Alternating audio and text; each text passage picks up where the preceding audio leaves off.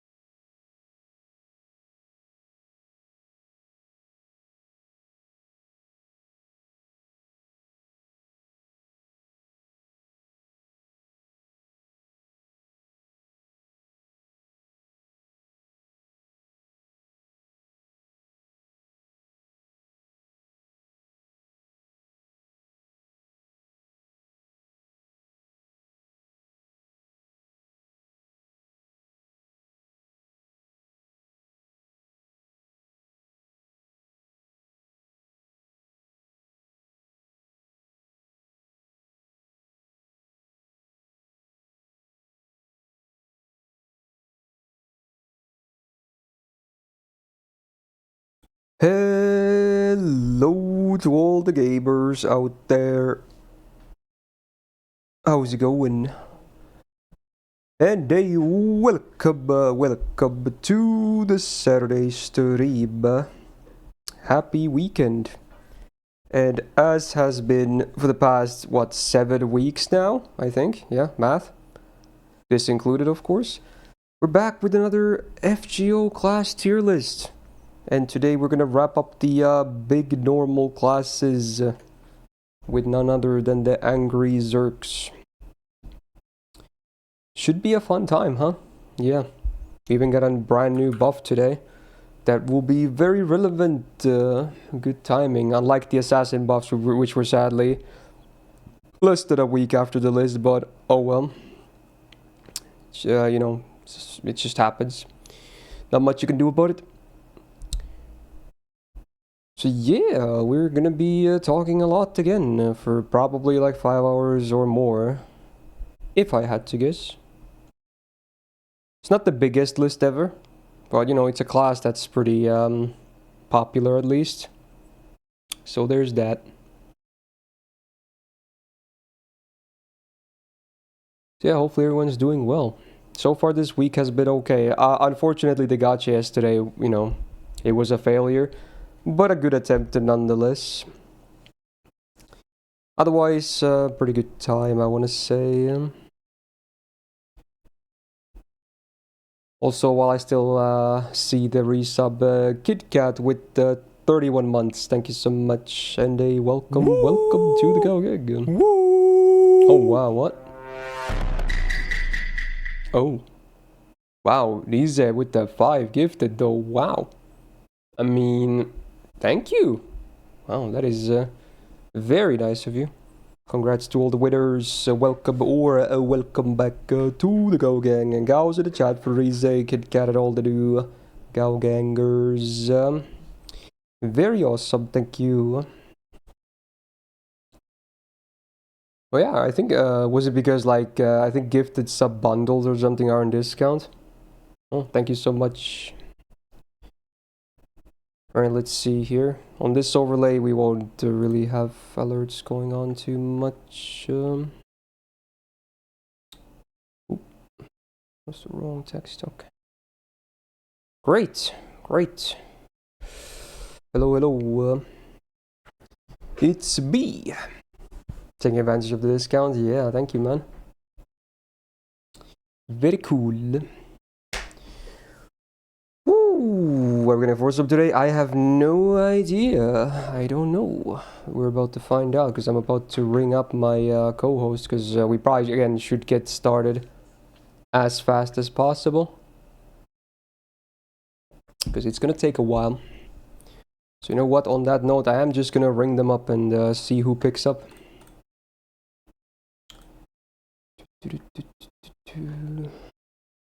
There's one. There's two. Hi. Hello, hello. I was eating a peanut butter bagel and I think I got peanut butter on my mouse and I hate it here. What? Oh no. The How did what you happened to what happened to Discord? What? No, you good? It's just what happens with bagels, you know? No, that's not what happens with bagels. What are you guys It's what talking about? happens when you're in a hurry. Look, I was eating a peanut butter bagel. I got a little peanut butter Okay, on my question. mouse. It's none of your problems, Why- all right? Hold on. Just sharing. You don't put peanut butter on bagels. You put cream cheese I don't on eat bagels. I don't eat peanut butter. I don't keep cream cheese in the house. Like the only thing I would ever eat it on is a bagel, and What? like What? 10 plus years ago. So I use bagels for two things. I either eat a Who bagel starts a with butter. conversation like that? Who the fuck? I just sat down. Conversation like that. Very interesting, yeah. You have a new look plush, yeah? Is that Ace Attorney? Wait, why is it me? Why is it this? This is a old prop. I don't What know, happened? man. You What must have happened changed and some stuff? stuff, I guess. Do you have the link for this? It's Fugi.tech. FUGI.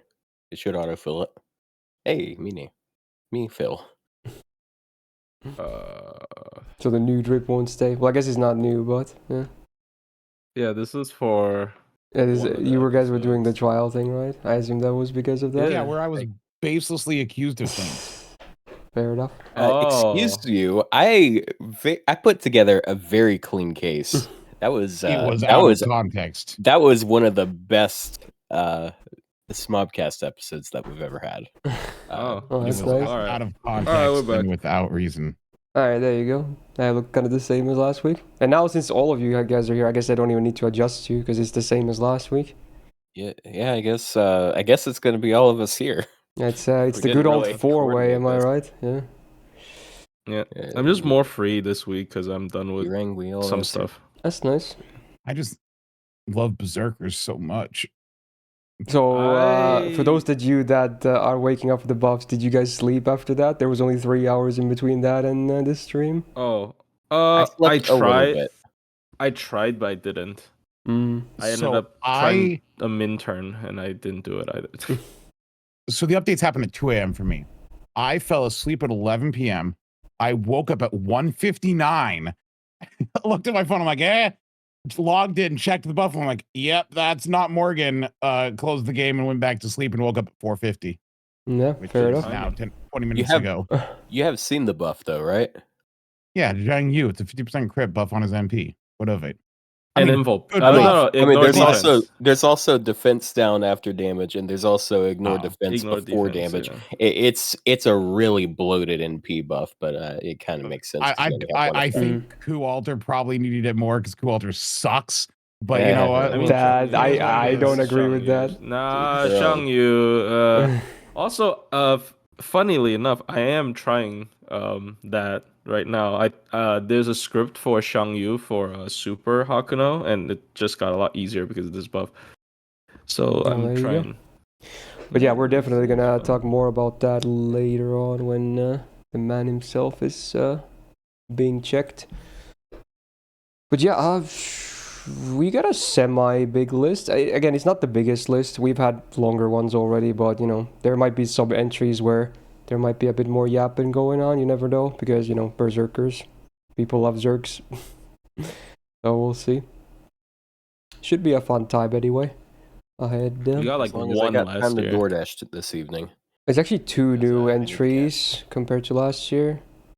Oh, there's a 4-star. Yeah, Sojuro Yeah, didn't make the Sojuro. cut Oh, last of year. course. There's a Yeah. of course. I don't think any, there's a none of the Berserker. Mahoyoru servants made last year's tier lists. Yeah. I don't think so. Yeah. We still have one more later on. Ooh, crazy. But yeah, should we briefly address the thing like what are we gonna do after this, or should we talk about that after this list? Because Otto was you mean proposing low stars before extra classes. Because we already have the extra class split. By the way, for chat that doesn't know, I haven't talked about this. It will be a 3-parter instead of a 2-parter. I know it sucks because it means it's longer, like in more weeks. But it's like if we do them in 2 parts, they would be like 6-7 hours each. So extra classes will be in 3 parts, okay? But the question remains: are we gonna do low stars after this and before them, or at the very end after all them? So we're still trying to figure that out. I still think it's a great idea to do low stars next. Just so we can I've- close out with a bang. Yeah, I don't honestly mind either way personally. Yeah, maybe we should, I guess, talk about it later properly. Well, Yeah. I mean, it'd be good to announce it at the end of the stream at least. Yeah, we'll figure it out there, hopefully. Did we decide on the extra class split? Yeah, we already have the split, so let me find it. I guess I might as well mention it. Recommended for the second one, or Yes. was it the original? So yes, Okay. it is.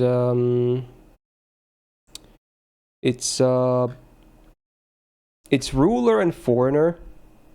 Then it's Avengers and Pretender, and finally Alter Ego, Moon Cancer, Shielder, and Beast. That's the third one. That's the split. Huzzah. Yeah, it's pretty even. Not too Wow. shabby. I also just felt like separating Alter Ego and Moon Cancer would be a shame because 95% of those are the soccer faces. I mean, they were introduced in the same event too, so. Yeah. Anyway, again, we're gonna be doing the usual things. So, you know, I'll do the intro the same as always, and then there's gonna be your guys' queue. Again, do you wanna do this out in an order already? Do you go from left to right again, like we did Yeah, last left to week? right. Yes. All right, so auto, audio, and then plushie. And then I yap the rest of the intro, and then we go full non-script, no editing. We just, yeah, talk, and that's it. Boom. Good. Pretty familiar at this point. Okay. Let me get my notes, and we can get started. Right, alright. Hopefully the music is also fine on the stream side. Again, I have to keep it pretty low, so, you know, all of us will be audible. And we should all be fine on mics as well, because I assume nothing has really changed since last week. Good. Alright, let's do this. Welcome back to another 2025 FGO Servant class tier list, and today we are finishing up the normal classes with none other than the angry or sometimes not so angry Berserkers. The big class that a lot of people have been waiting for. Now, before I yap the rest of my intro, let's have my co-hosts introduce themselves once again. Hello, it's me. I'm Otto. Otto Bean on YouTube. Otto Beano on Twitch. I'm working on a cool video that's going to be pretty funny about Quick. Finally, it's been almost a year, but yeah, I'm glad to be here. Hello, it's Rio Emerald, who has the same username across Twitch and YouTube of Rio Emerald. And I always come bearing the gift of correct opinions, unlike Otto. Why did you just Hi. turn into Santa? Because I come bearing gifts of correct opinions. Well, Oh. well, untimely. Sorry, plushy time. No, hi. I'm Third guest Plushy. And I always come.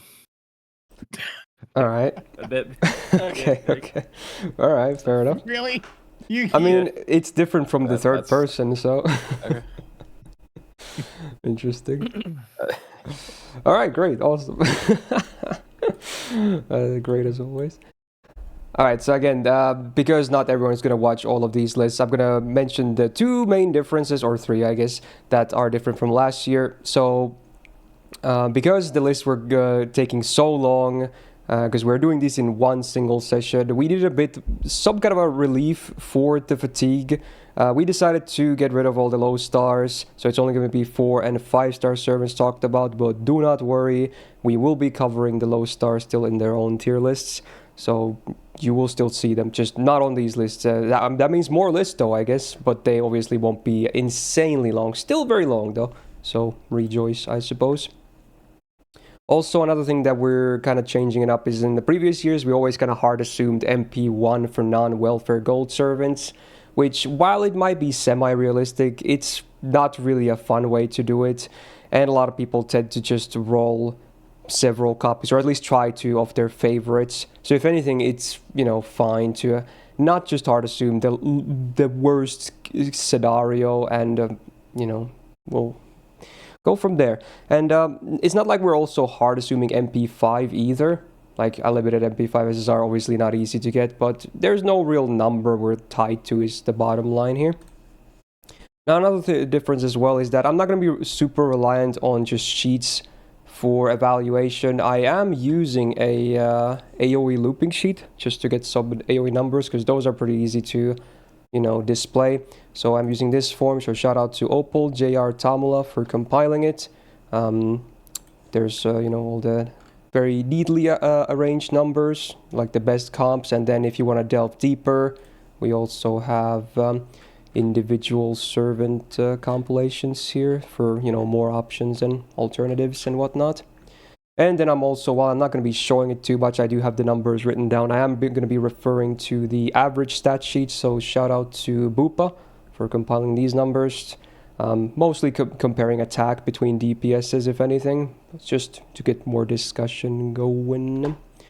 That's it for the sheets. Very basic, not too overwhelming. So the list, or the links to all of the sheets, this template, my co-host channel, everything I just listed will be in the description of this video as well. So do check it out. They're all nicely formatted there. And speaking of the description, I'm also going to write timestamps for every single servant covered in this tier list. So if you want to see us talk about just 1 or 2 servants, you can easily find them in the description, jump around, hear us talk about them, and there you go, in case you don't want to listen to the full thing, that is. But again, do check the final placements timestamp at the very end, because stuff might get shifted either during the list or when we finish all the placements. We're going to spend some time and talk about the placements as well. So there you go. That's pretty much the usual disclaimers once again. So again, it's probably going to be a fairly long one, even though it's not the longest list ever. We do have 34 golden berserkers to talk about today, of which 2 are actually brand new to this list that didn't exist in previous years. Berserker tier list, 1 new 4-star and 1 new 5-star. And obviously some buffs here and there as well, including 1 today. Good timing for that one. And the placement order will be lowest rarity to highest, so 4 stars first and all the 5 stars. And inside the rarity is going to be from oldest to release to the latest. Pretty straightforward if you look at the servants list right now. And there you go. That's intro done. Same old, same old. So next up, we're just gonna get right into it, because yeah, we're gonna be here for a while. Grab your drinks and snacks, whatever it is you prefer to have with these. And let's go. So 4 stars first. We do have 3 day 1 berserkers, I think. There's at least 2. I think it's 3. But yeah. And we're going to start with a fairly big topic as well, actually, on that note. Because based on the ID, he is actually the first one of the 4 stars. So yeah, Mr. Hercules, there he is. State-eyed berserker, of course. Legendary. Very interesting guy. So what is he? He's a single target buster DPS, but I would prefer to call him an anchor, if anything. But certainly an interesting case to be talked about. 10.6k attack is very high, even among Berserkers who tend to have a higher attack stat. Not sure if it's the highest among 4 stars, but it's certainly up there as one of the highest. He's rocking the full Buster deck, which we'll be talking about as the Berserker deck, because a lot of Berserkers are full red, not just their deck, the normal deck, but also the MP included, and he's definitely in that camp. Full red, as much as it can be. Now his gains obviously are not great. Even his 2 gains cards, you would think they would be like very good, because usually when you have Triple Buster, the 2 cards tend to be very good. But in his case, the arts is okay, but the quick is like whatever. So not the best gains for MP or stars. Now the first skill on a 5-turn cooldown, he gets a 31% attack buff for 3 turns, 42% mental debuff resistance for 3 turns. So it's a pretty straightforward self-steroid with some, resistance to fairly annoying debuffs, but obviously nothing game-breaking. Second skill on a 6-turn cooldown, he gets an evasion for 1 turn and 36% crit damage for 3 turns. Now he does not have any kind of absorb in his kit, so if you're doing or using him in a team environment, you will need other supports to help with the absorb, or just drown him in stars, because otherwise this crit damage is mixed value. But on solo you can maybe get some value out of it, although again he won't be generating a lot of stars to begin with, but it's some defense. Again, this guy is the guy who survives as a Berserker, so this definitely adds to that. Then the third skill, if he makes any stars, it's gonna be because he has like class score and he has an NP. Because his NP hits like 15 times, but that's literally the only star gen you'll ever see. Unless you're running anti-blonde, which can work. But, okay, here's the thing with solos. You got command codes. So like, for these servants that spam Triple Buster, I like to put ones that generate 3 to 4 stars, so a chain would give you like 10 plus, which is nice. But never mind. That's just poor solos, particularly. Yeah, but you're gonna get like at best like 16 stars with them, and that's not gonna guarantee shit. Yeah, you just need to land 1. Pretty much. 1 or 3, dude. Yeah.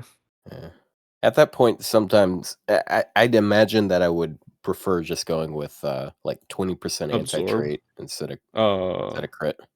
But I don't have to rely on this guy because I have servants that can kill without relying on another servant. Well, anyway. The third skill then, very cool skill. 7-turn cooldown, he gets the guts for 1 time, 5 turns. It is a stackable guts as well, which is very important for him in particular. So any other guts will stack with this. Then he gets this on guts activation buff for 5 turns. So in the next 5 turns, whenever a guts is procced on him, he gets 20% buster for 5 turns. And again, this has no limit. As many guts as you can proc in that 5 turns, they all equal for the same buff triggering. Very good, again, especially for this guy. It's kind of a bread and butter, if anything. Good stuff. 8% buster up is an amazing passive for him, because again, he's full red, so that's great. Also, the Berserker passive we'll be referring to as like that, basically. Obviously, for most of them, it's going to be pretty good. Divinity A, not very good, though. On the flip side, it's just flat damage, doesn't really affect anything. And then Berserkers have the fun third append, which is not attack up against the class, it is crit resistance against the class, which is a bit mixed value. Maybe some can benefit more from it, but yeah, it's you kind of don't want Berserkers to be taking hits to begin with, because even normal hits can kind of chunk their HP pool pretty fast. So yeah. And then the MP, it has never been buffed, it only does damage, and then after damage, it does minus 10% defense down for 3 turns on overcharge, getting up to 30%, but it is a 15 hitter like Otto said, so while it obviously doesn't refund any MP, it does generate sub-stars at least. So it's a fairly basic MP, again, he just presses red, that's it. That's all he does, he just presses red and he survives. And obviously, the elephant in the room, in this case, very important to mention, is the Bond CE. So while the stats are terrible on a Bond CE, of course, his in particular does give him a 3-time guts with a 500 HP revive. And obviously, with the third skill, is now a 4-time guts on his own kit alone. And the evade on top as well. And if you time your cooldowns well, you can even get more turns even after those, potentially. And I guess another elephant in the room would be, because we don't really exactly know how it's going to work, but there will be the grand system where we know Bond Cs will be equipable as a bonus, which in his case could be a huge benefit as well to get some more damage out of him too. Give him another gut CE, or you could give him that Andromeda CE that gives him 20% charge every time he. So he's going to be very interesting for that system for sure. You could get like over 100% total. Yeah, it would allow him to spam really well, which is cool. I'll be I know there's going to be a lot of mixed opinions about this servant because he's a special case, but I still think he's really good. I just want to put that out there. I think he's really good. Oh, I was gonna say I'm gonna have my first hot take of the day. I hate this character. Yeah, I expected some comments like that. Yeah. His reliance on his bond. All you hear about him is like, oh, his Bonsi. I'm like, well, I don't want to use his Bonsi. But if you don't use his Bonsi, he does jack. He's. I still feel like it's not a bad. Some people say he's not amazing because you need his Bonsi, but so what? You have him. You have access to the Bonsi. It's not hard to get it. The funny thing was and he's not used in farming, so the C doesn't matter. It's not like you're wasting a bonus for drop or something. He's used in bosses only. Oh, so good for new players. And I'm like, do you know how hard it is for new players to get Bond 10? No, I would disagree, actually. They have so much main story to go through. It's so easy to get a Bond 10. So easy. Also, Rio, shut up. Shut up. You got Bond 10 Summer Chloe in less than 2 days. Like, come on. That's to prove farming. Point. Okay, but okay. That was to prove Reddit wrong. Don't wait. Are we done, or did he cut in? Are we done with talking about the kid? Or yeah, kid is done. Okay, all right. So we talked. Yeah. All right. So the character is interesting in the sense that it is an anchor, like how you said. It really depends because an anchor is like a contingency plan, right? Mm-hmm. And a contingency plan's value, depending on the person, can feel very good to completely useless. I think his issue again is mainly I don't necessarily think he's a strong solo. Like it's a difficult solo front and solo backline is a bit different. But I don't know. He is still very reliant on the Bond CE. This means that he can't equip damage CEs, for example, if there's an event where they have a damage C, and usually events with damage Cs, they will bloat the boss's HP, right? Like if there's a 200% damage bonus, they would make the boss 1,000,000 HP or something. But so there are issues with this guy. I think his skill 3 buff is without the Bond C, it's kind of difficult to feel impactful. But at the same time, at the end of the day, he's still a Berserker that hits hard. I don't know. Should my standard be higher or lower with Berserkers? Because I feel like Berserkers can just brute force a lot of stuff anyways. I think he's still strong. It's just he's not unstoppable anymore. And then I don't necessarily think you always want to if you want to look for a solo unit, you don't always want to use him because he's locked into one CE. I think CE choices are very important. I do agree in the point that you said that in the case where a boss is on an event where you have a damage C, then yes, he's not as good. But any other case, I think he's just super valuable. You can always slot him as the 6th member of a team. How often do you even need 6 servants? It's the best insurance, if anything. Unless you need the damage from the damage C, then yeah. Well, yeah, that's the issue though, right? Insurance only comes into play when something screws up, right? I'm not. Yeah, but why is it a bad thing? It's not a bad thing. I'm just saying he's even if he's not used every time, it's not a bad thing. He's just there to make sure you win the battle. I'm not saying it's a bad thing. I'm just saying compared to. I don't mean to spoil for future units we're about to talk about, but compared to let's say Creamhild, right? She's a Berserker that is a frontline Berserker. Usually lead with the character, mm-hmm. right? like you usually build your team around the character. I think this character is a little bit more difficult to build a team around. So I don't instead think of a so. leading In role, fact, you don't build a team around him at all. You just slap him as the sixth member in any team, and he's always gonna be there. Well, yeah. There's no That's what team I building. mean. I think If you're in the first 3 members of the team, you'll always see play. If you're benched at the 6, yes, you are the best. You are the best insurance policy, but insurance policy doesn't always happen. Yeah, but what else would you have there? Another support that might not never make it to the field anyway? I think what Plushy means with that is, like, if you want to build him as, like, anything ahead of the backline. No, yeah, okay, fair. I'm saying he's amazing as an anchor. That's always been my argument.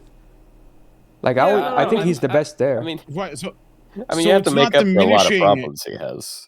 It's not diminishing the what he does. My opinion is existing as an anchor and doing that job as an anchor well is far less useful to players than your frontline units, the units that you start the battle with. Yeah. So like I think his value, he does the backline thing well, and if you grind out his bouncy and you do that, fine, he can survive a couple more turns. But that only comes into play if you failed everything else until then. Yeah. Again, what else would you have on your 6th slot? If shit hits the fan, is your 6th slot going to be better than him? Let's say it's like another support. They're not going to do anything. Yeah, you don't need a 6th slot, or you need. Sometimes you don't need the 6th slot, or because like, yeah, but again, this is a character where times it could be a matter of like, if by the time he comes in, it means that your previous plans have all failed. So he only but when you made your previous plan, you didn't need a 6th servant to begin with. So why not just have him there as a big insurance anyway in case shit hits the fan? Yeah, and big that's insurance, fine. but that doesn't make him good. That doesn't make him that- EX. Like that being a good insurance doesn't make him EX. Or like what I'm not trying to say tier, but like it doesn't make him like absolutely insane. Is what I'm trying to say. Yeah, because him being the good insurance plan. That's his role, and that's good for these him. These guys don't need insurance. Dude, if you have Castoria, you don't need insurance. Period. Yeah, but then every servant sucks, so that argument is not a thing. I'm gonna do something that might shock a lot of people, and I'm actually gonna kind of take their side in this. So my reasoning why is because as an anchor, I don't think it's. I think anchors can be valuable, but I feel like a moderately durable counterclassing like 4-star is going to be more valuable, especially if they can like have a battery and the 50% C. They can immediately start doing damage. They don't have to wait for everyone else to die to start building up their damage and getting their brave chains. So like counterclass, I feel like is really strong, even and like.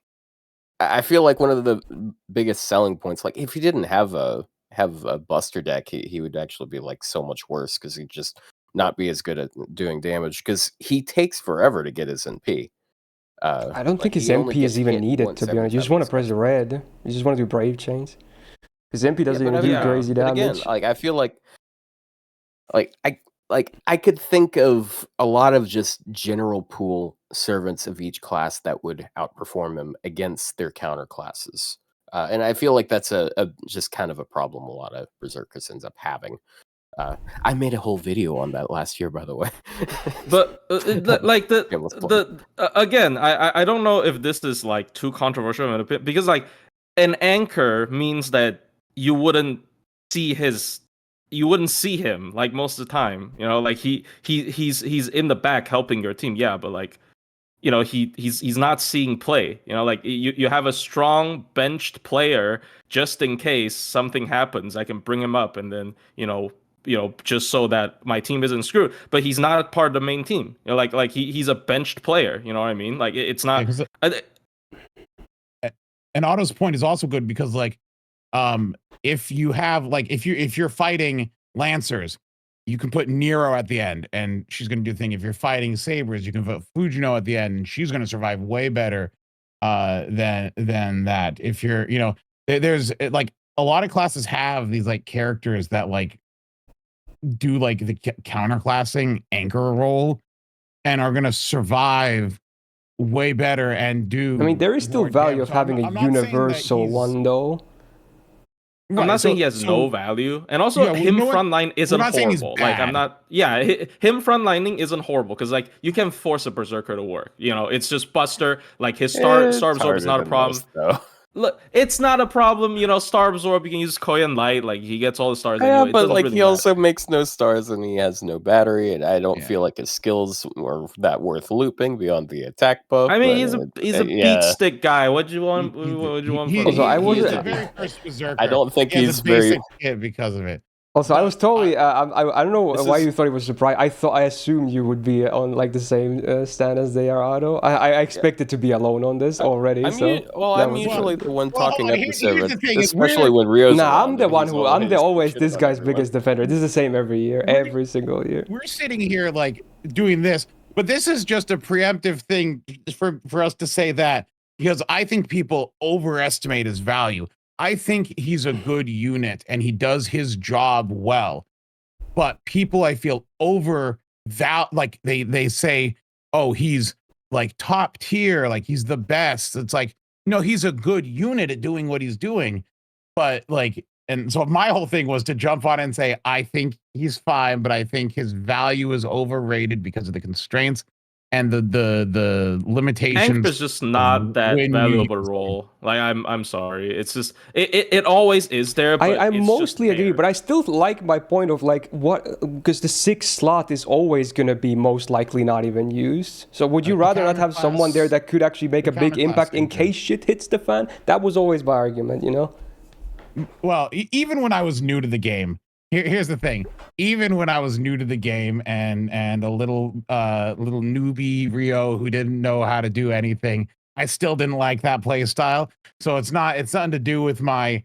Well, that's just preference. We're not talking with my preference here, current- though. But so it's not like it's influenced by how I play now. I've just I'd rather form a plan and go at it, and if it fails, just start again, than hope and pray on an anchor. Personally, All right, fair enough. if my plan fails, I don't mind withdrawing and changing the plan. Even not even like in a min-turn capacity, but in a just like a general gameplay capacity. Like if it all falls apart and I die after 10 turns, it's like, oh well, it's a game. Just try again. All right, so let me ask you this, you guys, what is his rank? Let's just get it out there. A. A. Hey, I think A is Fine fine. with All right, I'm done with this. All right, Lancelot time. I don't want to talk about Herc anymore. Lancelot, let's go. All right. We won. We wore him down. Yes. All right. AoE quick DPS farmer. To be honest, I don't think he's good at either, but let's see. Okay. 10.4k attack is great though. That's very solid among 4-star berserkers. He has a full Buster deck despite having a quick MP, which is interesting. And his gains cards are absolutely horrible. They're like he only has 2 of them, and they are both bottom tier. So yeah, forget about it for any kind of face card gains. First skill on a 5-turn cooldown, he gets 6,000% absorb for 3 turns. This kind of enables him to have some kind of a crit playstyle without the need of a support, but it's all it does. It's just not much at all. Second skill on a 5-turn cooldown, he gets 30% star gen for 3 turns. Again, why is this the only thing that it does? Like, yeah, for his MP, it's gonna generate many stars, but why? It's like, what are these nothing burger skills? And then the third skill on a 5-turn cooldown, he gets 100% MP gen for 1 turn and 50% crit damage for 3 turns. Again, it kind of enables him to loop with that, and then, you know, the crit damage, sure, it synergizes okay here, but man, it's the Saber Lancelot, but even worse. Like, it has way less even. This is a full skill set of a 4-star servant. I don't know how these haven't been buffed yet. It very much confuses me. But yeah, there's not much going on there. Passives, you got 10% debuff rest and 6% buster up. Both are valid, no issues there. He's anti, or not anti, but crit resistance against Berserker. And Berserker is a class you probably wouldn't bring against Berserkers to begin with. You can, but you're just wasting damage at that point. And then the MP does AoE damage, no normal effects besides that. And then before damage, he gets a 10% attack up for 3 turns on base overcharge, scaling up to 30%. So at least he has some ramp up on his overcharge. This was always one of the good ones from ye olden days. But again, that's all it does, and it doesn't even have an upgrade. So he was always like, when Scotty was introduced, maybe back then he was like, oh dude, he's the cream of the crop. Because, you know, you just do single core Scotty looping, arts looping didn't exist. It's like the cave times, you know. But nowadays, man, I don't know, dude. Like even single core on his like, and his DPS, I hate it. He has 0 defense as well. What is this guy? The only thing that Berserker Lancelot did was introduce Eternal Arms Mastery, so a melee scene could steal it and have 6,000 absorb. But that's about it. Like it's such a bad kit. The fact that it hasn't been buffed is honestly shocking, because like anything, you could buff any part of this kit and like it'd be better. The last time he saw use was back with double Scotty looping with K-scope, because he can't do it without K-scope. He's at, you know, because like there's always like the, oh, you can Scotty loop without K-scope. There's a couple units that can do that, but he can't even do that. I mean, I guess against some classes he can BG loop with triple Scotty. It's can triple Scotty do that? Yeah. Yeah, because because he has the big game MP boost. Mm-hmm. Yeah. So if he refunds 50% on one of the waves, then he can refund 100%. So he has no other. Here's the thing, though. Really in the age where people are like, you know, even questioning just single core farming, like, is it like the end all be all as a whole? I just think no, this character doesn't really have anything to offer, unfortunately. Like Shang Yu definitely seems like a logical evolution to his playstyle, where it's like make stars with MP and then crit with MP with your triple buster deck, right? Like that was his whole idea. And then he needs a lot of help. Like he needs a lot of help. It's I don't know how to save him, to be honest. The way I see him, he's kind of like the exact opposite of Herc, because like I can see one like actually 2 uses, I guess. One use, of course, is farming, where he's always going to be at the front line, and the other is you just use him, try to rush doing some DPS, in which case he does have like the absorb, and he has like okay refund, and he's got a buster deck, so you can have him up front, but he dies really quickly, which you can make a team where your front DPS dies quickly, and it, like especially with AoE quests, it makes sense. Especially with quick, like, because oh, sorry, like I didn't mean to cut you off. He kind of fits the quick play style. It's just like he doesn't really do much. He just doesn't. He's a beat stick ultimately. Summer Scotty is very tanky, so he's definitely. I mean, he literally beats the opponent with the stick as well. Yeah. The only time he has cool animation, at least. There you go. He does. The only time you see stuff with him though is like literally in Buster teams. Like if you see like challenge quest runs with him, it's always just same as Zhang Yu. It's always just triple Buster, and relying on the Buster meme. That's just, but it's really funny. Well, that's the thing with Berserker being able to brute force stuff in min turning, is like because of their class, they just run Buster, and then they don't use with their triple MP. Buster card. It's just like only saving grace if you want to like use them to like do boss fights as you can. Well, everybody has that as well. Buster. Herc has that, and like a whole and the actual kit. So, good job. Okay, well, yeah, but Lancelot's animations are cooler. Checkmate there, huh? What do you think about that? You forgot about the cool factor. Yeah, but he's pretty bad. He is super cool in Fate Zero. He's bruh here. Where should we place? I don't think he's E tier. No. He because he had a purpose at one point. In the very least, he is a servant that can Black Grail farm, so he has some potential there. He's like middle line. He's carried by his class in that regard, though. Yeah. Like, it is, but like at that point, like he's among all of these other berserkers, so everyone has this bonus. Yeah. Is Yeah, it I'd C? say like C. Flat C. C. Like C, like Yeah, C. the middle of the line. Well, Is slightly C below. middle of the line? If It's- C no, is C middle is of the below line, average. then maybe D plus. B is like okay. Okay, C but Yeah, here's the question: B is he like the you're worst? good or okay at least. Anything below is like average to below average or not very impressive. Is he the worst? Yeah, is he the 4-star worst berserker? berserker? But Yeah, again, we're not that's going to fill the whole list because No, he's not E automatically if he's the worst Really? 4-star, Is for he not? instance. I have Fran. No. Oh yeah, No, Fran. look at the first. Yeah, like come on. I think Tomocats. Anyways, anyways. Anyway, we'll go with C for now. Yeah. Anyways, Tomacat. Yeah, so I'm pretty sure she's still Garbage. day one as well, but yeah, the third day one 4-star berserker Tabamokat. Also AoE quick like Lancelot. Same triple buster, but attack much lower unfortunately. It is flat 9k, which is over 1,000 less, so that's not a great start unfortunately. Her gains cards are ever so slightly better, but again there's only 2 of them, so don't get your hopes up. Overall her gains are still pretty doo-doo. First skill on a 5-turn cooldown, she gets 30% attack for 2 turns. That is unfortunate. If it's only attack for self, you'd prefer it to be at least good uptime, but it doesn't even have that.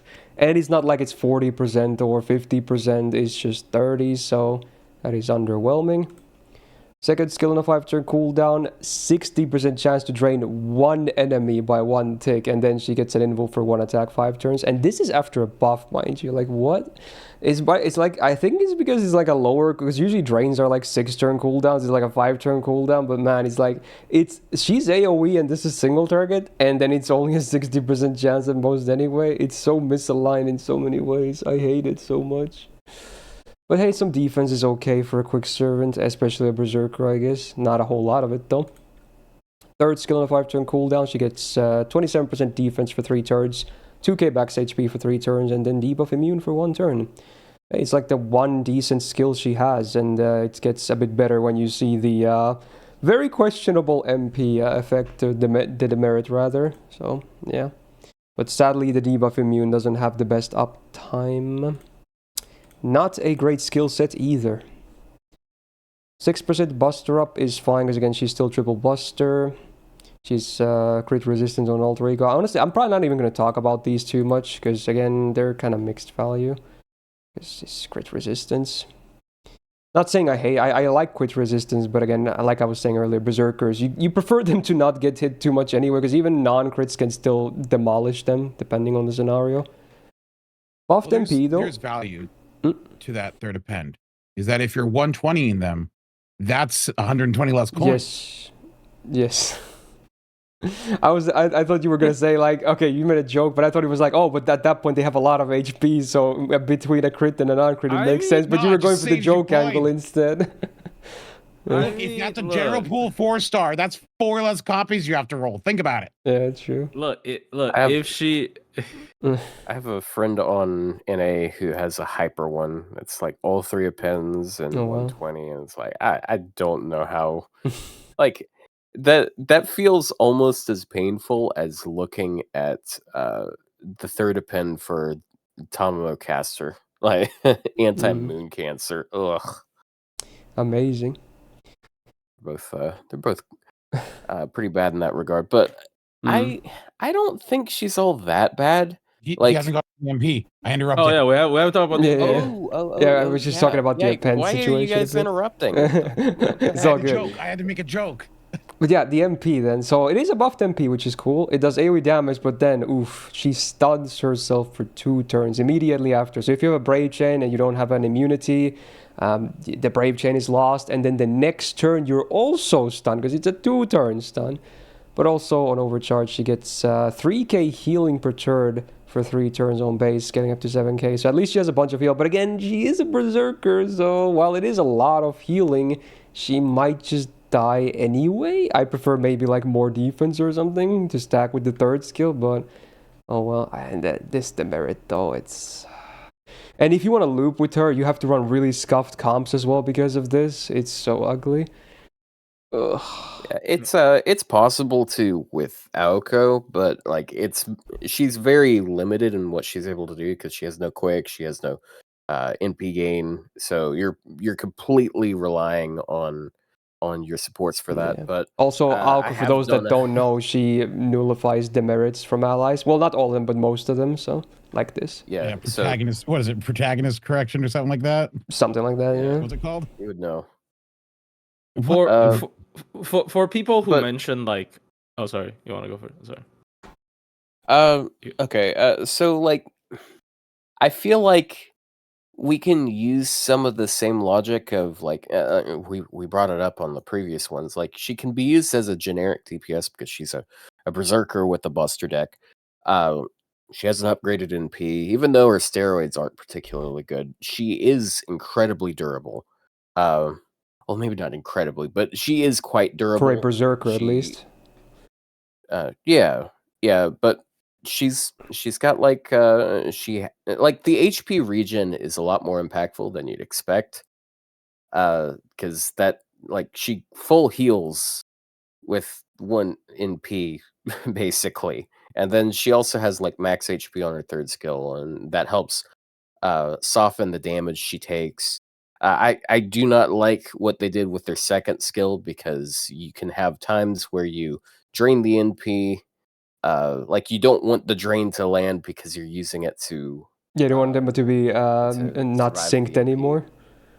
Yeah, but then again, like oftentimes you're up against more than one enemy with her, and then you'll like have one that you drain, and then someone else is using their NP at the same time. Honestly, it's not the worst so- on a Zerg, because again, for Zergs, you prefer to bring them on multi-class, and classes can have different sized MP bars. That's like the devil's advocate here. So you can maybe even try, instead of being afraid of desyncing them, you can maybe sync them instead. I guess.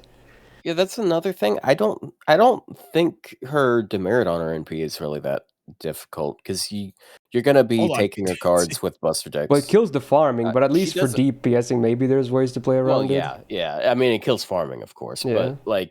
but between the 3rd skill and like you're gonna be picking your cards, and you got like like you have 2 codes that can prevent that from happening, and each one is like 2 turns active. So also from my experience, she doesn't NP all too often anyways. So Yeah, her gains are trash. It is crazy that it is 1 turn. Like if they made it debuff immunity 3 turns, or like even 3 times 3 turns, like that would be like fine. But like no, they do it 1 time. If any servant could use the MP buff where it changes it to 60% chance to stun the enemy, it could be her. All right. Instead of stunning herself. She's just in the bad class. Like it's proven again and again in very rare boss fights where she doesn't take double damage. Like, you know, for example, Big Kiara, Demonic Bodhisattva, she takes neutral. Or against like Beast Koi and Skaya, she takes neutral.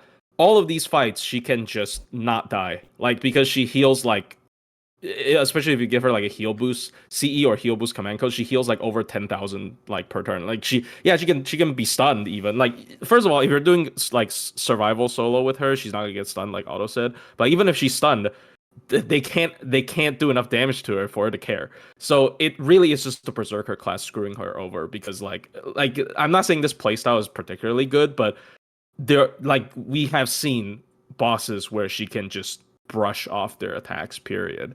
Right? It is just very unfortunate that she's born in the Berserker class, and like it ended up making her very awkward again, because again, like it doesn't matter how much you heal if you get one shot. Like, yeah, she's not gonna get one shot that easily. She has invul, but you can still get one shot. And like for this kind of servants, you never want to get one shot. Yeah, honestly, I so think a guts would be really nice on her if she wants to be a berserker. Yeah, especially considering how she can pull. Because her again, HP she back can from, heal like, a lot, but if you nothing. get one shot, it means nothing. Yeah, basically. So I guess you could use her Uranus, but at that point, I just use a more offensive the Berserker. But like it really is just, I don't know. Like if she was a normal class or even a ruler, like I'm still not saying she's gonna be great. Like most people are not gonna be fun with. Yeah, that put are her not gonna, damage like, probably use tank a this- lot as well. Yeah, but like you can always you can always do like a worse version of what Jinako does, I guess, right? So you can just, oh, you can't kill me. What are you gonna do about it, right? Like I'm gonna sleep and you can't kill me, right? So it's a fun. She could have been fun if she wasn't a berserker, but like I just think it's unfortunate. I would personally put her like about the same as Lancelot. I think she I has think I better prefer kit than Lancelot ever Lancelot, but so like, slightly, personally. yeah, but Even if like he's in more terms of bare bones, usage, he's easier to use. yeah, in terms of usage, it's just like I don't know how the fuck to use her outside of like again, very certain bosses. Very certain bosses she can shine. So like you would see more content with her probably. But so content brain makes me put her higher. But realistically, I don't know. I would say D plus. Yeah, she's bad. I mean, I'd put her C. I like Talmo, but yeah, it's the same thing. I think Lancelot's a bit better. I don't have a lot else to say. I think I said all I have to say. You don't have a cat in this race. All right. Fair enough. Wow, the pun. Good. Oh, we're not improving much with the next one though. We can talk about OG really fraud next. Servants here. Yeah, this is an interesting start. So another AoE quick Berserker. This time a bit more attack compared to Tabaka, but still below average among her peers. Also full buster, because again at that point they were like Berserkers can only be triple buster. I guess not, since flat existed since day one. But he was like he's flat, I guess. But yeah, it's full red on the normal deck. Gains once again just very ugly. Not good at all. Well, the one arts card is like, okay, sure, but it's like average for a lot of servants. Her skill on a 5-turn cooldown, she gets 45% MP Jed for 3 turns. With that, at least, a little bit better. Yeah, a bit better. Yeah, it helps. It's still not pretty, but you know, yeah, and it's the only effect. So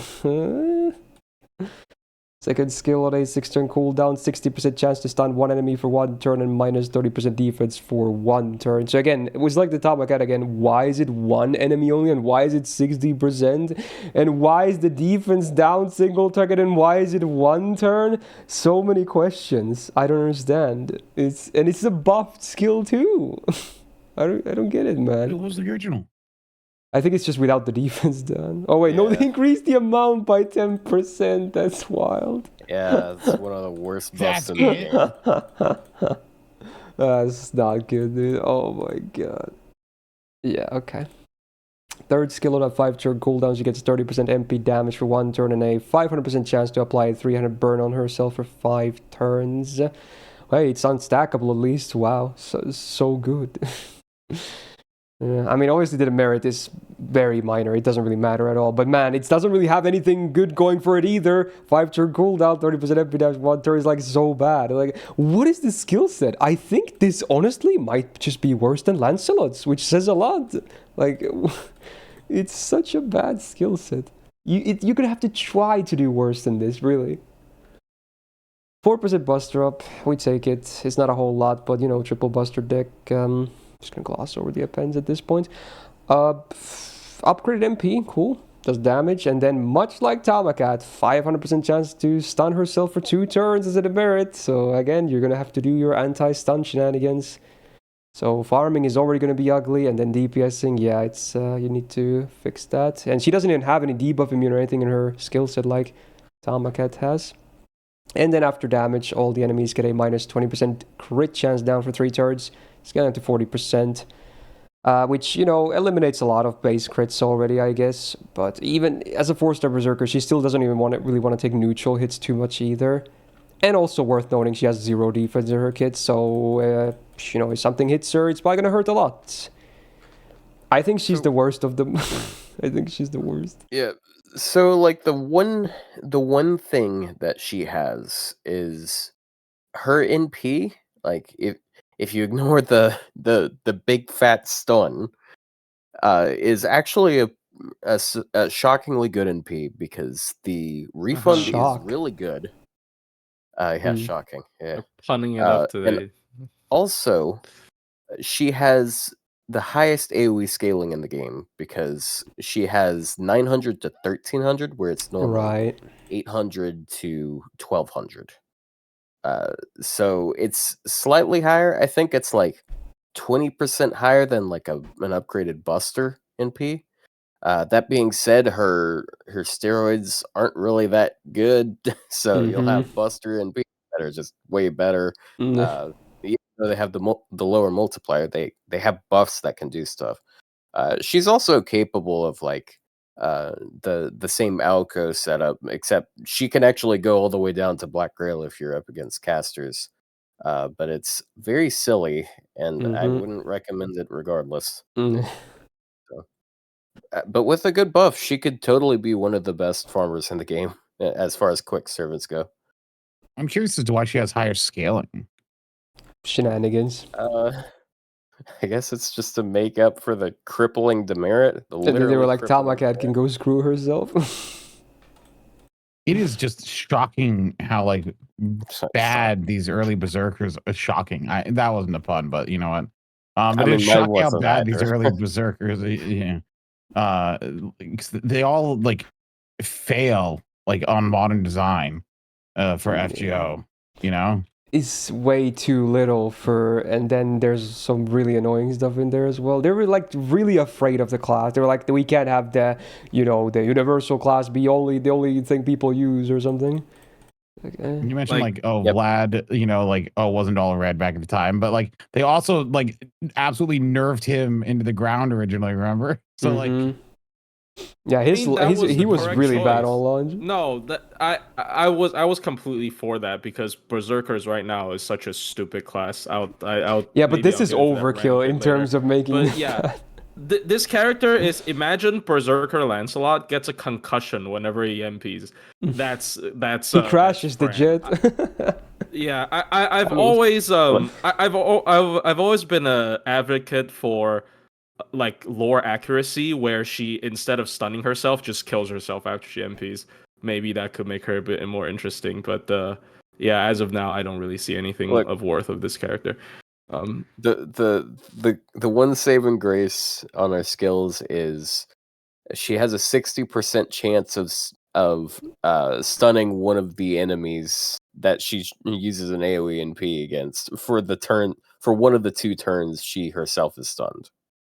So yep, there you go. I would say D at most, considering E. Yeah, I mean, she's the floor, anyways. I don't actually think I think she is genuinely just the worst Berserker on this list. I would probably agree. Period. Yeah. So she's the floor. It doesn't really matter what she is. Like. Yeah. True.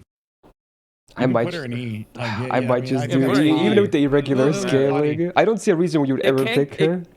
We literally can only go up from here. Only go up. Yeah, it's actually so bad, bro. Yeah. All right, there you go. Next, we finally get some more single target representation. Let's talk about Beowulf next. Single target Buster DPS, 10.2k attack, puts him a bit above average when it comes to 4-star Zerks. Full Buster once again.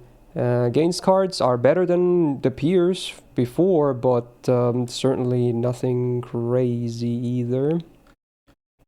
First skill on a 5-turn cooldown, the Berserker goes Berserk. He gets 30% attack and 20% MP damage for 1 turn. So it's basically a mana burst with mixed buffs.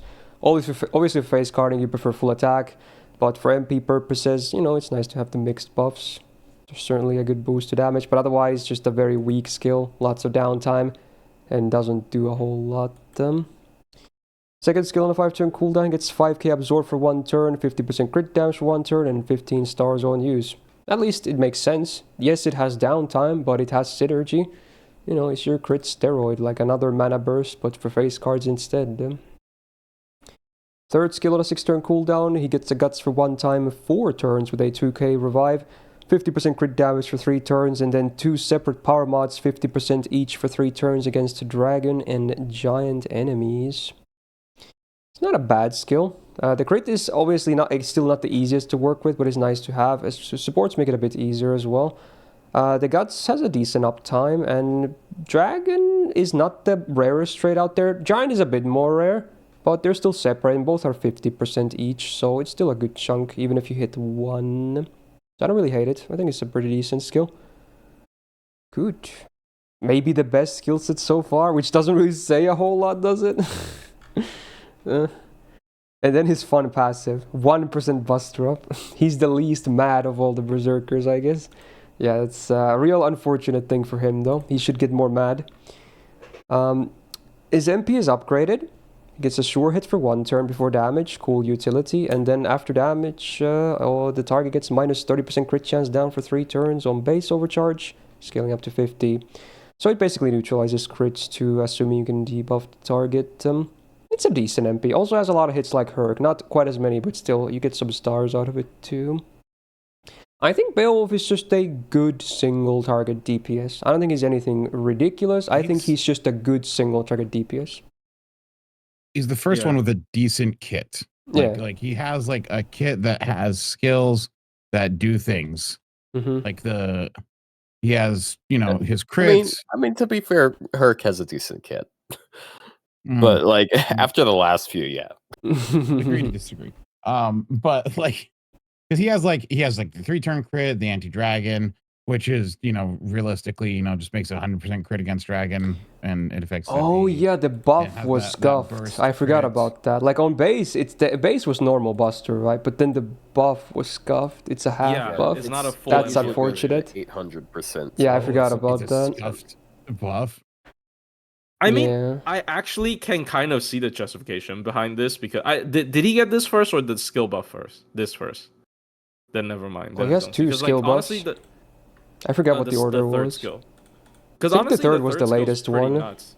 Oh, okay, that makes more sense. Because the third, if you look at the third skill, and you told me this was a modern servants kit, it's actually pretty good. Like no that's complaint. A very modern. It's a good skill. 2 P mods and a crit up. Like that's really and they're all good. 50% for 3 turns. Yeah, it's genuinely good, right? Like but yeah. The scuffed MP upgrade is kind of unfortunate. I think if it's not the biggest blowback, but obviously we would prefer the full upgrade. Yeah, like he would probably. I'd imagine his game plan to be like MP BB once and then just click Buster afterwards. Like you don't necessarily want you can't necessarily get him the MP again very easily. But a good thing is all of his steroids are tied to his cards. Like it's a P mod, it's a crit. It doesn't need to be activated by the MP. It's I don't know. Like he is one of the really good old style berserkers where they I think like they definitely hold back on berserkers in terms of like they don't give them batteries, like they can't spam their MP easily. They also don't give them super easy access to crit damage like consistently, right? Like old berserkers, they actually did try to balance the class a little bit when it was really hard to crit with berserkers back in the old times. Oh yeah. So like this is like in terms of old style berserkers, I do think he is one of the best. Just he has aged fairly well, actually. Yeah, it's just okay. Yeah. He's just good at doing bursts of damage, and he can set up like 2 bursty turns. Like he gets the NP turn, and then he gets the crit turn, or you can do them both at the same time and do a lot of damage at once. I prefer the former because you'll have bars that are like 200k and it's not too difficult to break, and then the next one's like 300k, and then I think all they need to do is buff that first skill the last 3 turns. I feel like it could be done, yeah. I feel like it would be a bit nice buff, but I feel like it wouldn't be overpowered necessarily, yeah. Like for modern servants, like I don't think 3 turns of that magnitude is the craziest thing in the world. I would say B+ to A personally. Yeah, B+. I'd say B+. Really? Because what do you want, Plushy? There's I don't think he's always. I don't think he's necessarily worse than Herc. Well, they're pretty different in what they do, to be honest. Even if they're seemingly similar. Is, in my opinion, a perfect upgrade over him. So we'll get to that later, though. Oh well, he doesn't have anti-trade, but fine, sure, fine. I guess. I think I would go with B+ for that. I mean, we'll see. Maybe an A. Okay. We Not can move bad. them up later.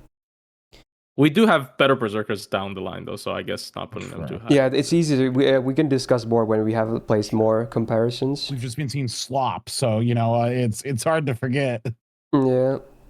Anyway, next up, another similar server. We got OG Ibaraki. We covered Lancer already several weeks ago, the summer version, but here she is. Single target buster, a DPS, rocking 9.6k attack, which puts her just under average, unfortunately for her. She is full buster as well, much like Herc and Beowulf so far. And her gains cards, much like them, are pretty bad, but maybe ever so slightly better. At least the quick card is pretty cute. So it's not the worst, but still obviously not going to be amazing gains anyway. First skill on a 5-turn cooldown, the full party gets 20% attack for 3 turns, and she gets 30% MP damage for 3 turns. So it's basically Beowulf's skill, but kind of better. Although the numbers are flipped on the buffs, but yeah, it's alright. It works. I don't hate it, it's just a bit basic. Second skill, the interesting Shooted Sib skill. So the 5-turn cooldown, it's a targeted skill. The target gets all their debuffs removed. They get a 2.5k heal. They get 100% crit damage for 1 turn. And if the ally you target happens to be Shuten, she also gets 30% attack for 3 turns. And then the final condition, if there is a Shuten on the field, this is nothing to do with the target, Ibaraki herself gets a 20% battery no matter who you target. So obviously, if you target a Shuten, it's really good value. If you don't, well, it's not the worst. It's still 100% crit for yeah, and it's still a targeted cleanse, so I don't really hate it anyway. Yeah. Also, it's kind of legit on shooting because it's 3 turns of 50% attack and debuff cleanse, and then 1 turn of crit. So like. So it'd be better if Ibuki counted, but she doesn't. Yeah, that is a scam and a half. Yeah, she doesn't see her as shooting. Yeah, so it's only caster and assassin, right, for this? Yeah. Unfortunate. Anyway, it's alright, it's cute. Third skill on a 5-turn cooldown, she gets 30% defense for 1 turn and a further 30% for 3 turns. So it's a very base morph, but honestly, you could still do worse when it comes to defensive skill. I still don't love it, but certainly it's not the worst thing out there, because for the turn you activate on, you have 60%. So even as a Berserker, you can maybe tank a little bit at that point. You obviously still don't want to get hit, but if you do happen to get hit, then you probably won't get one-shotted at least. Again, it's an okay kit. I don't hate it. It's fine. It's just fine. 8% buster up is great as a passive. That's the only one, but it's good. Non-buffed MP then. So does damage to the enemy, removes their buffs after damage, so everything that can be removed is gone, and then does a minus 10% defense down on target for 3 turns after damage on base overcharge, scaling up to 30%. So it's a bit unfortunate on both of the order of operations. But, there's still okay effects to have. But she doesn't necessarily hit insanely hard with her MP because she is actually unupgraded. And she doesn't have a lot of steroids going on for herself besides the first skill. I think she's okay, but I would prefer Beowulf for sure. I think she's okay. Shooting is one of the characters who, when I was early into the game, used a lot. Like, she was one of those, like, the Berserker character I had. You mean Ibaraki? But yeah. Yeah, Ibaraki. Sorry. I'm sorry, too busy thinking about shooting. Or did I say shooting? Mm-hmm. I'm not sure. Yeah, you did say shooting. I just hate Ibuki so much. It's unreal. Anyway, so stay tuned for later. I used her a lot when I was newer to the yeah. Anyway, I used her a lot when I was new to the game, and I actually her gains when you do a my chain right now are still pretty good, aren't they? Yeah, her quick card's really good. Her quick card's really good. It's not the easiest to get though, at least on a team environment is the problem. Oh yeah, also I forgot her extra attack's really good because it's like a 5% extra attack. It's definitely up in the top end as far as those are concerned. So I don't think her gains are that bad. I think she's honestly just all around pretty solid. She does the pretty bursty stuff. That she's got good utility with the buff removal and the debuff removal, and then like her survival is like okay. You can pop that on a turn where you don't have some sort of taunt or protection up, and 60% does keep you alive usually. Also, I she does have personally- like the same numbers as like Beowulf, but it's for 3 turns. I personally do prefer Ibaraki a little bit, just because I think crit buffs wow. are so all over the place nowadays. Like what Summer Scotty is 100, Merlin is 150, and that drops to 50. Koyan Light is 50. Like it's I don't necessarily treat like crit mods are bigger in general, but they also should be bigger because they are like a little bit like like inflation. They kind of are not worth them. It's a difficult argument to make, but like you have too many of the same type buffs or whatever. And I also like her utility. Like cleanse plus buff removal is really nice. Obviously the buff removal being after damage kind of sucks, but they're close. I personally prefer her over Beowulf, wow. but They not by should. that much. Buff her NP and move the buff removal before damage. Do the melt buff. I mean, Yeah, that would they make her. They pretty should buff good. it, make this before damage, keep the defense down after damage, but bump it to 20% on base. I feel like that would be a good buff. No, if they move Sounds it okay. before damage, it is just the melt buff because melt has 10%. No, but we can't have that every single time. And also, if if she gets a buff, she probably wouldn't get the scuff scaling. Yeah, no one would get that anymore at this day and age. people throw a fit. Yeah. Yeah, they don't do that. Don't do that anymore. So, I like her more than Beowulf. Oh, I like her more. I like her more than her. She out of so far out of all the ones, she's the one I like the best, and the one whose kit I think is the best to work with. But it's not that far apart. Like I would maybe put them on the same tier. Then I don't think I would put her in the A tier. Yeah, I don't think they're a tier apart, a half a tier apart. I'm probably okay with the same tier. Yeah. All right. Definitely one of the better single targets that we've seen so far. Yeah. Not that there's many of them so far, but yeah. Yeah. Fair enough. All right, is it time for the first welfare servant then? If I can find her, there she is. It's been a while, but yeah, we finally got to one. They don't like making a lot of welfare zerks in general. You got to play her voice lines at full volume while you talk about this. I'm sure people will love that. Yeah, of course. But yeah, Cha-Cha time from Gouda 2. AoE Buster, Berserker. I want to say DPS. You can farm with her, but it's not very pretty, so just stick to like DPSing. 8.9k attack is unfortunately the lowest so far, so she doesn't do super well there. Triple Buster deck, or quad I should say. Once again, gains cards, again nothing special, just whatever.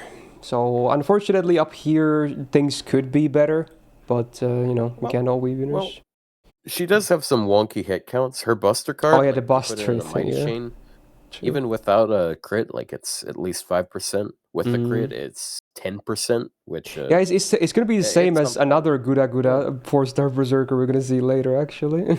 Yeah, very similar thing. Also 4 hit extra attack, so it's a 4% extra. It's not too bad. I still want to say overall the gains are not impressive, but I guess they're not completely god awful. Ultimately, it's a Berserker with the Buster deck. Card gains are just not going to be there most of the time. Right. First skill on a 6-turn cooldown, she gets 20% gauge per turn for 3 turns, 50% increased MP gain on damage taken for 3 turns, and 30% buster up for 3 turns. This is a good skill now after this buff. Keeps her MP going, in case she happens to get hit, then a bit more gains, and then the buster up obviously. Main card type, you'll have to have some. This skill is pretty good. Second skill on a 5-turn cooldown, she gets 10 stars per turn for 3 turns, and then allies besides her get minus 50% star absorb for 3 turns. So it's sadly not enough is the problem. Assuming they're not also like Berserkers or Avengers, she will still not get stars with this up, unfortunately, because of how bad the Berserker base absorb is. So yeah, and 10 stars is like almost nothing at this point. pretty weak. Just doesn't do a whole lot. Third skill is interesting. On a 5-turn cooldown, she does this single target defense down for 5 turns that ramps up, actually. So it goes from 10% to 50% on max rank. So every turn it just gets worse for the enemy. Pretty interesting. It's a bit of a shame, again, that it's single target because she's AoE. So I never really got that part, but, you know, it's interesting, I guess. It's a cool mechanic, even if it's, you know, a bit slow and it's the only effect it does. It's a passable kit for a welfare baby, but otherwise not super impressive. 3% buster up on the passive. Could be better, sadly. Zed, her MP, so he hasn't been buffed, so it does AoE damage. Then all enemies get a minus 20% crit chance down for 3 turns, flat, no scaling. And then overcharge 500 burn on them for 5 turns base, scaling up to 2500. The burn is just a full meme, she has no dot synergy whatsoever. But a crit chance down doesn't really hurt to have. And a free MP5 is still free. I think she's just okay. Again, I always have a soft spot for her because when my account was new, she was she and Nobu Archer from the rerun were my first welfares. I used Cha-Cha all the way up until Bond 10 because I had a waiver, so it was like I always run waiver Cha-Cha because I didn't want to change my TPS. It's obviously still not an amazing servant. Even with the buff, it helps, but just okay at best, I would say. How's the consensus? You guys got nothing? No, I feel like maybe not a whole lot. Third skill is unique, or was unique. It was also a high magnitude, but it just took a while to get going. I remember utilizing it a couple times, but it's. I don't think 50% defense down is as valuable as. Well, not anymore. It should minimum be AoE. Minimum. Just make it AoE at least. If it was AoE, actually, if it did an AoE defense drop that ramped up over time, that'd actually be kind of like Entries of Berserker. You could just send her in there with a Tonsi to pop that and die. That'd be kind of useful.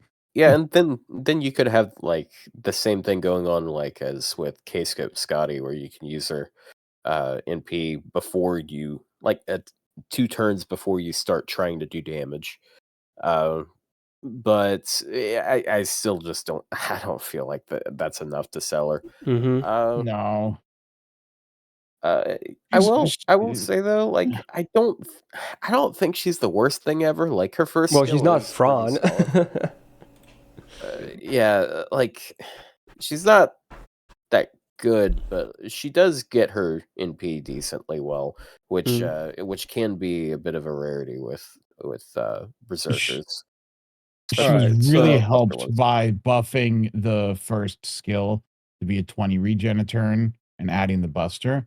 I don't think she's because before you could say she's kind of bad, but I think 20% regen every turn, the buster up. I think she's as a welfare, she's okay. Yeah. You guys are crazy. Oh, damn. Me personally, I think she's worse than Kiyohime. Huh? Kyo? Do you think it's worse than Kiyohime? I think Kiyohime gets MP easier than her after her buff. Yeah, because per burn it's 10 MP. Per burn, it's 10 MP, and she stuns on MP. She keeps herself alive. Dude, and if you look at their damage, both at MP5, they do the same damage. She's literally worse than Kiyohime. Maybe she's a bit tankier than Kiyohime, I guess, but okay, it's 4-star Berserker. You know what? You may have a point. She's worse than Kiyohime. Look, Kiyohime has to apply burn before it does she anything MPs. for her. She MPs one. Yeah, okay, but I don't think the being able. I don't think she gets her NP as easy as you might think. I feel after the first NP, then after the first NP, you have Koyan Light, you have starting chart CE. You don't even need double Koyan Light. You can bring I don't know random stuff. It's just We're talking like, about okay, waiver cranking. Waiver cranking Kiyohime. Like, I don't Dude, that phrasing, waiver cranking Kyo. Yeah, waiver. The depths of his soul for this one. Okay, Plushy, we're talking about. That's the punchline, by the way. Waiver cranking Kiyohime was the punchline. Anyway, okay. So he's really cranking her. So what we're talking about is you have to NP twice for her to start refunding 30% versus you refund 20% at base with the servant. Actually, if you do use if you're using double Vitch, by turn 2 she has okay. I guess it is double Vitch's issue, but like that really helps her with that. But like, look, I don't know, man. I mean, you can do kind of the same with Cha-Cha. She's gonna have 40% per turn for a while too. Yeah. Okay. I will back down on this. She's as good as Kiyohime. She's as good as Kiyohime. Good. Did that help? You know what? Damn. I think it's acceptable to state that. Did that help at all? No one's saying Cha-Cha. Kiyohime is actually not that bad. I was not ready for a bit on Cha-Cha, but I'm all about it, This was not on my bingo card today. Realistically, I don't know. I think like Lance. If we had a bingo board, the free space would be the Herc discussion, and then everything else is, free game. Her problem mainly is her damage is still not good. I think a lot of the things you are willing to give up for you're willing to give up survival, by using a Berserker because they do more damage. I just think this character doesn't necessarily do like enough damage to justify the Berserker class almost. I guess that's the best way to put it. From my perspective at least. I think at best, like on the same tier as Lancelot, because Lancelot, even if Lancelot has like a worse kit, he still can like farm a little bit. So like, I wouldn't put her above Lancelot. I would do D+ probably. They're both super replaceable. D or D+ for me. Is she worse than Lancelot? And Tend is worse than Cha-Cha? No. We haven't even got there yet, but no. You're that. All right, we need to ban that guy. Oh, that's the next one. No, don't ban him. He's I'll one of my go favorite D+ chatters. for now for Cha-Cha. Yeah, okay. I am a hard advocate for C or below, but that's just me. That I really need to play sometimes. Maybe I like Kiyohime too much, which is a bit sus, but like, I don't know, man. You are a massive furry, so she doesn't even have a tail. What do you mean? She doesn't even have she doesn't even have the snake body in the Rio art, which I kind of wanted an ascension for her to have. Anyway, that's beyond the point. Yeah. Okay. Anyway, back to single targets again. We got Penth next. So single target Buster DPS is back on the menu. Didn't have to wait for too long, unsurprisingly. 10.5k attack is a good start. Definitely above average among 4-star Zerks. Full red once again on the deck. Gains cards, again, just the same old with, at least the extra being good. Otherwise, nothing too impressive. First skill, 5-turn cooldown, full party gets 18% attack for 3 turns, so it's just kind of whatever, but it's there. Cool. Second skill, 6-turn cooldown, she gets a debuff immune for 3 turns and 20% gauge per turn for 3 turns, so she's like the single target Cha-Cha in that sense now. Or I guess Cha-Cha is the AoE Penth because she got her buff afterwards, but yeah. It's, I don't hate this skill, keeps the MP going and then, debuff immune half the time. Can't really hate that, I guess. It doesn't really do a ton, but, both of the effects that we do have are still nice to have. Third skill on the 5-turn cooldown, the full party gets 20% Buster for 3 turns, and she herself gets 100% anti-Greek mythology male trait power mod for 3 turns. Very specific. Luckily for her, being a Berserker, it's a bit easier to work with this, because there is actually still, as you can see, there are sub-servants in there, and even some normal enemies actually count for this trait. So while it is very niche, being a Berserker helps with being super niche, I guess. Otherwise, it's just a good uptime on a okay AoE red buff, which still is not the worst case, but yeah. It's kind of a bare bones kit though. Otherwise, you get something like the effects kind of make sense, but there's just not a whole lot going on. 12% Buster up on the passive though is amazing. It's basically as good as it gets. Great. 175 flat damage goes in the bin. There's a lot of really angry women in Berserkers. For some reason, I feel like EX Mad Enhancement is more common with women for some reason. I'm gonna check that right now. Click on that and see how many are women. Okay, Kate is question mark 1, 2, 3, 4, 5, 6, 7. You know what it is? 11. It has to be more. Yeah, it's 11 females. 1, 2, 3, 4. There's only 4 that are male. And then 1 unknown gender. Debatably. Jill, Spartacus, Vlad, and Arjuna Alter. Yeah, it's 4 and then 1 unknown gender. Ushia Gozen has it. Wouldn't it be great if she had 2 Buster? Anyways, that's for next week. Or is it? Yeah, interesting point, I guess. Right, the odd buffed MP. So only does damage on normal effect, and then overcharge, base 10% minus attack down on the target for 3 turns, getting up to 30%. So the MP, unfortunately, is pretty underwhelming. It can do some okay damage, especially if you hit the anti-trait, but otherwise it's just a very underwhelming MP. Attack down isn't the worst for a Berserker to have, but again, it's not a whole lot anyway, even if you can stack it a little bit. I think she's worse than Beowulf and Ibaraki. I don't think she's trash, but she is worse than those two to be. Personally, I feel like she's actually pretty useful. Mm. So she is a DPS that you pair with like an AoE buster DPS. So she gets her NP very easily. She gives like some okay buffs to the team. And then she's able to do some okay single target damage. And then you do that to pair with, and you could pair with another single target also, but you pair the two together. She can help break 1 bar, and the other one can work on like lower HP bars. Honestly, you know what's funny? She would kind of be nice with Cha-Cha. They both have self-battery. She's the AoE buster. Cha-Cha has a single target defense down. That's an interesting combo. Yeah. But I do think these... Oh, sorry. She's also got like a little bit of multi-core usage. Her NP damage isn't like super amazing, but she does get it super easily. And it's just like, yeah, Berserker. You can justify her in so many scenarios. Yeah, for wave 3 with the second append, you can have 60% from her own kit alone. Yeah, personally, I feel like, and they're pretty different, but I feel like there's a decent amount of situations where she's more useful than Beowulf. I guess she's easy to use, yeah.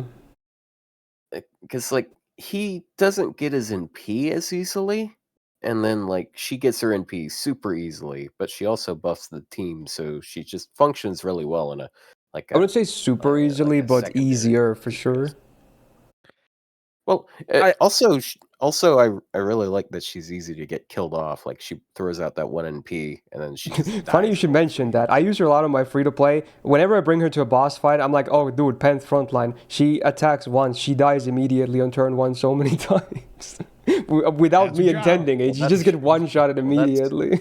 That's what happens when you use when you don't use someone like Leonidas or at least Nobukatsu. They pair really well with Berserkers. And Chengong. Why Nobukatsu? Because he has a 1-turn taunt and he leaves some. Just don't kill him. Yeah, don't kill him with his MP is honestly not worth using if you're not with Nobu, in my opinion. Like it's just kind of bro. Yeah, but he's like he leaves some buffs behind, like 30% buster and 20% crit isn't terrible. And he's also leaving 15 stars, and the heal isn't as useful on the front line.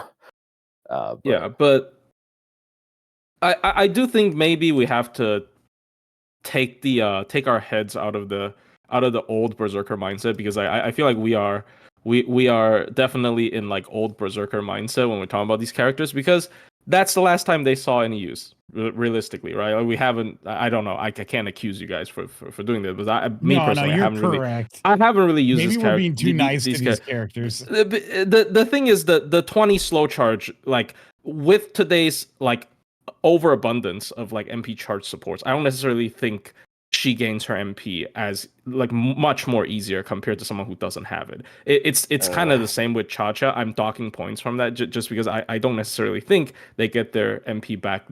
Like it doesn't matter. Like you're gonna instantly charge them. They're gonna die after like one MP. It doesn't really matter in a lot of the cases. So I am personally slightly, not valuing this as much. I think back in the day for Berserkers is a really rare effect. But it doesn't feel that much anymore. But I really like the debuff immunity though. I'm actually mainly for her because of the debuff immunity and the party charge. The way I look at her is she's kind of like a shittier Kentucky, like easy NP to get. Like there's a lot. That is a lot shittier, dude. That is quite a lot slower. No instant battery. Like, what do you mean? It's a lot. One turn and the funniest thing is Kintoki actually has better survival than her because he stuns people at least. Like what if he stuns a person, he can at least buy a turn. So like it's just I don't know. And she doesn't have it. If she has an upgrade MP, maybe. If she has an upgraded MP, I can see it, but it's just shittier than a man. What you want me to compliment her? No. Like the thing is just when you strip down all these early day berserkers, yeah, they can all just click 3 busters and do damage. Then Lancelot's a shittier version of Kintoki. You know what I mean? My question is all this talks makes me feel like everyone above C, we should just bring them down by 1. We can do it later, but yeah, I don't necessarily think Penth is that good. I think she desperately needs an MP upgrade. Like all these berserkers, they're supposed to throw out fast damage and kill stuff before they get killed, or they get themselves killed, but at least they did some damage. So I think just you need to give them some hyper offense stuff, especially for a character who has such a weird niche thing going on. Like I don't know, just give her a better niche or something. I don't. So yeah, I don't. It's like single target Cha-Cha. I agree with Myst, but I do think she's better just because she has. Yeah, I would put for sure above Cha-Cha and probably even above Lancelot too. Yeah, it could be C+. Like C to C+ is what I'm thinking. I would put her above Lancelot for sure. We really don't get to good 4-star berserkers till like the last 4 or 5. All right, let's go with that for now and see what happens. All right, next one. So what I briefly talked about, or not by name, but kind of was alluding towards, we got Summer Nobu next. The 4-star Zerk, single target buster, DPS, 10.1k attack is pretty good, above average when it comes to 4-star berserkers. Full red deck once again, every time, except when it's not like that. But most of the time, you're gonna be seeing this. Gains, well, the funny part is like the gains cards are not super impressive, but she does have that 6-hit buster, so sometimes you can even get some gains out of her buster cards too, and a 5-hit extra is also not bad. So it's a weird deck in a way, in a kind of a good way, I guess. But overall, the gains are still going to be not something you're going to be super excited about. First skill on a 6-turn cooldown, she gets an evasion for 1 turn and 20% buster up for 3 turns. I mean, it's defense. It's a bit awkward to use sometimes because survival might not always be, a given with buster servants, so you might want to save for the evade. Granted, you would really like to have the buster up though because she's full red, so, it can be a bit awkward sometimes. Second skill on a 8-turn cooldown. She gets 10 stars per turn for 5 turns, 500 healing for the full party per turn for 5 turns, and then 3% MP per turn for the full party for 5 turns. So it's basically like a mini Merlin MP, which is how always I've seen it. Downtime is not massive, but it's not the most effects ever. I feel like they could have made at least 5% MP per turn, maybe 1k healing per turn. I don't know, it's just, it's a mini Merlin MP, and that's it, that's all it does. Okay. Third skill on a 4-turn cooldown, she gets 3k absorb for 1 turn, a sure hit for 1 turn, and then if there's a burning map, she gets 20% attack for 3 turns. Obviously the MP can help with this too, and burning maps they appear sometimes naturally too. But, so if you don't get the attack up, it's not really impressive, especially if you can't make use of the sure hit. But if you do get the attack up, it's fine. That's very good uptime at that point, even if the number itself isn't huge. It's an okay skill set. Maybe not the best we've seen so far, but it's okay. 6% bust drop, only passive, it's good. Could be higher, but it's good. Buffed MP, very rare for a Summer Servant to get a buff, especially an MP one, but she has one. She does single target damage to the enemy, then gets a Burning Field active for 3 turns, and this is the one of these old ones which is tied to herself. So if she dies, it's gone, of course. Or it can be removed, because I think it's considered a buff as well. Yeah, it says buff, so it can be buff removed as well. And then on overcharge, base 150 to 200 range, we get the first ever super effective on this list, Anti-Divine, which is pretty common. Now, the one awkward thing about her is obviously you prefer not to use the third skill before you already have the Burning Field, but you kind of don't want to MP until you have the attack up as well. So it's like the Ozymandias thing all over again. You're going to have to MP to get the attack up. Granted, it's not the biggest number ever, but to be honest, you can probably save it anyway, because you most likely don't need the other 2 effects. So just save it after you get the Burning Map, I would say. She's against Divine, she actually puts good numbers out, but would I use her as a neutral DPS, or not neutral, but you get what I mean, the universal Zerg scenario without Anti-Divine? Maybe not at that point. That's how I'm gonna feel about her. But against Divine, she's legit, right? Very legit. She does, yeah. I see her a lot show up on runs and stuff, because as for anti-divine damage, she's really good. Yeah, she's one of the best anti-divine damage. Yeah. Otto, you got anything? Well, single target berserkers with good niches are pretty nice. If they can do enough damage in a niche that they can outdo counterclassing servants, then they have value. Aside from that, she's just kind of like outside of divine, she's just kind of whatever. But single target berserker, you're going to be picking them in their niche if you pick them at all. Yeah, it's not a bad argument. Yeah, it's just really big divine damage. Like, her skills can honestly say whatever, and I probably still use her against divine. And it's and her skills has a base amount of damage steroids, right? It's a 20% buster. You can technically use the attack up after 1 MP, right? So it's and she has absorb. I do think having absorb on a Zerk is still nice, even though you have coin light already. You don't necessarily need this. But having it's 3,000, right? It's not, they don't cop out with the number. I think she's really good. She's actually one of the best aged older berserker, mainly because of that MP upgrade. Honestly, it's just because of the MP upgrade.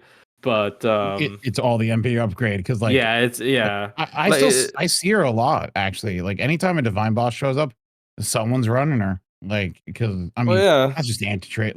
You have anti-trait in a half decent skill set, you can probably do stuff.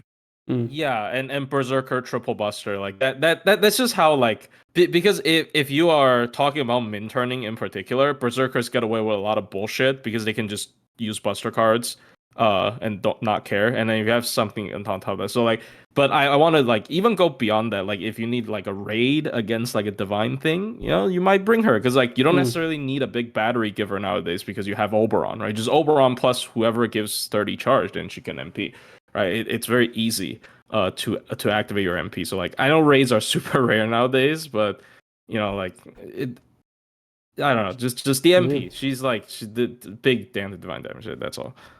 A tier? I put her in A, yeah, just because of the MP for sure. Sure. Good case for her. The least interesting servant so far, apparently. What do you mean? Happens to be sad. Yeah, we took the least time with her of any of these servants. Well, her MP definitely. I feel like she's pretty straightforward. There's not much to discuss. Yeah. And we're kind of unanimous on her anyway. Trying to do. Not her MP, sorry. Her skill set actually has a lot of weird stuff that she's trying to do and trying to be interesting, and unfortunately all that end up not being relevant at all compared to her MP. It's just her skills can actually be whatever, and I don't care. I do think they should buff that the little Merlin skill. though. Yeah, Don't buff her again. She doesn't need it. She's fine. True. But it's a nice little skill, but it feels. Just remove the skill. I don't care. The skill doesn't have to Just remove it. Yeah, let's Throw do the that. whole thing away. Yeah, it doesn't matter. Anyways, all unneeded skills are being removed. Anyway, next up, more single target, but hey, we're gonna mix it up a little bit because it's no longer full red. In fact, it's not even the majority of the cards. We have Dianta Alter, single target quick Berserker, attack at 9.8k. First Berserker without a Berserker deck, I think. Yeah. Yes, because we start with 4 stars. Yeah, actually, yes. Took a while, but we got there. Anyway, her attack is just under average when it comes to 4-star Berserkers, but not trash. She's got a double buster, double quick deck, first of her kind in this list. Gains are better than most because of that, you know. And the 3 gains cards are all fine. They're not trash, and she has a big extra as well. So doing better than most of the ones so far. Probably the best actually, in terms of gains. First skill on 5-turn cooldown, she gets 6k absorb for 1 turn, 20 stars on use, and 50% buster crit damage for 1 turn. She's like, make your own Summer Scotty adventure over here. I mean, it works. It has downtime, but, you know, I don't hate it necessarily. Just like, okay. It's okay. And then we get the Nyanta skill. So second skill on a 5-turn cooldown, the full party gets a 50% quick up for 1 turn. So it's the good old green mana burst AoE, which yeah, that's it. That's it. Chances are your supports or other allies might not even get a lot out of this. They might, if you specifically build around it, but otherwise I would say it's a very underwhelming skill. Third skill on a 6-turn cooldown, she gets a dodge for 1 turn and 50% crit damage for 3 turns. It's a good chunk. But again, her being quick means you might not be able to afford to just spend this just for the crit damage, because it would be a nice combo with the first skill, of course, to get even more crit damage, especially if you don't have buster cards on that turn. So yeah, you might have to still save it for the dodge, unfortunately. If she was some other class than Berserker, there might be better arguments, but I don't know. Otherwise, she might just die too easily. First passive, 8% buster up, and also 8% star gen, so she gets a better version of the skill, I guess, which is cool for her. Bonus star gen, it never hurts. And then 10% crit damage, also pretty cool. She actually has some crit potential, so I don't hate it. Good passives. MP hasn't been buffed. It does single target damage. MP seals the target for 1 turn, 100% base chance, and then does a 500 curse on them for 5 turns on base overcharge, getting up to 2500 damage per turn. The curse is a meme, but the MP seal I quite like, especially because it's not RNG. Well, it still can be resisted, of course, but not being RNG on base is cool.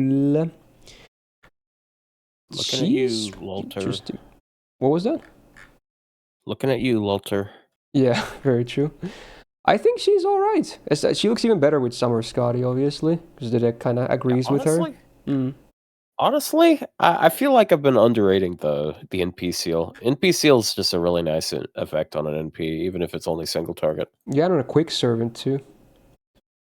Yeah, so she doesn't really have issues spamming because she has pretty decent stats. She's like buster quick.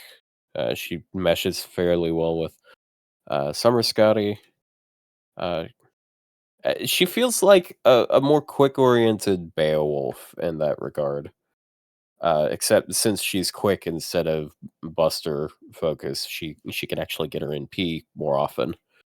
She doesn't. Oh, and Dolman synergy is also real for a lot of Berserkers, but in her in particular, it's actually pretty cool. Sucks so bad. Like, I don't know.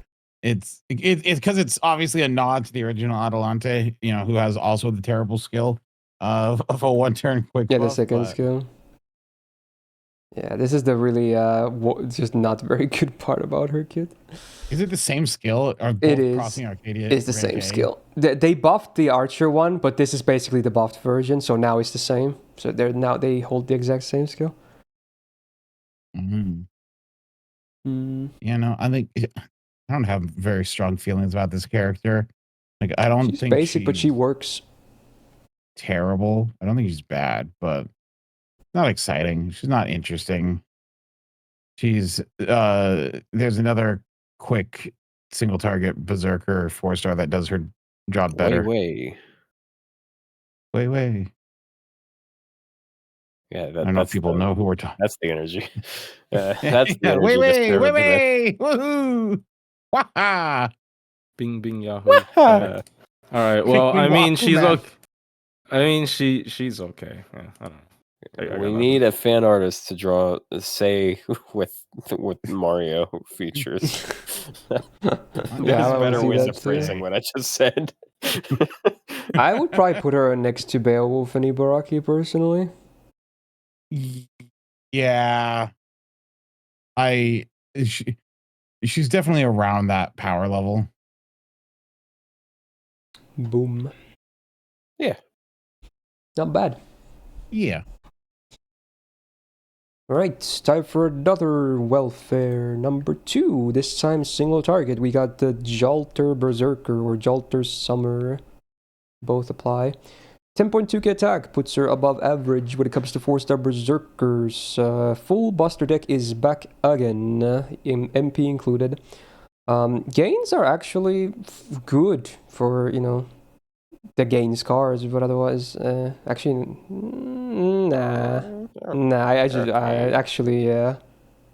they're kind of more or less the same as most of the other ones, aren't they? Yeah. Like I've tricked myself into thinking it was good. Yeah, I saw the number wrong on the MP gain at first. Okay. Yeah, I mean, it is what it is. The extra is good at least. Actually, no, it's not. It's actually worse because of MP gain. No. Yeah. No. All of these gain stats are worse than a lot of the ones. Yeah, actually. Never mind. It was a bit misleading. Let's move on to the things that actually look good. Yeah. Okay. First skill day, 6-turn cooldown. She gets a regen buff for 3 turns. So at the end of every turn, she gets an evasion for 1 attack, 1 turn for 3 turns. And then on a use, she gets 30% MP gain for 3 turns. So that helps a little bit for sure. Now the gains cards at least are good. But again, there's only 2 of them. So, but it's I kind of like the per turn dodge thing she's got going on. It gives it longevity. And it's quite nice on a Berserker too. So I don't really hate this skill. It's cool. Second skill on 5-turn cooldown, she gets 20% attack for 3 turns, and then this on attack debuff for 3 turns. So whenever she normal attacks, the target gets a 500 burn for 3 turns. So not even the MP applies this. So it's like she doesn't really have that burn synergy. It's a lore thing, if anything. So it's not a huge thing. And the attack up, I feel like should have been 30% as well. Yes, her attack is already decent at base, but just because that's kind of the only real effect on the skill, it just kind of feels bad. It's not even AoE. Either make it 20% AoE or 30% self, I think would have been much more nicer. Third skill on a 6-turn cooldown, she gets 20% buster for 1 turn, 20% of battery, and then 1k damage to self, which cannot be lethal. Just very underwhelming. Like this on a 6-turn cooldown, like even without the demerit, it would still be very underwhelming. Not that the demerit is a huge thing anyway. Even for Berserker, I don't think 1k is the end-all be-all, but man, 20% battery and buster for 1 turn, that is just like, I don't know, they were holding back for sure on that one. Just an okay skill set at best. Definitely not very good. 12% buster up on the passive is amazing though. She's got the max rank there. Very good. MP hasn't been buffed, but it is a free MP5. It only does damage on normal effect, and overcharge is another burn, this time for 3k on base for 3 turns, scaling up to 5k. So again, she doesn't have any amplifiers, so not really legit. And her MP is not spammable enough anyway for burn shenanigans, so it's a pretty bad effect on her. She just kind of hits decently hard with her MP because, she has some steroids, but man, it's like, I don't know. She's okay, I guess. Free MP5 is still free MP5, I guess. And her attack is high. I like the her evade first thing. skill. Yeah, her first skill I think is my favorite part about her kit because when you're in like a team of 3 and an enemy attacks 3 times, you got a 1 in 3 chance of getting hit, which means statistically she's likely to not take damage for 3 turns. I mean, there's a chance of it, not guaranteed, but like it can happen. Yeah. And it does increase her NP gain. Like it's like an alternative version of 3x3 turn evade, right? It's like yeah. I could almost prefer it like this. If anything, I think it does guarantee her to always dodge an NP. That's a thing that for 3 turns she will dodge NPs for a turn unless they have sure hit. Yeah, Or there's like positives and negatives to it over PFA. I'd still generally prefer PFA, especially since it has a lower cooldown. But I kind of feel like the NP generation, like the biggest effect it has is on defensive NP gain as opposed to offensive. Yeah. I don't think she's bad. I think she's like, man, I feel they like just really held back with her. They were I don't think afraid. they're bad. I just think they're okay. Aggressively okay. By the okay. free NP5. Yeah. Good attack, free MP5, press red. Back when I was a newer player, I would look over at Game Press way more than I should have. But they had like these spreadsheets with like all of the top NP damage against certain classes, and she was at all of them because everything was NP1 except her. And then they assume with her annoying. 1-turn buster up as well active and whatnot. It was like the best case scenario. Ignores her biggest problems. Yeah. Look, if I cover my eyes and cover my mouth and cover my ears, she's the best servant in the game. Is she the first B? It's just like you think? She has nothing outside of the MP. She has like that good 1-turn NP, but like we're not considering NP1s this time. It's like NP1 to 3-ish. And she just has a worse kit than most of the ones we've seen. Yeah. At least single targets. If I take into consideration my 120 Summer Castoria, then I think she could still probably be in B. Has higher standards than most of us. I think B is because like she's free, she's okay. Yeah. She's like I think that like she has like a good survival skill, and if you're like new to the game, she's definitely a useful thing to have. Yeah. Yeah, I'm okay with that. Okay. Hey, one of the first, I think it's the first one of these that I've grailed. No. I have an opinion on this next one that Otto's not going to like. All right, next up is Koyo Kijo, aka the Dino Mommy. Single target buster DPS once again, and a full buster one at that. Attack at 9.1k is unfortunately pretty low among 4-star Berserkers, so that's not the best start.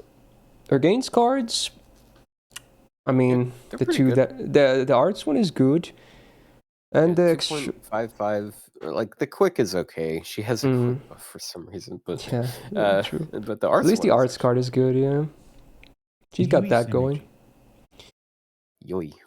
Right, skills. First skill on a 5-turn cooldown, she gets her unique morph, so she gets 30% defense for 3 turns, but instead of the further 30% for 1 turn, she gets 5k absorb for 1 turn. So it's a bit more of an offensive version of the skill, I guess. I mean, it's okay. I don't hate it. It's not super awkward to use. So yeah, sure, why not? It's just a bit underwhelming because it doesn't do a ton. Second skill on a 6-turn cooldown, she gets 20% or 30% buster at quick for 3 turns, and then it's a targeted skill. One ally gets overcharge boost by 1 step, 1 time, 3 turns. Overcharge is not the worst on herself either, luckily, so your chances are you're just going to use it on herself if you're using her. But, you know, I don't hate the flexibility of being able to target the OC. The card buffs are always on herself, though. It's okay. Don't hate it. Third skill on 6-turn cooldown, the full party gets a 2k heal on use. Full party gets a -1 debuff from them, so starting from the latest, they get that taken off, which can be removed. And then the full party gets instant kill immune for 3 turns. The third line, obviously, a bit niche, but sometimes can be cute to have. Otherwise, it's okay, but I feel like, does it make sense to be on her in particular? Like a skill like this? I feel like this should be like on a 4-star support or something. Or maybe on a 5-star.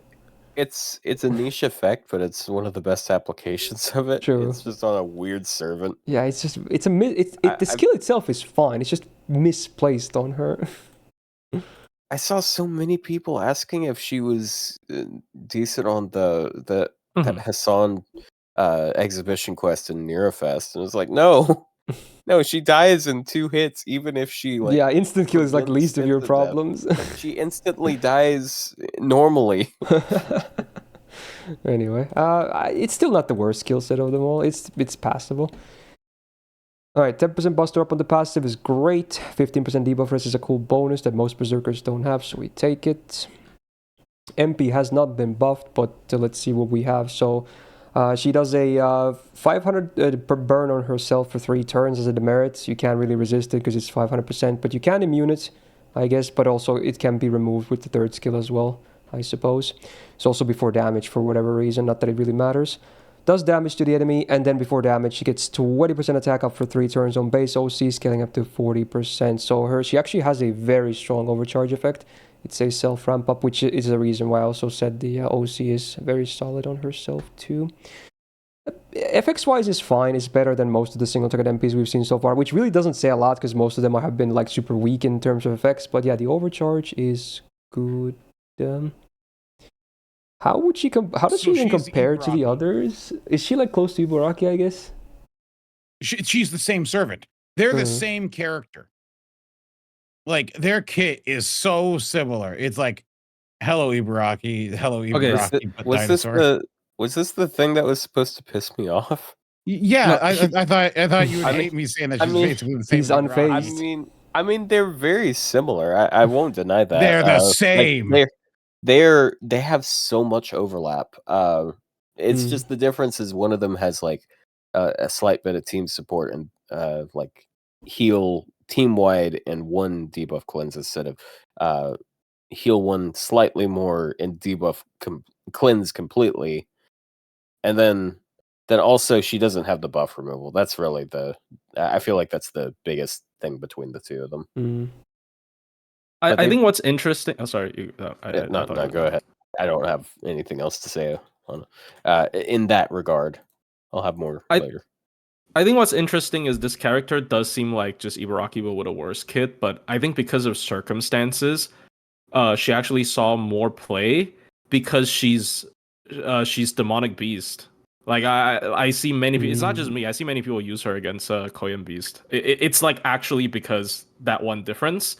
Is it demonic beast or like animal? I don't think it's animal trait. I think it's demonic beast. It's both beast, animal characteristic and demonic beast on the Dino Ascension. Yeah, it's both. So she has some Koyan dark synergy. Yeah, she has Koyan synergy. So I think because of that, she actually has some potential that could outdo Ibaraki, but like in a vacuum, her kit is just worse than Ibaraki. I think removing 1 debuff is significantly worse than removing all debuffs. And also, granted, this is AoE, but I kind of still prefer the full single target cleanse. Yeah, because you can't control. They could like give you, I will cripple you for life, and then put a 500 damage curse on you, and you can't remove that cripple. So it's just like the unfortunately. That's like imagine they do like an MP seal on you, then do a 300 curse on you afterwards. yeah, and you're just like, oh my god, why? And it just doesn't do anything. So I do think it's significantly worse, and also no buff removal on MP, obviously. But the overcharge at least is very nice for damage. Yeah, because of her traits, never hurts. Actually. And also, she's really cool, but that's just my personal opinion. I think they're functionally the same for most players. Like being able to being able to control an Oni girl versus being able to control a T-Rex who wears clothes for some reason is very different. It hits different when you're like, oh my god, there's a T-Rex on my screen, and it's not an enemy. But yeah. So would you say she's B tier then? Would that make sense? I feel like she's the same tier as Ibaraki. I feel like offensively she's superior to Ibaraki because like she just has because the ramp up mostly, right? And then she also has synergy with other servants because like again Yui synergy because you only need Buster and Quick to work there. For what that's worth, she might be a little wonky. I just hate her 1-turn Star Absorb, but 1-turn Star Absorb is better than no Star Absorb. I mean, when you're with Vid, she's triple Buster. You're gonna get 3 turns of 10,000 on your Buster card. It doesn't matter. But I Dark actually helps with that too. It's a defense down for Star Absorb down. Hominidae, yeah. Not even that. Sorry, Star Absorb. I don't know what I'm talking about. Yeah, but that's only going to apply to one of them, and then she's fighting with a foreigner who has an Archer Absorb. That's not going to work. True. Maybe it's I don't know. Alright, so either B or harder. B plus, same tier or just half lower than Ibaraki? I think I'd say same. She I think has they're the she, same, yeah. Honestly, last year we had them skills on the are same tier slightly too. worse, but her utility is slightly improved. Worse. Yeah, Alright. they're It all super works out similar. in the end. I'm okay with that.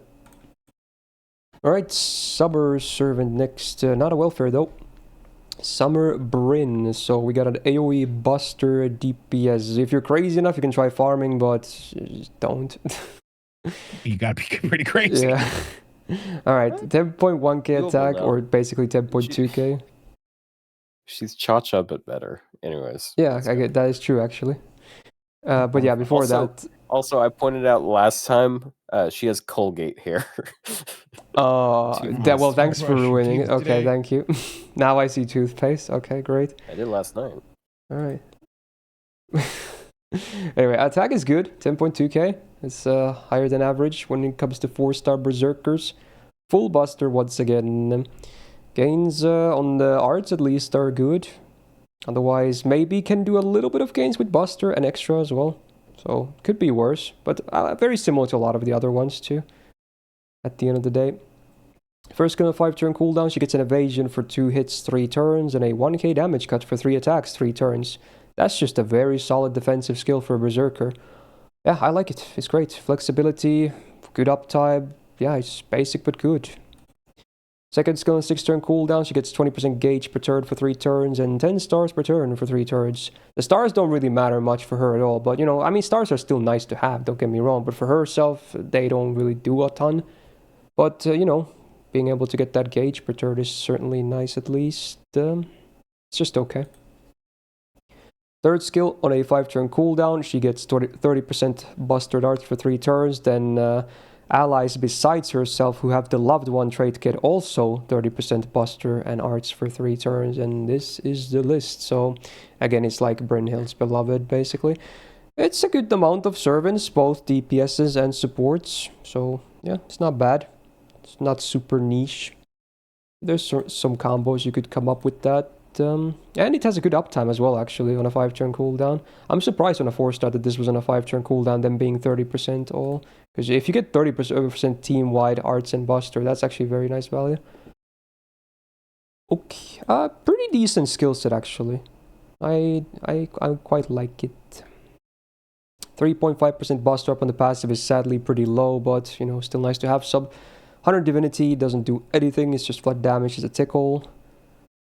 Unbuffed MP then, so before damage, gets an Invul Pierce for 1 turn, very cool utility, first of the Berserkers that we see to have Invul Pierce, I believe. Then also before damage on overcharge, gets a 20% Buster up for 1 turn on base, scaling up to 60%, so while it's not ramp up, you know, it's still more damage. It could have been a burn or something, that would have been just really bad. It's decent, very decent. I don't think her damage is all that crazy high, but she just works, right? She's just a decent to good AoE Berserker DPS, right? Don't farm with her, though. This is very ugly. I've never really found much of a use for her. I thought she would like be like a AoE Berserker that also I can use like buffing, but Brynhild's Beloved is just such an inconvenient trait to work with that I've never it never came up. Like I never had the like, this is the moment where this will be useful. Pull it up. Pull up. There's actually a pretty decent wealth of these servants here. Okay, so like for example, there's Arash, there's but you pair AoEs with single targets. You don't pair AoEs with AoEs. So like Ozzy, there's I think I'm be real, I just don't like it because I don't know what the fuck. Sorry, but pardon my language. I don't know. I can't remember any of this. Like what's the judgment here? I like buff men, and then there's Habertrot. Like what are you? and why is Liz there? Why are there like? I think the Kentucky one is actually a good one to bring up though, because 30 Buster for him is pretty impactful. True, but like it's just annoying. Like okay, I get like heroes, I guess, you know, like they got a couple of very heroic women. She has a type, and for some reason, like I don't think she's bi. I don't remember that part of she was married I to think a, it's just guy or something. It's supposed to be heroes, right? Because Valkyries are supposed to carry heroes to Valhalla. I don't know why that toddler. Yes, my favorite hero, King Hassan. I don't know. I mean, I don't know why that toddler is in there. Bro, I just. My second favorite hero. Hold on. Tyrek. So, when you say toddler, you're referring to Liz. Look, it's a parental kind of love, like Liz. Taking care of a child. I assume it's for the Chinese figure who is linked, who's like merged with her. The dragon head she brings around, but I don't know, it's just weird logic and it's annoying to remember. This would be a whole video of itself. Yeah, why is this Brynhild's beloved? Yeah. We need a new segment called "I Can't Believe It's Not Brynhild's Beloved." Wait, hold on. Wait, do I actually see only male Hakuno and not female Hakuno? No, they're both there. They're both. It was behind Otto's shell. Okay, never mind. I'm blind. I was like, wow, we can. There's more difference between the. But two apparently, servants. some servants have some of their variants are here, but some are not. If the same servant has multiple variants, which is also weird. Yeah, she buffs both Buster and Arts. Sorry, Proto Ku, you're not included in the Cool Kids Club. All the other Kus are here, including Satanta. He's the only one that's not here. Yeah. Again, it's so weird. I mean, she's like a way better version of Cha-Cha because they both have the slow charge, the stars per turn. Yep. A little bit of team support. I feel like her team support's more valuable though. The main thing is her defensive utility is just better. Like the damage. Her first skill is a very solid defensive skill. And then I also really like her Invul Pierce. There's a lot to like about the character. But unfortunately, in this day and age, you got no battery, you got no rights. So I mean, she's got 20 per turn. No, okay, whatever. I don't know. I still think she's fine as a DPS. She gets her NP more often than Kiyohime. I think realistically, she's probably B+ at least, at the very least. But probably also incredible arts card. She has a ridiculous arts card. That's what I have to say. It's not. Thank you for the information. Say about that. It's good for that information. I would. Do we start with B+ for now? You're welcome. Yeah. All right. I don't have any opinions on these. Maybe I shouldn't be. I feel like that she might be the best AoE that we've. Actually. Yeah. She literally is the best AoE. All of the single targets. The whole single targets up here. The second highest AoE is a C, dude. All right. We'll see. She could maybe even be A in the future, but let's start with the B+ for now. Yeah, A. All right, next up, the competition for another one we talked about earlier. We got another Summer Servant. There's Summer Say. Finally, something good. Yeah, so we got a single target the quick DPS with a full red deck. 9.9k attack is basically around average when it comes to 4-star Zerks. Her gains cards are really good. Her arts card in particular is a 3%er. Okay, cool. Very good. And her extra is good too. So of all the single target full reds, she's definitely the best when it comes to the gains. Good. Obviously still, there's not a ton of gains cards, but the ones that exist are good. Very good even. First skill on a 6-turn cooldown, she gets 30% attack, 30% crit damage for 3 turns, and then 20% battery. It's just good. It's just a nice steroid skill, gets you going. Good. It works. Second skill on a 6-turn cooldown, she gets an evasion for 2 attacks, 3 turns, 100% crit damage for 1 turn, and 5k absorb for 1 turn. I'm so happy this is not a 1-turn evade, otherwise this would be so much more awkward to use. Now you can kind of pop it whenever you have like a fat hand of hers, like cards and some stars incoming. Then you can definitely just pop this. And speaking of stars, third skill, 5-turn cooldown. It's a targeted skill. Heals the target for 3k, gives them a burn immunity for 3 turns, and you get 25 stars. The burn immunity is whatever, it's very niche, but targeted heal is okay, and then getting stars is good because she really wants to crit, so the more stars, the merrier. It's probably the best single target kit we've seen so far, I want to say, overall. Yeah. Definitely. Yeah. 4% buster up on the passive could be better, unfortunately, but it's there. 4% bust or quick absorb. Cool, I guess. How much is that really in the grand scheme of things? How does this even work, actually? How does the scaling work on this one? Does that actually do anything significant?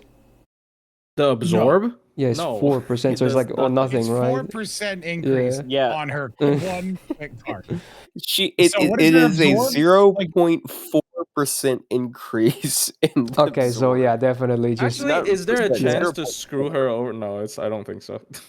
Well, it is Like, what it the is. you only want it way on the you buster. ever do something is if she's in a solo and only her cards are showing up, Hold and then It's such and a then weird also passive. like you use her second skill, it evaporates. It Yeah. is diluted completely. I have to ask, if her star absorb is 10 and it's a 4% increase, does it round up so that her quick card has 11 star absorb? Or is I it would assume really it rounds up to 10 the nearest I think one it It digit. has to round up. You think? No, it it would has to round round down down. because So it it's stays 10? 0.4. Oh god. Like it all, So it doesn't change. Usually, So Oh, it does so it nothing. literally does nothing. Anyway, yeah, so this passive, you just forget about it. But yeah, hey, yeah, this it's other the passive though, worst the third passive in the one. game. Yeah. It actually does something on the other save because she Mm. actually has absorb worth it. Yeah, she has damn, some base but absorb, true. you're starting from a number instead of no number. But yeah, 100% charm resistance is great. It's not immune per se, but basically immune when you think about it, so it's nice to have. MP hasn't been buffed, but let's see what it does. What did you know? It's say but single target. But yeah, not all of these are bad. So for 1 turn, she gets 50% lawful alignment power mod before damage. Also before damage, 50% shadow servant power mod for 1 turn. And also before damage, 50% man attribute power mod for 1 turn. 50% base overcharge, scaling up to 100%. I'm glad that's the one that scales, because that's probably the easiest one to hit of all the 3, that or the lawful. So while the Shadow Servant one is kind of doo-doo, that's almost never useful for her, especially because she's not a farmer. Lawful and Man, they can not only coexist, but both are common, and her being a Berserker gives her even more coverage. So honestly, while it is full power mods only, it's actually not bad at all. That's the funny part. So she's definitely the best single target Berserker so far that we've seen, right? For sure. It's really funny because when she first came out, I think the general opinion was she's not that good because just simply there wasn't the supports to enable her type of gameplay. Like, because her MP is quick. Yeah, this was before Summer Scotty. Single target. Yeah. Summer Scotty took her from being kind of like middle of the road to like actually one of the best single targets, like Berserkers. Like, I think she's really good. I think she's she's very good. Yeah, for a 4-star, yeah. But yeah, she's really good. I think she's better than some 5 stars, I would say. It's just She's better than some 5 stars. I think honestly, if you look at this kit, this is like a very good example of how they stopped like holding back when designing Berserkers, and they start giving them actual kits, and then you start to realize, wow, the characters with actual kits are kind of stupid, right? Like because this class is stupid. So I think she's really good. You know, she has like kind of everything you want in the DPS, anti-trade, you know, Buster, Sarb, not just crit damage, Sarb absorb. I don't know, just everything. Also love how her skills are designed. I mentioned it last year, but I love how you have like the 3-turn buffs with the battery on the first skill, so you can pop that immediately. Yeah, it just feels good to pop this no matter what. Yeah, then you have like the heal and the stars on the 3rd skill. There's nothing conflicting. Like the heal is generally wasted, but you can target it on someone else and you're still getting the main effect, which is the stars. And then the 2nd skill, you can pop a 1 or 2 turns ahead of the NP, and it's fine because it's a 2-hit evade. Yeah, it's not 1 turn. It's also, if she was released 2 years ago, it would be a 1-turn evade. Also, it's 25 stars, so like even with just 1 Summer Scotty, you're sitting at 40 stars, which means you're likely to get some stars, even if you're not popping the 2nd skill. Well, I mean, Scotty's Star Bomb is an absorb.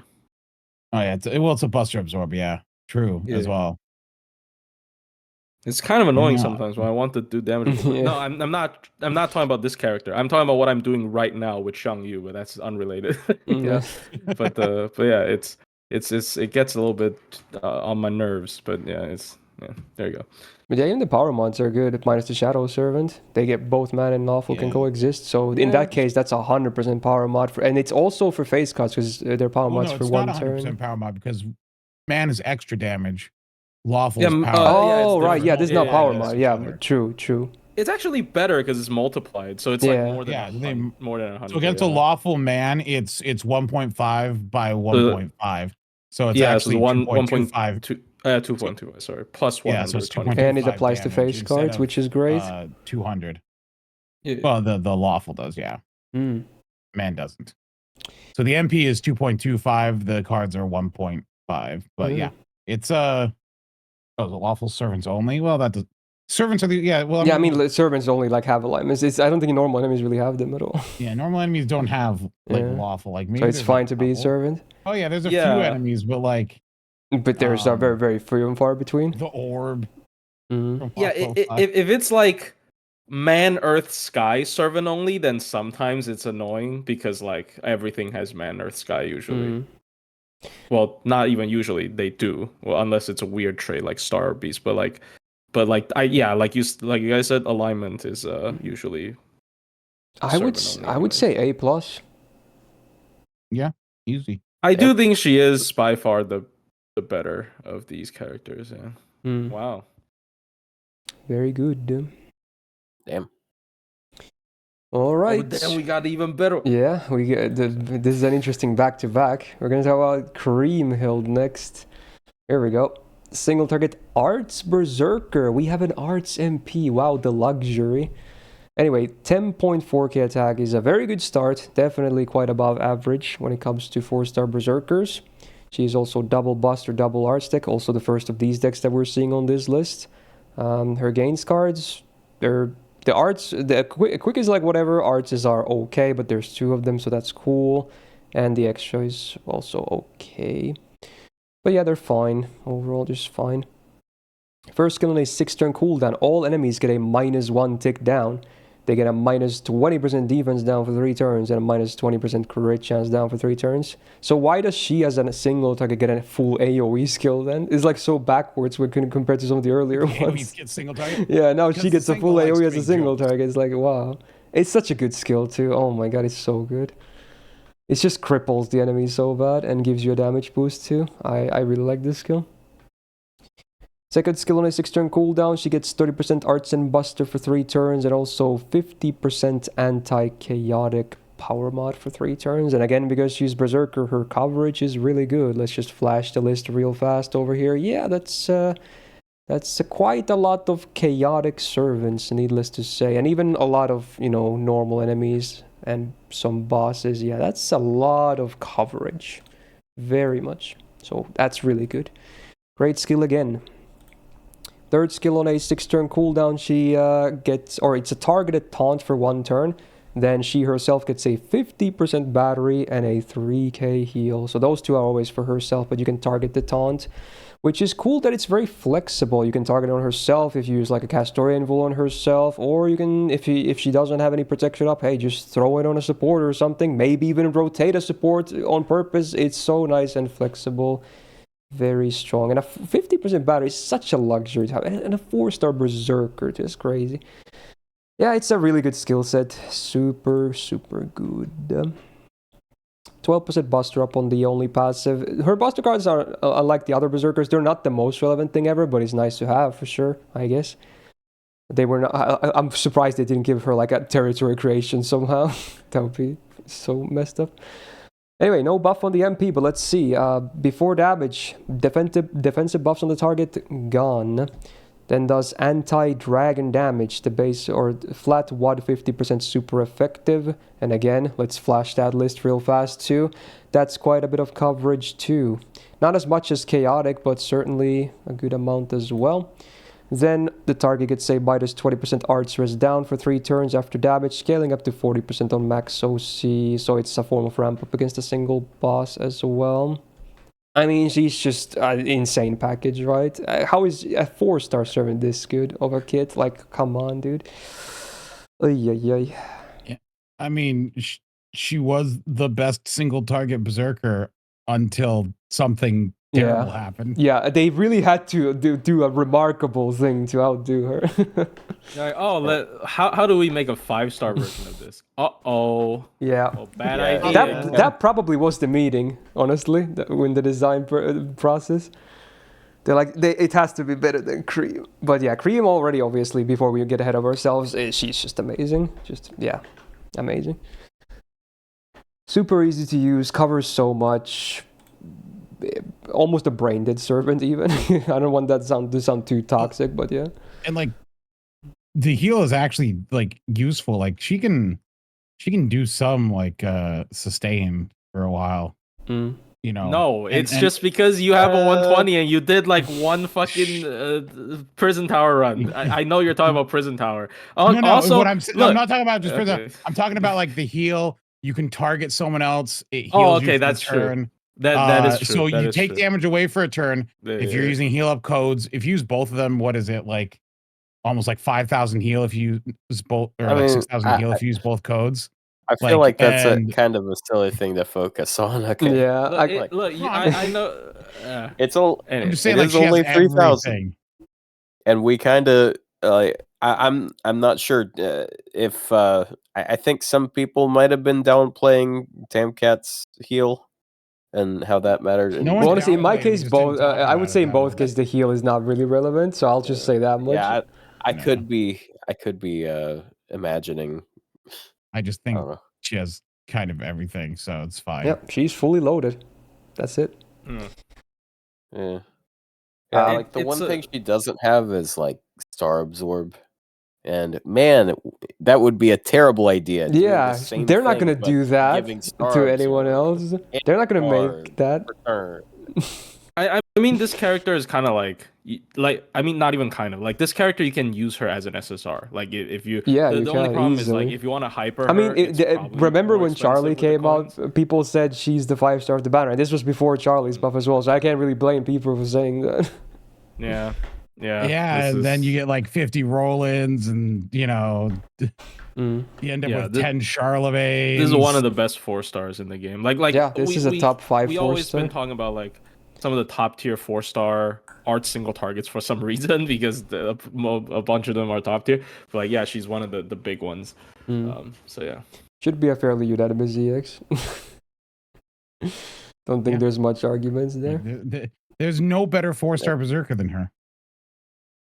Yeah, you're probably right. Yeah. I do have her 120. Plus, she is correct. Am I biased? No.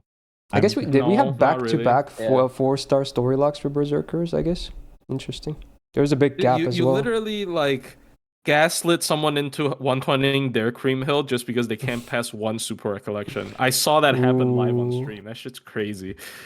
Drama. He's like, oh, I can't beat this. I got a 120er.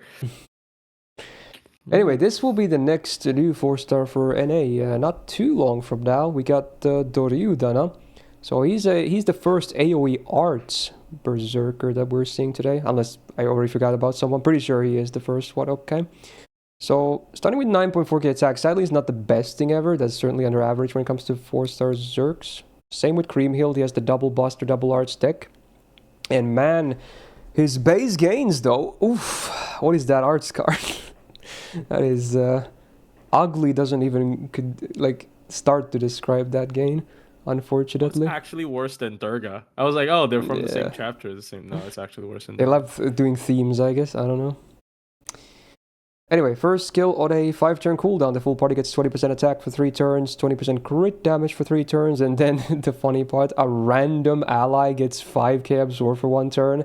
I hate that so much. Just give it to him. Why is it random? It's so stupid. Why? Why is it a random 5k absorb? Otherwise, it's okay. Funny. Yeah, I don't hate this skill otherwise. This isn't even the worst random effect on the title. True. It's so weird though. It gets worse. It's worse. Alright, second skill on a 6-turn cooldown. He gets 30% arts for 3 turns, 30% crit damage again for 3 turns, and then 15 stars on use. So now you kind of really would like to have some absorb, huh? Wouldn't be nice. But you know, arts up is still great, so helps with the MP. Third skill, 6-turn cooldown. Targeted skill, ally gets 5k absorb for 3 turns. Hey, we got it. Then 20 stars per turn for 3 turns. He himself gets 10% gauge per turn for 3 turns, and all enemies get a minus 40% debuff for 3 turns. That's a great skill. That is just a great skill.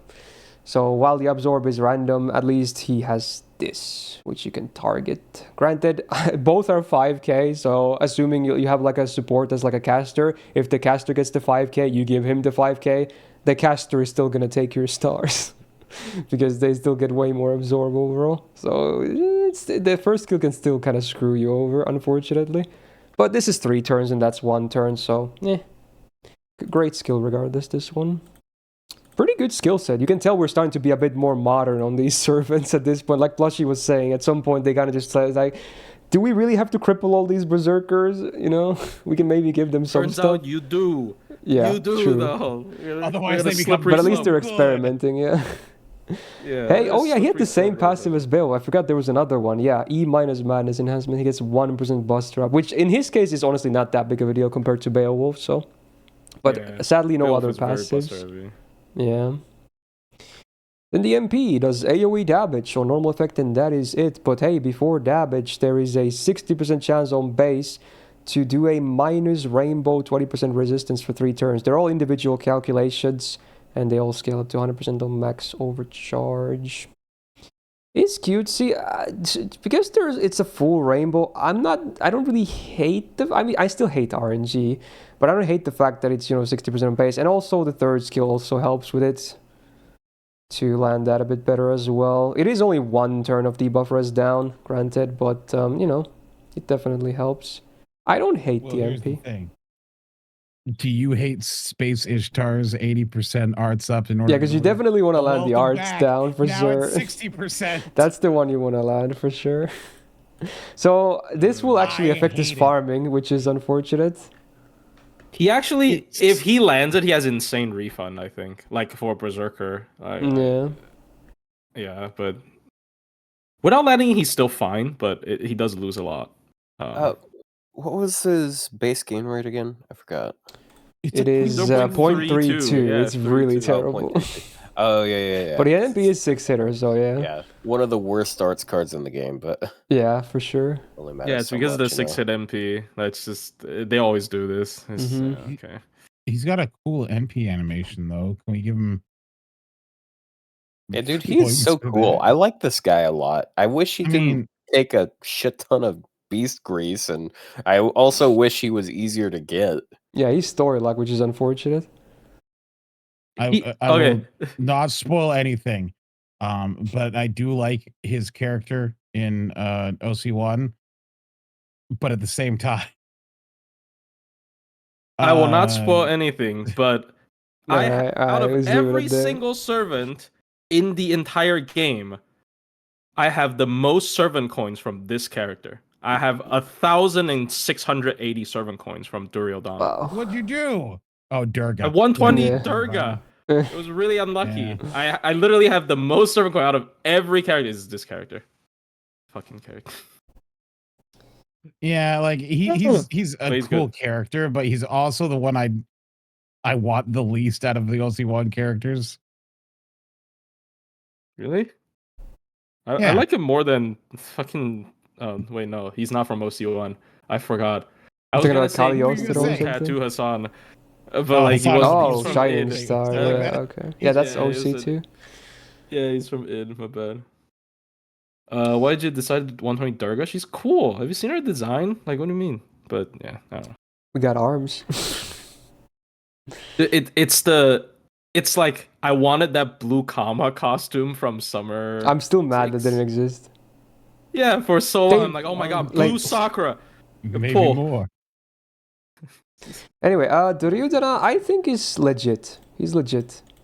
Yeah, he is honestly pretty good. It's just like people's standards has become so high when he came He's like, out. oh, At that well, point. he's not as good as Summer Ibuki. He must suck.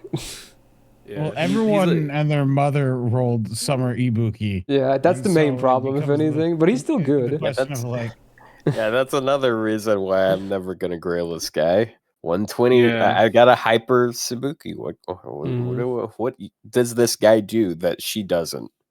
Yeah. Yeah, it's just unfortunate. he summons men. Dude, imagine if he came out like bro, a year earlier or something. Bro, like 2 she years summoned earlier. me. What are you talking about? Yeah, honestly, if anything, I feel like Summer Ibuki summons more men. Yeah, bro. Well, no, I'm referring to his NPC. Yeah. Karna and whatnot can show up, which I think is Yeah. nice. It's RNG though. Whoever shows up, but Does It's who kinda show up? Nashville No, Town, it doesn't. Whoever shows up doesn't coincide with the No. debuff, right? No, that would have been cool. That would have been cool. Yeah. B plus A tier. Hey, I think he's a. A, yeah. I think A.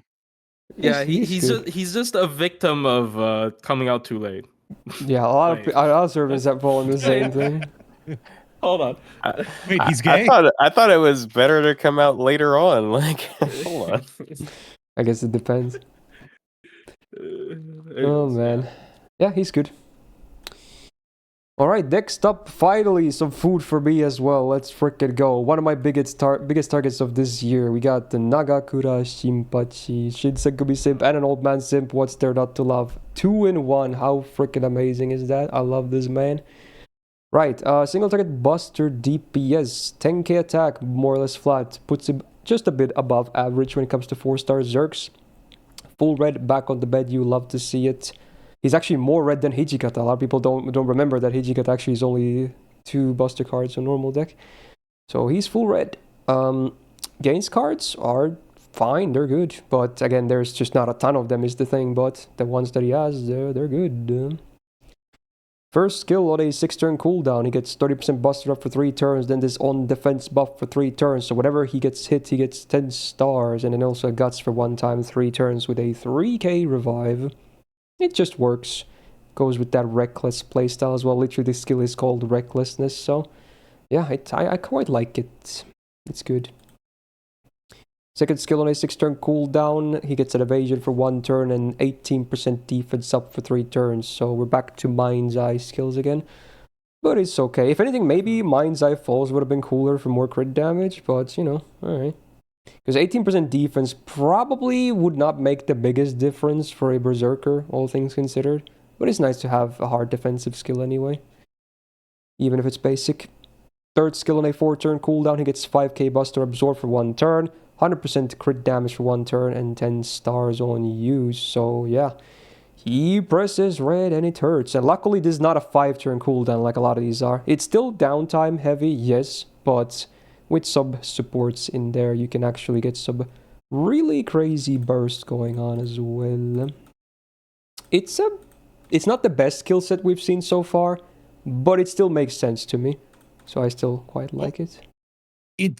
It's the old school Berserker skill set, but modernized to actually be functional. That's a good way of putting it, yeah, actually, yeah. They didn't really hold back too much, and he still has some nice newer tools as well in there, while still feeling old school. Sadly, his only passive is Madness. Oh, what was that? Oh, sorry. No, I was just gonna. He's really fun, like seeing all these crit buffs go up. Oh yeah. Yeah, his only passive is Madness Enhancement D+, which is only 5% Buster. Would have been nicer to have more, but, you know, still nice to have some. Then the MP, so before damage, he gets 100% crit damage for 1 turn. He also removes enemies' evasion buffs before damage, so it's like a pseudo sure hit. Arguably, sure hit is better unless you're buff blocked, because some evasions cannot be removed, but, you know, still cool to have that utility. Then before damage, he also gets 20% Buster up for 1 turn on base overcharge, scaling up to 40%. So the 100% crit damage is pretty funny, because again, it can only affect maximum of 2 of your cards, because 1, the MP cannot crit, and 2, your extra cannot crit. So it's only for the 2 follow-up cards. And man, this guy actually can stack a lot of crit damage. Sometimes maybe even a bit too much. That's the funny part. But yeah, he can actually crit very hard. I think he's just very solid. He's very fun, he's solid, full red, baby. He's got low cooldown on the crit skill. He's got crit on. How much crit can you have on a single turn? Like if you do the MP and press the skill. 200% from his own stuff. You can, if you use him, Double Corian, and Merlin on turn 1, you can hit. Crit yeah, you can actually hit 500%. Yeah, with that. But from himself, it's minimum 200% with an MP with the third skill. Oh yeah, Merlin's buff make him go. And then you can also get the append if you want, but again, it's pretty overkill. I feel like Merlin's kind of overkill at that point. Yeah. But yeah, this is the guy I was talking about when I was talking about Beowulf, but better. Because he's better survival, he makes stars better, he's got more available burst. I think he gets his NP better. Yeah, he does. He's like something happened between Herc and Beowulf. He's nowhere near as durable as Herc, but like if you took Herc's Bond CE away, they're very comparable. I would say his kit is way better than Herc's though. Yeah. If you take away the Bond CE. I mean, yeah, he's just straight upgrade from Herc without the Bond CE, because like he doesn't even have less survival than Herc. It's like but yeah, obviously he doesn't have access to that amazing tool.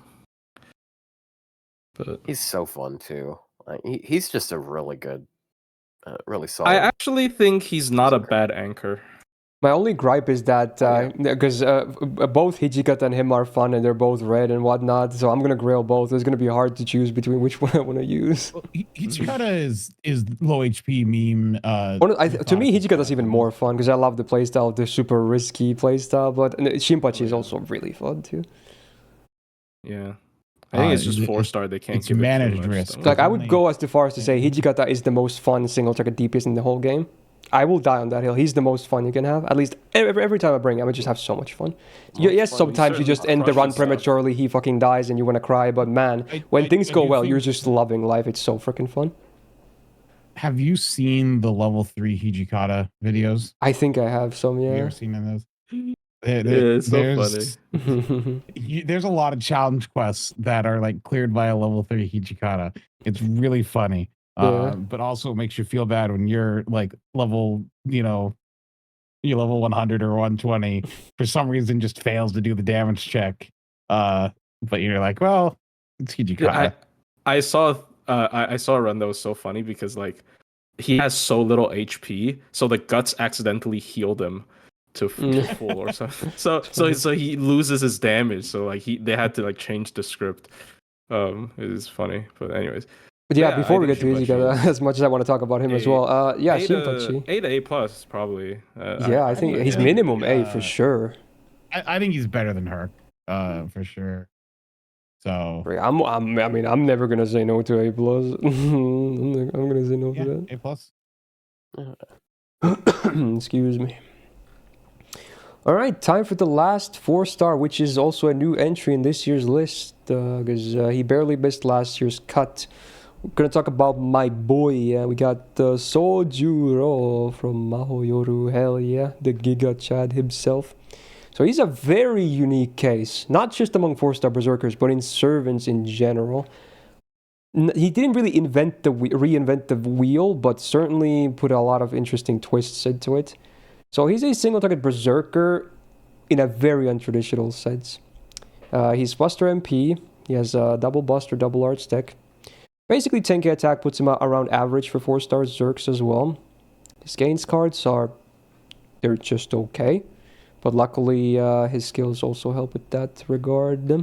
So then, the skills. We have a lot of, like, not just interesting stuff, a lot of new stuff introduced. So, first skill is 6-turn cooldown. He gets 20% Buster and Arts for 3 turns. And then he gets this this really weird dodge, which is dodge against lethal damage for 5 times 3 turns. So in the case that something would kill him, he basically dodges it. Like it's a really weird thing to have. But also one funny part is that it's actually not considered a dodge because it actually stacks with dodges as well, and they actually ordered it well. So if you happen to have a dodge on him, it always priors the dodges over the lethal dodge. So it's a pretty interesting thing to have. It does not prevent death from like dots, I believe, and sacrifices and instant kill. I think those are the exceptions, right? But otherwise, anything that does damage, he can prevent with that. Yeah, if it's a hit from an enemy. Yeah, it has to be a hit. That's a good simplification for it. Yeah. So Not it's even interesting. Can prevent his, so it's kind of funny in a way. If you have a cracked copy, it arguably becomes a bit worse. That's the funny part.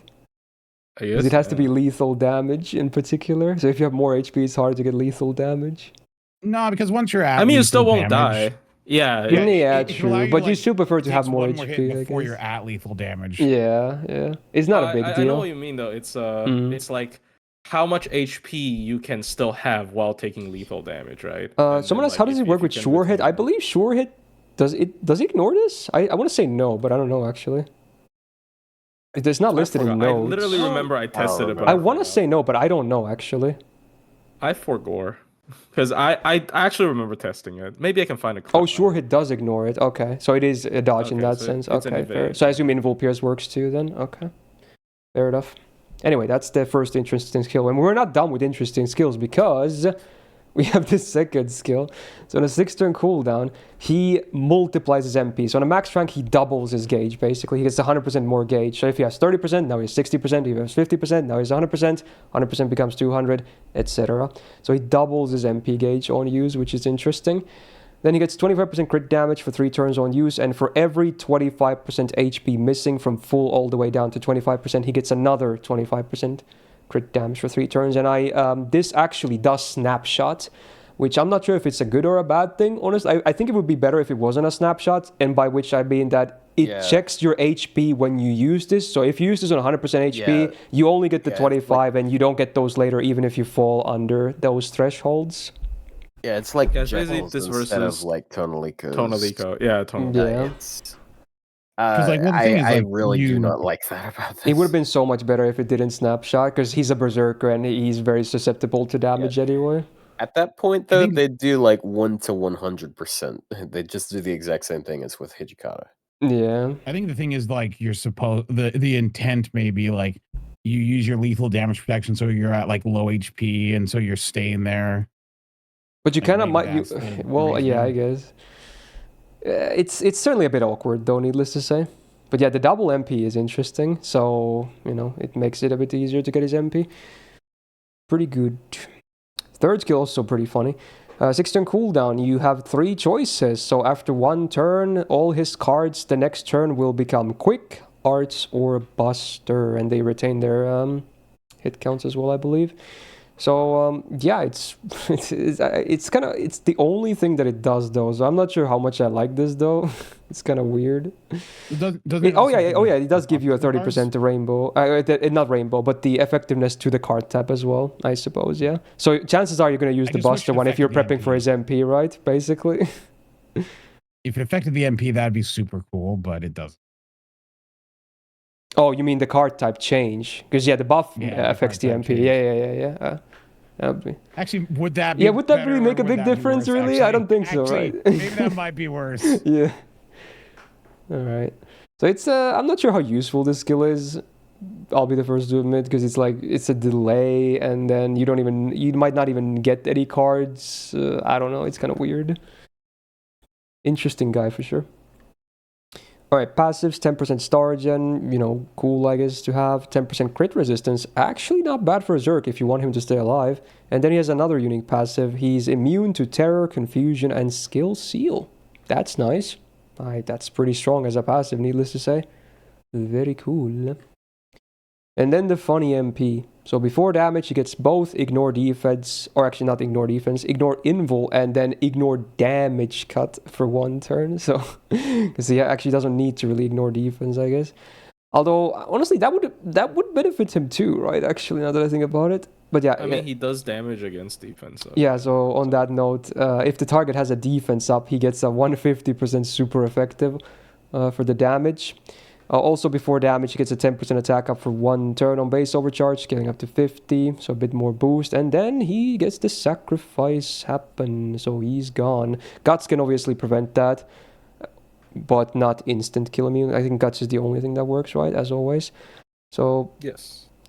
Yeah, so even though he gets the super effective, the damage is still obviously a bit mitigated if he doesn't have ignore defense as well, because defense up still works, but obviously he's still gonna do probably more damage to defense up targets than not, because chances are they don't have a crazy amount of defense up to begin with. And he's the only one to have ignore damage cut as well, right? As an effect. Yes, they had to change a advanced quest because of that. Oh, it's like an older one because he was cheesing it, yeah. Yeah, he was cheesing it. Yeah. Because it had like a 5 million damage cut. No, I remember that one. There was exactly one servant that did it, which was ironically Hijikata. It was Hijikata, and then it was like, oh wait, hold on, we can't have him just like instantly win it. That would be bullshit. Why not though? Who cares? Come on, it's just one advance. It's so much more fun than sitting around for like 20 turns killing the zombie instead of the gem. But guess what? Hijikata can still do it because he don't quest. Yeah. But yeah, on the topic of Soldier, he's really interesting because I would like to see him as a DPS, but it's really hard to DPS with this guy because of the way the MP works, right? So he's mostly used in farming, right? Because he has quite a bit of battery, and the MP is a free swap because he was of the sack. It's like Tutankhamun, very similar case again. He's actually the biggest reason people are like, okay, Tutankhamun's garbage. Because you have a 4-star option that's free MP5 and it's a cheaper party. And a Berserker. Yeah, like if you're looking at damage when Tutankhamun hits neutral, I think he needs to be at like MP2. Yeah, a lot of people call him like the single target Arash. Sojiro. Yeah, I don't think it's fair. He does more for sure. The scaling of Arash. Like Arash has yeah, he doesn't have the bonus. He doesn't only have a little bit of bonus attack on the overcharge. Well, he's a 4-star though. You know. And then he's also more expensive. But he's single target versus AoE as well, so they're not used in the same scenario anyway. Yeah, the cost is the main issue. I end up still really never using him for farming just because like if I want to fit him in a team, I might just fit Summer Kuro because like it's kind of like the same thing, you know. But yeah, it's honestly, I have so much difficulty trying to rank this guy. I don't know where we should place this guy at. He's like really useful. Yeah, but he's like, I don't know. It's like they had like this little hat that they threw random ideas into, and they at the end of the day they were like, okay, what do we give this guy? And they just threw the hat at him. Like every really single thing is a unique idea, but a lot of them just don't have any synergy. It really sucks because his skill set has a lot of like solo stuff or like survival stuff into it, and then it doesn't matter because he just ends himself with the MP. Because you can't really justify bringing him as a DPS if you're gonna do phase carding, because then you don't have a damaging MP unless you're willing to rotate, which you can of course, but again the crit damage is wonky to get. This is unreliable, and you really build around the third skill as well with like card locks. It's a lot of finicky stuff in one serve, and you know throws all of it away. I think like Hakuno is probably a better experimentation with this kind of idea because it's just like his skills are just completely disregarded. Other than the battery is good. The battery is basically a slightly worse 50 battery, I'd say in most cases, because like because you need a 50 battery for it to be as good as a 50. Well, the append definitely helps. Oh, yeah, Pen and like Oberon in a Buster team. You can probably just make do with AoE batteries in the append. You don't have to target him with anything. Yeah, I do like Otto's thing of like them just drawing stuff out of the hat. Like they just got a dartboard and they're just like throwing it out and like all right, Berserker, they throw a dart in the land. It's like multiplies NP, goes in the dart. It's like can't be killed. Goes in the dart, kills himself. No, see, it was a dartboard, but they just threw a brick at it.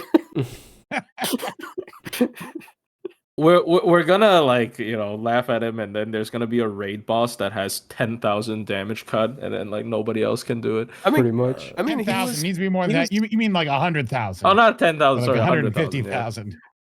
I mean, he was pretty useful in that the Hibichika event because there was like a pretty fat wave 1 enemy. It was like over 200k. Is it not a Berserker? No, it was a Rider. Oh, it was a Rider. Oh, yeah, that was what it is. So it was awkward for people to deal with because you also had to deal with wave 3, which was like 900k. A foreigner. foreigner Voyager. that had no traits that you could abuse. Yeah, Voyager is really bad. I don't know. You could single slot that with the MP5 Hibiki Chikage. Yeah, just roll NP5 with a new servant. Yeah, simple as. Feed the machine. Anyways, I do think the character is fairly good. I think he's a bit overrated in farming because like the cost is again maybe the main issue. Yeah, I like multi-core a lot, but I still don't really use him that much. And it's just Where do we rank him? I don't know, man. Where do we rank him? He's still probably fairly high-ish. I still think he's pretty valuable. He's nice to have for sure. Yeah, it's just the 4-star cost. That's all it is. But A tier? It's worth it if he can kill him. Yeah, he's fine. I think he's fine. Yeah, but it is a very different A from everyone else. Yeah, it's certainly a unique case. For sure. It's in a completely different sense. Like the first one doesn't die and that one dies, and those are their respective best traits. All right. Well, that concludes the initial placement of the 4-star Berserkers. But man, we have 16 5-star Berserkers to cover next, so buckle up. We're still not Only done. Some of them are bad. Yeah, it's still a Berserker class. All right, we go... actually, I guess ID-wise, Kintuki was first, even though he's not a day 1 Berserker. So, frick it, we'll just go with the ID system. So, Kintuki will be the first 5-star. We'll cover it. What was that? Kintuki internally has a lower ID than Vlad. Yeah, they probably planned him on launch as well. Yeah, he was out like 3-4 months into the game anyway. So yeah, I think Gilgamesh was a similar case. Anyway, Kintuki, the golden bad himself. So single target Buster DPS farmer if anything, because DPSing man, he's there's a lot of stuff that's lacking. But hey, because the way he's built, he's actually relevant. 12.7k attack is still also very high, even for a 5-star Berserker, so that's also great. Triple Buster gains on base are not good whatsoever. Only the art scar is like passable, otherwise yikers. But it's fine. First skill on a 5-turn cooldown, he gets 50% attack for 1 turn, while I hate this skill again for his use case. It's still not the worst, but man, does this skill otherwise is underwhelming. Oof. Second skill, 6-turn cooldown, 50% battery. Again, it needs to do more if we want to do anything else with him. But for his one use case, it's fine. Okay, wow. Third skill, 5-turn cooldown. He gets 120% offensive debuff resistance for 3 turns. So you ain't nerfing that damage. Unless it's on entry, then GG, I guess. He gets a 3k heal as well on use. So again, wow. Literally 4 effects on a limited 5-star kit. Like that is a crime, but like it's so stupid because it's still not the end of the world because of the way it works. It's so stupid. That's the only reason they haven't buffed him, because again he has a use and they don't want to make it even better. What a weird scenario we live in. 2% buster up is very sad, but you know, it's something. 125 damage cut, just nothing. Discard that. Buffed MP very much keeps him relevant. He ignores defense on damage, which is cool. Does a minus 30% buster as down for 2 turns, and it's after damage. Always thought that was weird. Like 2 turns when it's also after damage. Like, why? Kind of weird. And then he's on... want it to be 1 turn, I guess. Yeah, I don't know. Only use it to use on one. If it's after, just make it 3 turns, but yeah, whatever. Anyway, base overcharge, 50% chance to stun the target for 1 turn, getting up to 100% on max. So the MP, honestly, FX-wise is totally fine. It's just a bit weird, but yeah, again, he's relevant because he can be used in farming and especially raids, even if they're not super cobbed. So yeah, it's so freaking basic, but he has a use case and he's universal. So yeah, it's Kintuki. He's actually proof that if you do enough damage, you'll always be relevant. Yeah. He actually does nothing outside of damage. Yeah. I mean, I guess the stun. And he's still top tier. Like that's the thing, is like for what he does, which is killing raids and actually even like boss killing with like multi-core, single target. He's good for that. Like if you're doing boss fights, you're using Vitch, so you can double cast his battery and you can spam his NP a little bit. I mean, at least 2 NPs really easily. Like it damage. Stuns. That's all you need. And he stuns. Because he's stunned. I would still. I don't think I would really bring him for bosses anyway, even if he has a stun. I hate him on bosses. He is not single target Arjuna Altar. Arjuna Altar has way stronger cards and stuff, so I wouldn't make that comparison there. Like he is held up extremely well for the fact that he has like big ass numbers and accessibility and terrible skills. If he doesn't have that 50 battery, it would have been over. We're gonna have some 5 stars here that have more in 1 skill than his in his entire 3 skills. Yeah. I mean, 1 turn duration skills don't matter if he's only used for 1 turn. That's just how it is, unfortunately. But man, what a I don't want to place him in EX, but I would be okay maybe with A+. I just don't want to place him in EX. I think A+ is fine. I think because there are single targets that are there are single targets that are arguably, I mean, not damage-wise, but arguably more viable or equally viable as him in multi-core farming, and they can do other stuff. Well, he has 1 job. He's a single job man, but he does it well. All these years later. Kentucky. There you go. Alright, so now for the actual Day 1 Berserker, one of the 5 Day 1 SSRs in the game. It's VLAD time. There he is. We already covered Lancer quite a while ago, and now it's time for the Berserker vampire guy. So single target arts DPS attack at 11.5k is a bit below average when it comes to 5-star Zerks. Double buster, double arts tech, and on base his gains are as bad as they get. Well, more or less, at least. So not very pretty at all. First skill on a 6-turn cooldown. He wins over all the assassins from last week. He gets a 100% chance to drain 1 tick from the enemy and gets a 30% battery. Imagine being the big daddy vampire. He gets privileges, I guess. Surely someday they will buff those 4-star assassins. Yeah, right. It's still not an amazing skill though, to be honest. But now at least the numbers make sense, so that's great. Cool. Second skill on a 5-turn cooldown, he gets 30% attack and defense for 3 turns. It's just an alright skill, good uptime, okay numbers, sure, it works. Third skill on a 7-turn cooldown, he gets the guts for 1 time, 1 turn, which is stackable, funnily enough, with a 2.5k revive. Then he gets another guts for 1 time, 5 turns with another 2.5k revive. And then he gets 30% MP gen for 3 turns. Definitely helps in spamming that MP, because his face cards are not going to help too much a lot of the times. Without a lot of buffs at least. That's why he tends to be so stuck to supports. But yeah, it's a skill set. It's more than Kentucky. It's still not amazing, but it does stuff, and it's fine, I guess. It's not amazing though. 12% buster up, not most relevant for him because he really only lives and dies by his MP. You're not really gonna get too much out of his face card damage. Buffed MP, in fact double buffed because the first buff was scuffed, so now it has a proper buff. Very cool. In fact, yeah. Wait, what was the case with this? Is it now a proper arts buff?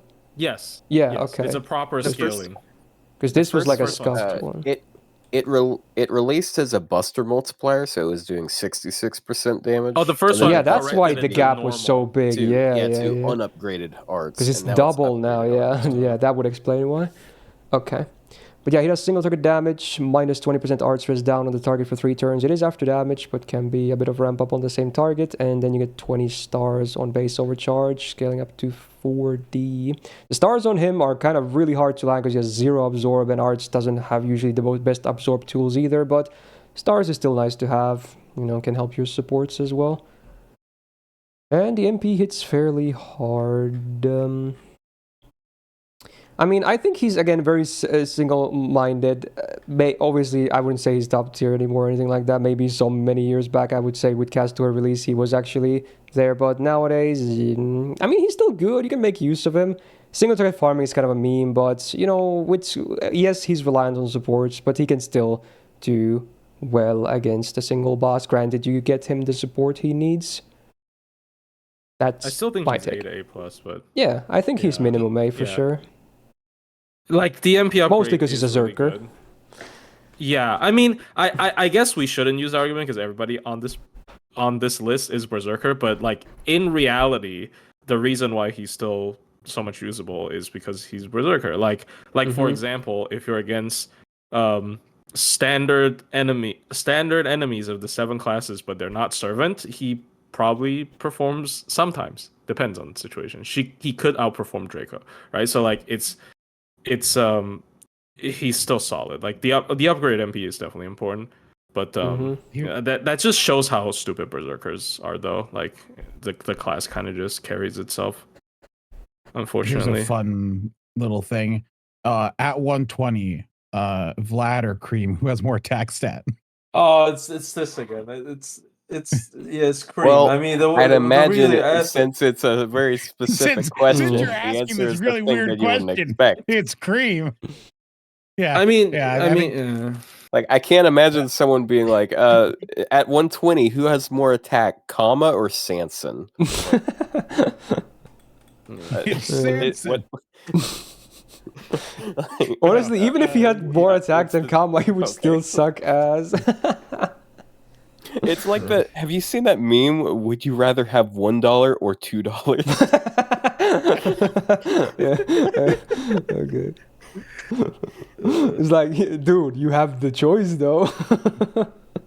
yeah. At least I have the choice, freedom. The illusion but yeah. of choice.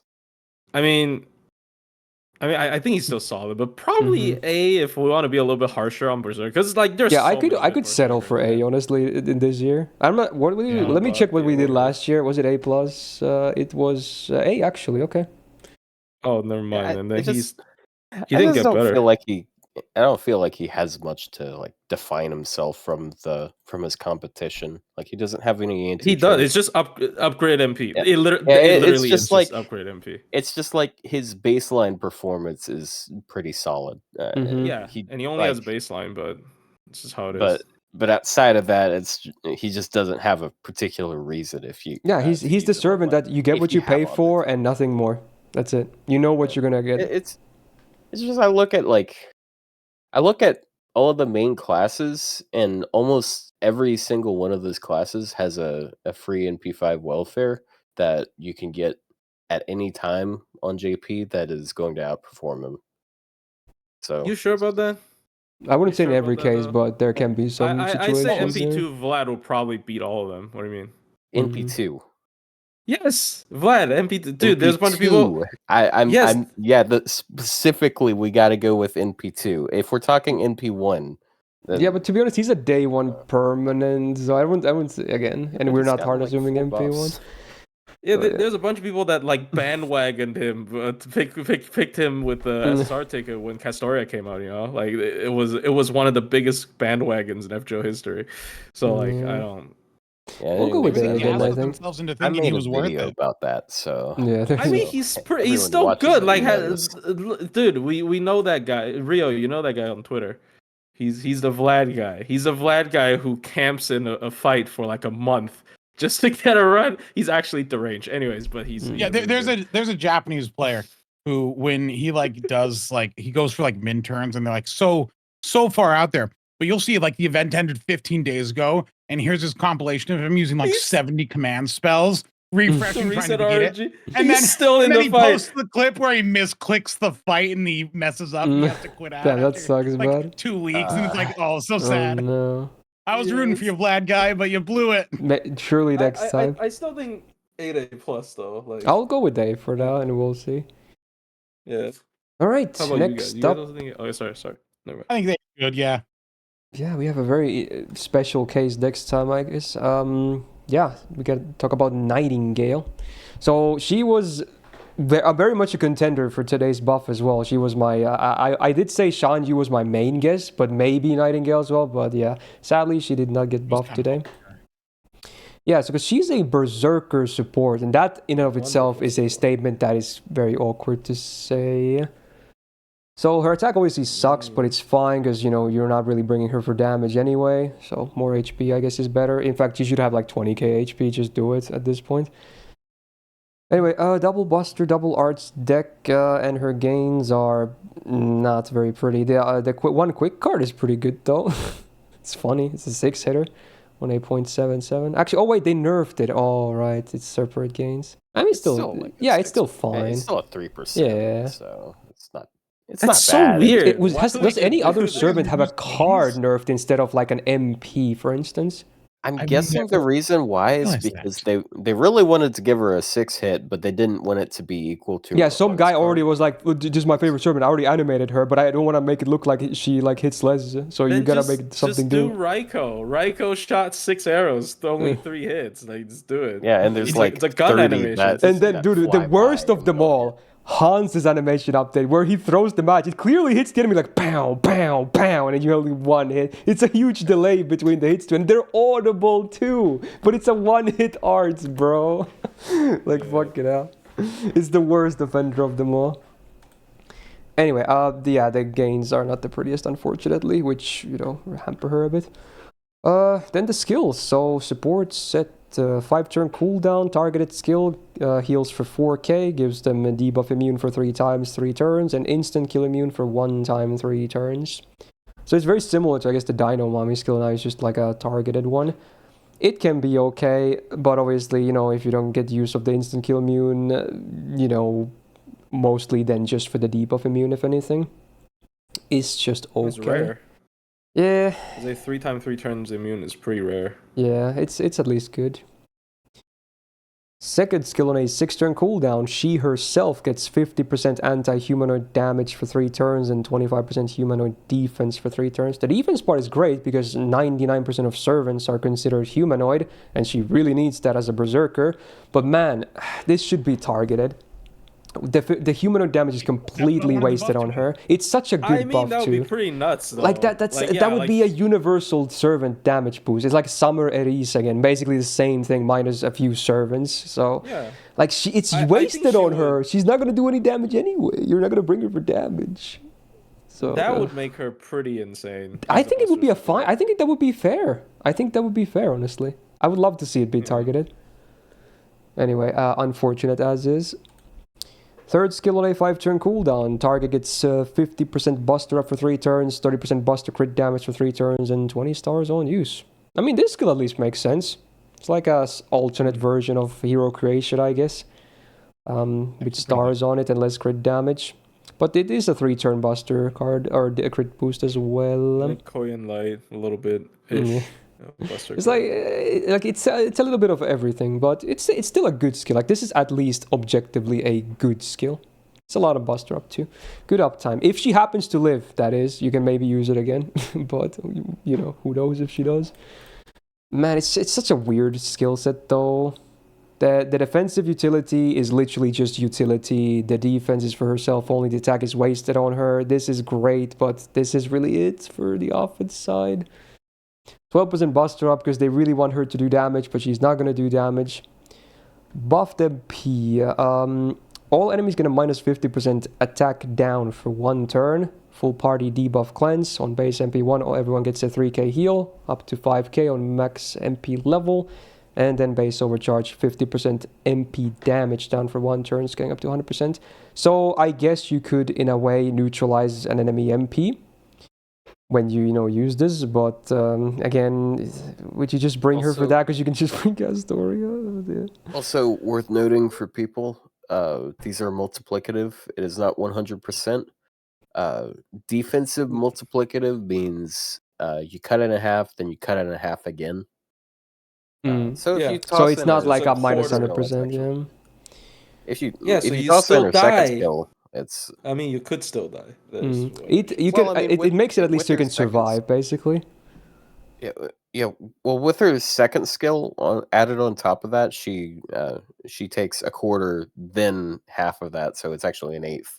So it's like 88% damage. So even a berserker at that point can tank. Yeah. Yeah. Yeah, it does reduce damage by quite a bit. It'll delete like defense debuffs if you have any. It's just like I like the third skill, but again, you have other options for this stuff. So the question remains: when do you bring Nightingale? And I can't think of many situations where you I've bring actually her. been forced to bring Nightingale multiple times, which is just because she's the best buffer that has debuff immune targetable. I guess in that case, that would be the one case.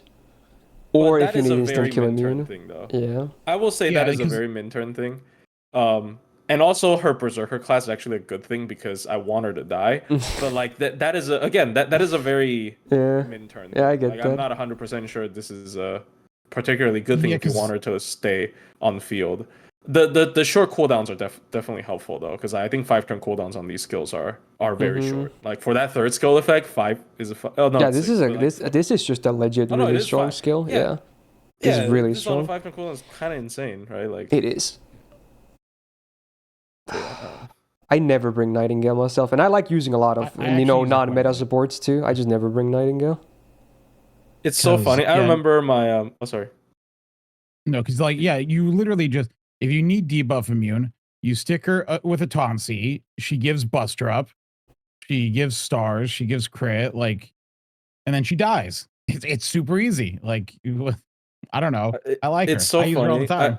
I think one of my runs for like Oberon, the Oberon boss fight, I had to do. It was Nightingale, Santa Nightingale in Van Gogh. And I had to use. I guess it's kind of fun to combo her first skill with Santa's second skill. that's a lot of defensive utility there. Yeah, there's some synergy for sure, but again, that is utility tools are just like that. When I need it, I need it, but when I don't need it, I would never bring her. Like I don't think she's bad by any means. She's not used very often, even if she might have uses. She's a B tier support. I might agree with that. Yeah, she's okay. What 3-turn Buster? I like to put her a little bit better. Just because, the third skill is like mini Koya and skill 2+3, right? It's a star bomb, 20 star plus crit. I guess absorb, but like I was kind of disappointed by that buff, but to be fair, it is lower cooldown than most. It's really good. Like, it's hard. Like I am complete. Like me really liking her performance is a complete bias for min-turn, so I don't know how to rank her. I would probably do B flat, but I don't know. Is that too low? Excuse me. I don't know. I have no idea. I'm not gonna even comment. I'd put her like at least probably B plus, but I don't know. Yeah, I would too, but B is for Otto. Better your than job. Yeah. Your job. Yeah. It was. Oh wait. Which is it? Between what and what again? The BBs. B and B plus. I'm fine with B plus, I guess. All right. I don't hate B plus either. As you did last week, but wait, what was that? No, I wasn't asleep. I was literally talking. No, you were playing Team Fortress 2. I am not playing Team Fortress 2 right now. I'm actually not playing. You were last week. I am reading Discord. He's locked in. We can move her later, I guess. Yeah, because we are definitely. There you go. But I am open to the idea of playing TF2 right now. Thank you for reminding me. Don't Otto, put it down. All right. Dude, this is gonna be Herc 2.0 because I know you guys are not gonna love this guy, but I love this guy. Okay. So we're gonna talk about cool alter next. Yes, indeed. Let's go. 5-star Herc. Let's freaking do it, dude. All right. Hey, 12.8k attack. That's amazing. At least no one can deny that or take that away from him. So hey, that's a really high attack. One of the highest when it comes to 5-star berserkers. Good. Full Buster action once again. Gains are just whatever. Again, there's only 2 gains cards. They're good, but because there's only 2 of them. Extra is okay too, so it could be worse. First skill on a 6-turn cooldown. All enemies get a minus 20% attack down for 3 turns and minus 50% crit chance down for 3 turns. So they ain't critting. They just ain't. Forget about it. I like this skill, honestly. I quite like it. Good crippling of their offense. Second skill on a 5-turn cooldown gets an evasion for 2 attacks, flat, no duration, and then 14% defense up for 3 turns. I mean, it definitely helps because he's a squishy berserker. You want them to survive. So chances, sometimes you might even get this off cooldown before you even lose the stacks. It can happen. I'm not saying it's super likely, but it can happen. So it's nice that it doesn't have a duration. Obviously, it's not as good as the high rank PFAs because they're 3 attacks, but you know, still cool. Third skill is the one thing I'm not a huge fan of. It's a 7-turn cooldown on a Guts for 1 time 5 turns with a 2.5k revive. So there's still some base Gutses in the game, and this is one of them. The only good thing about it is the uptime is actually not bad, but only being a Guts at this point is a bit unfortunate. So yeah, it's not the craziest skill set ever. It doesn't have a ton of effects, but you know, it certainly could. I still like this more than Kintuki. not for like, I'm not saying Kintuki obviously. He has a use for his skills. I'm talking about FX in general, okay? Anyway, sadly he doesn't have manas and has many EX. It's in fact C rank, so it's 6% buster up, but it's still something. 150% flat damage is nothing. And then the buffed MP, which is the reason why I still think he's relevant. So before damage, he removes enemy defensive buffs. Great, love that. And also before damage, he gets 30% attack and defense for 1/3 of base overcharge, scaling up to 70%. You can even tank a few hits if you know, time this with the defense up from his second skill, if needed. Yes, he doesn't have steroids, I acknowledge that. But I don't think he's bad. I think he's very legit. He's not an anchor like Herc, but in my opinion, he's legit. And I love this defensive this utility of removing defensive buff before damage. I think he's a minimum, but you guys might disagree. I think he's very solid. No, there you go. I think he's so I think he's been left behind by the how the game functions now. Like, but if anything, offense can be made up for easier than defense, I want to say.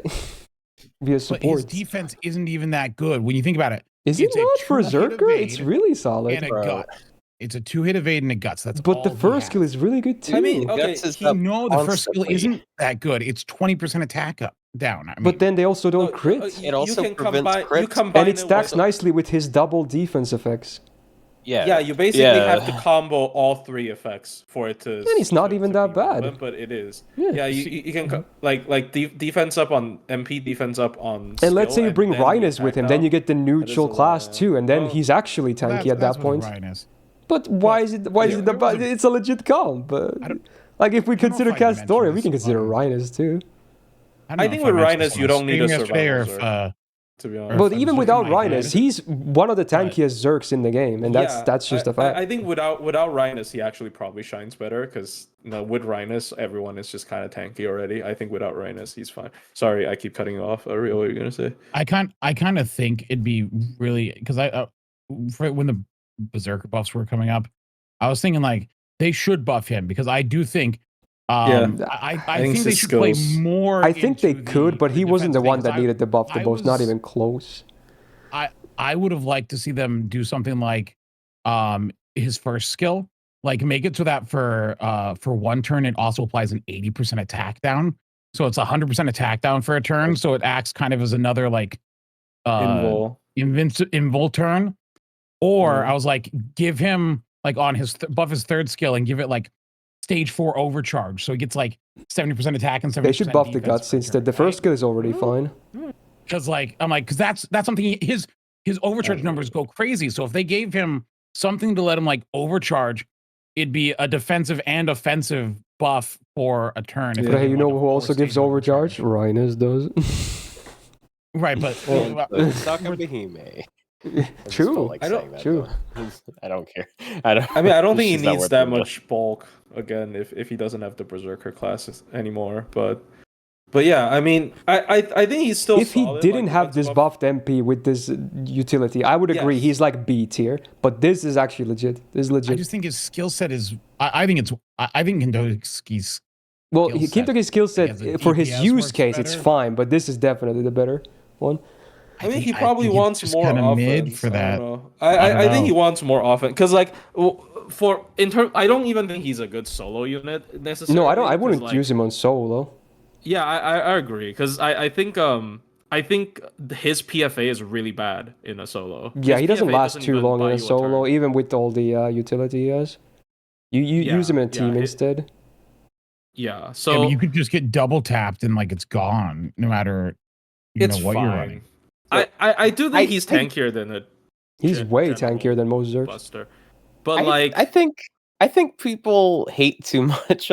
Okay, I get why I people just think hate. he needs a buff. Okay, they hate him because he doesn't have steroids. I get why people hate default. I do hate him because battle he doesn't continuation. But 5-turn guts, I feel like you guys kind of just like underrate that just because it's a common effect. Like 5-turn guts is a lot of uptime for a hard survival. Yeah, this can be always used twice if you know what you're doing. It can always be used twice.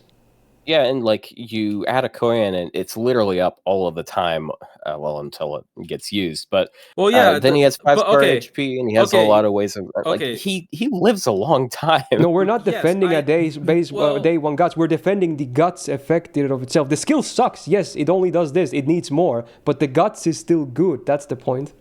Okay, here's the thing though. Battle continuation doesn't guarantee you to live for a turn.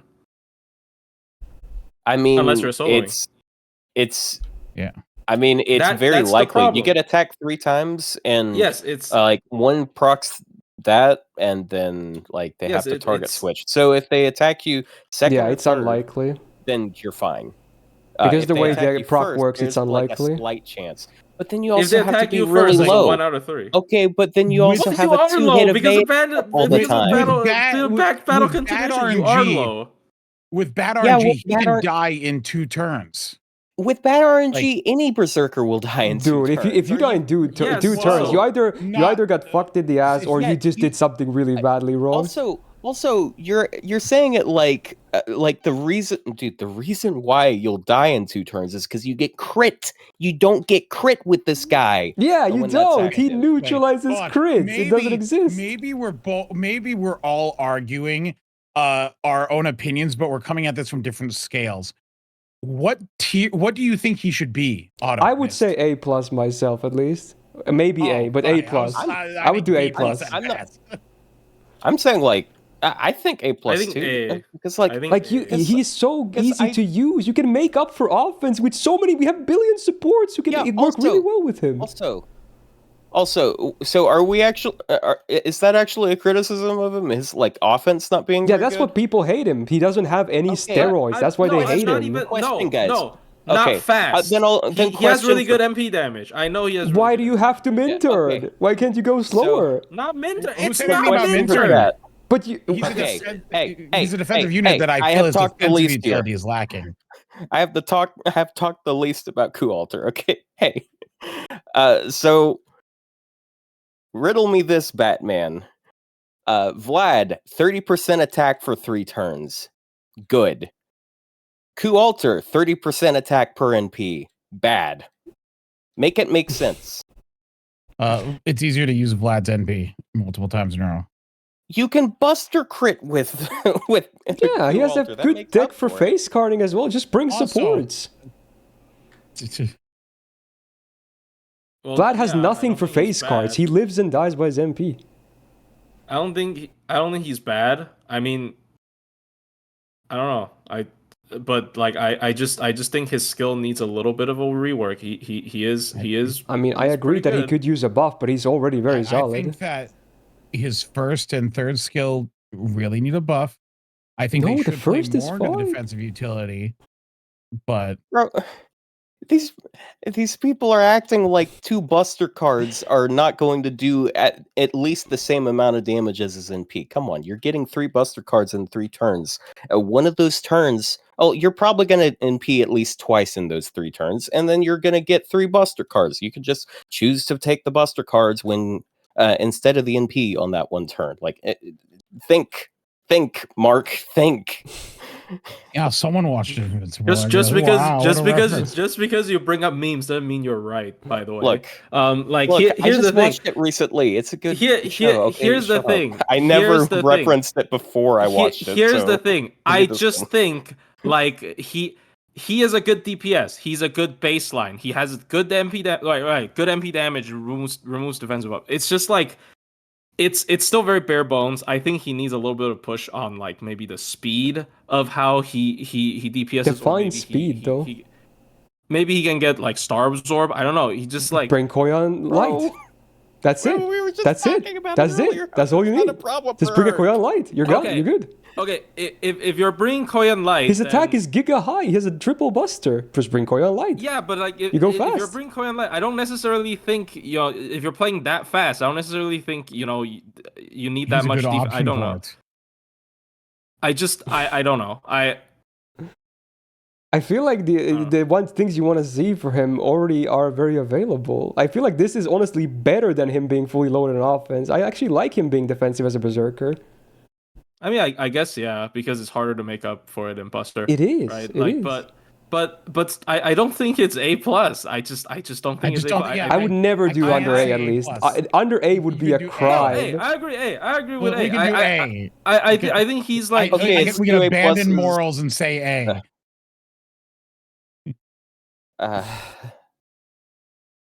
I'm at least happy you're with me on this, Otto. I was expecting to solo this too. I'll say that much. Okay. No, Otto loves this kind of slop. That's exactly the type of playstyle he loves. Look, I heard. Look, he's better than Herc. No, well, I like him a lot better than Herc, but I would not compare them. They're both a bit defensive. One is an anchor solo, or one is a DPS. I have heard arguments that favor him more than other servants here used on those other servants. Okay, so yeah, okay, fine. Put him A+. I don't care. We'll go with A for now. We'll revisit at the end. Go. We'll revisit. No, okay. sure. I really... Plushy, stop I working really against don't me here. care. I really don't care. Stop. Plushy, you're in a spiral. I need you to stop. I'm not in a spiral. I don't give a shit about this character. His animation sucks balls. That's why I hate him. Okay, like I don't. That is true. I don't know. Like his MP still does good damage. He does twirl, and then he twirls again, and then he smacks. He dunks on the enemy with his range buster, though. His MP probably does. I think his MP damage probably justifies the A+. That's the only thing. His MP damage maybe justifies. Well, again, we'll talk about that at the end again. That was a segment though. That was good. Anyway, next up, there it is. There's the heated segment. We haven't had enough of those, honestly. Yeah, it probably won't be the last one either. Let's be real. Anyway, Raiko is next to the chopping block. How is he worse than Herc? He has defensive buffer for damage. Chat, stop. He's not worse than Herc, dude. Get out of here. All right. I genuinely did dislike. So I'm sorry. Okay. Anyway, Raiko. There's one character I'm dragging down is Herc, not him. Interesting. AoE Buster, DPS, and I guess nowadays you can even farm with her. It's not the prettiest thing ever, but you can do it now. In fact, was that buffed already? Did that exist last year? I'm not sure if it did. I think so. Maybe it did, yeah. She's just a 30 charging, but I don't think her looping is predicted by either. It's like it's a 30 charger. Yeah, it's a standard 50. See. Anyway, 11.5k attack is a bit below average when it comes to 5-star Zerks. She's double Buster, double Arts, and her gains cards on base are not particularly impressive, unfortunately. So you're gonna have to make do. First skill on a 5-turn cooldown, she gets 6k absorb for 3 turns and 60% crit damage for 3 attacks, 3 turns. I don't necessarily hate this one. I love that the absorb is good and on a good uptime. The crit damage, at least it's on a crit damage instead of being like, oh, buster up for something based on hits. Because, it only gets good soon when you actually crit. And in 60% is a good chunk. So I honestly don't hate this. I think this is fine. It's okay. Second skill on a 6-turn cooldown, she gets 30% buster up for 3 turns, evasion for 1 turn, and a 30% battery. So there it is. With this, she can now buster loop. Rejoice, Raiko fans. Outside of farming, it's a bit tricky to use sometimes because it's her hard survival on it. And again, especially for Zerks, you can't necessarily throw it away. But, at least on farming, you just pop it and, pop it once, pop it twice, and you're good. But it's a decent skill. The awkwardness aside. Yeah. Third skill on a 6-turn cooldown. This, I saw some copium about people wanting to see a buff for this as well today because, they did their crazy Shisho buff, but yeah. Why would this get buffed again? Yeah, I don't know, but I did see a lot of comments saying that. I guess add a, I don't know, MP damage of, like, it. Yeah, I don't know. I guess it's because it's the only thing that hasn't been buffed. Yeah, pretty much. I mean, That like too. if you look at a modern servant like Komachi, it's like 3 P mods and MP damage up, so I guess you could justify an MP damage up. But this is a Berserker with an MP upgrade, so I don't actually agree with that. But sure. But yeah, on that note, on Yeah. a 6-turn cooldown, she gets 50% anti-demonic damage for 3 turns and 50% anti-servant damage that are either earth or sky attributes for sky 3 turns. Obviously, it covers both, and they cannot coexist anyway because you can only have one attribute. So there are I'm not sure how many servants are there that could have both. Probably not that many, right? Like there are some demonic earth, I'm guessing. Not sure if there's demonic sky. Yeah.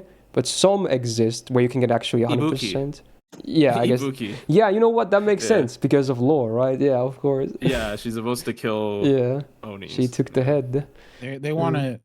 People want it buffed, so they add man and... man Why? and... oh, God. Why? No, just buff it so it doesn't have a servant restriction. No, that's anymore. the joke. It's just... yeah, that would help with farming, actually, quite a bit. True. That would be pretty man and big. star Yeah, and just beast. And then, but I don't think they would do that. It's like Tesla. They limit it to only servant for a reason. I think it's just they don't want to give you too much coverage with that kind of stuff. I guess. I don't know. Anyways. But yeah, it's I don't hate the skill. Demonic is fairly, out there, and then of course Earth and Earth attribute especially is a common one. Sky a bit more rare, of course, but. What's her own attribute? She's Sky. So wait, how was that on Earth? That's would Mystic Killer do extra damage to man? Then just change the skill name to Killer. just generic killer. Yeah, just actual psychopath. So wait, she does good damage, right, on Earth, as is? Yeah. Yeah, so that's nice one for her. Various things. It does help her. Wait, yeah, no, she actually is just absolutely screwed against man. She has no power mod, and she does less damage to them. Yeah. Good job. Except Koi and Sky, checkmate. True. Oh, true. That is true. That's that kind of makes like up to talk for it. about, though. Anyway, like skill She set gets bonuses against all 3 servant types if you're using double Koyan. True. Her skill set is fine. I don't hate it. I don't love it. It's fine. It works. It's alright. Passives, 12.5% debuff rest is okay. 12% buster up is amazing. 11% quick up doesn't really do a whole lot with her 1 quick card that is terrible. 150 flat damage is nothing. Buffed MP then. So that's AoE damage, minus 20% crit chance down on enemies for 3 turns. And then before damage, she gets 100% star gen on base overcharge, scaling up to 300%. So it is a 7-hit buster. So with that, even on base overcharge, she's actually going to dish out some good chunk of stars from it. If you're DPSing, that is. Obviously farming, it might not be super relevant. Sometimes might be if you're face carding, but yeah, it's an alright MP. I don't hate it. Both effects they're fine. They just work. If anything, yes, you can farm with her, but I don't know, maybe she's still nicer as a DPS because she has this crit synergy too going on. Granted, she doesn't have triple buster, which would maybe be ideal though. She's just like a standard buster looper now. So the misleading thing here is you look at her like a buster servant, but no, she is actually a quick servant with a buster NP. because the stars, you mean? She NPs, she makes stars, she uses the stars to crit and get her NP back, and it just goes back and forth. It's basically exactly like a quick servant, except you don't have the base refund. Yeah. So worse than a quick servant. Well, I mean, you double up on her buffs, and she does a lot of damage. Yeah. Unfortunately, this is the unfortunate thing I found out about, which is very stupid. Completely unrelated, but she does less earth than some neutral DPSs, which I don't know why. Maybe the neutral DPSs are too broken, but I think she still has good damage anyways. I think it's because they it's because they have Mod versus their own SC? special. Yeah. Are we talking about Mellow We're here when you say neutral? No, I'm talking about Cuckoo, but I think Chad's gonna fucking hang me if I say her name. Well, now I saw her. I mean, she has like 60% NP damage, so like 30%, but you double it, and yeah. She has 100 P mod against Earth Sky Servants. Pretty nice. I mean, I think she's pretty decent now with the buff to the second skill. Yeah. She has just good damage, like upgrade MP. It's kind of rare. She's the only AoE Buster Berserker that has upgrade MP. So the raw MP damage should be, well, compared to Arjuna Alter, not anymore, but but the raw MP damage should be Yeah, pretty it's high just not bad. on this character just because of the upgrade MP. I don't know. She's nice. She's nice. I think she's just like living under the shadow of two other top tiers, but I think the MP upgrade and the numerous skill buffs, honestly, the battery and whatnot, kind of puts her. I still would say she's like worse than the other two AoE Buster Berserkers because the other two have like very. I would say so too. Yeah, but she's good. definitely creeping closer. Yeah, she's creeping closer. I'd say A to A plus. I would do A tier personally. I would say A or A plus. My I feel like we were way not anything. Yeah, we were way too mean to her last year. I think. Like if the buff existed, then maybe. Yeah. But honestly, I think we put her on A as well. Actually, I thought the buff was there. We still put her on A though. So it's obviously, I'm not sure what we said, but the end result wasn't that bad at least. I mean, I think A is fine. Like I think like I don't think she's like a full tier below like Morgan and Gajuna personally, but I think she is. I think she is. Unfortunately, maybe I'll explain why. Hold on a second. So maybe she should be in B plus. No, I don't think she should be in B plus, but I will explain. Well, okay, I'll put out one thing, right? Like her versus Gajuna. One of the big things is where's her third Buster card, bro? Yeah, that's one thing I was saying as well. I would like her to be triple Buster. Where are you? I don't need gains. You just defended Cool Alter. Don't you dare defend gains now. Hold on. You had that preloaded. Yeah, no, you don't get to double dip. Yeah, he's right. You don't get to go both ways. Where's my third Buster card, bro? Like I'm a Buster Berserker. I should have 3 Busters. Wait, Morgan is a different case. Morgan have a separate case because Morgan is different. We'll talk about her later, but Morgan's different. Morgan's hot. I think we'll go with A for now. All right, but we'll see how we do with the rest of them. I can see later. A plus. So I'm not fully opposed to the idea either, but we'll see. I think A plus is definitely an argument here. All right, let's talk single target again next. We got the Valentines and Etchan, the OG. So single target, quick DPS. Interesting a niche on her as well, have to say. 11.1k attack is unfortunately a bit on the lower side when it comes to 5-star Berserkers, so that's not the best start. Double Buster, double Quick Deck is actually pretty nice for her though. I like that in retrospect. Gains cards are also, for a Berserker especially, actually not bad. So she's doing better than most Berserkers for gains cards. So at least that's cool. First skill on a 5-turn cooldown, she gets 50% increased healing for 3 turns. Then she gets a 2k heal, which I guess is a 3k heal, unless that first thing failed for some reason. Then she gets 1k healing every turn for 3 turns, which I guess is like 1500 healing with the first thing active. And then she gets 30% crit damage for Quick Arts Buster for 1 attack, 3 turns. It's kind of a weird skill. Healing in particular, again, on a Berserker DPS that has no hard defense, it's kind of a hard sell. I prefer something else, but, you know, it's something, I guess. It's still a low cooldown for what it's worth. So if you can take some hits, it can have value, but sometimes you just can't take hits, and, you know, GG. Yeah, I don't know. Second skill on a 5-turn cooldown, she gets 30% quick up for 3 turns and 20 stars. So there's a steroid for you. It's a kind of a bare bones one, but I like the uptime on the main card tab at least. So it's not the worst thing ever. Third skill on a 5-turn cooldown. What was that? It's pretty low cooldown with the Pen 5. Yeah, that's true. A Pen 5 helps. Well, it helps everything, but still, yeah, this one in particular. Then the third skill, so on a 5-turn cooldown, the full party gets 20% attack for 3 turns, and then she chooses one ally that gets minus 100% absorb for 1 turn. That should be like all allies besides herself get it. It makes no sense that it's one ally, because unless the other ally is a Berserker, Avenger, she's still gonna get screwed for absorb. It really should have been just all allies besides self get this.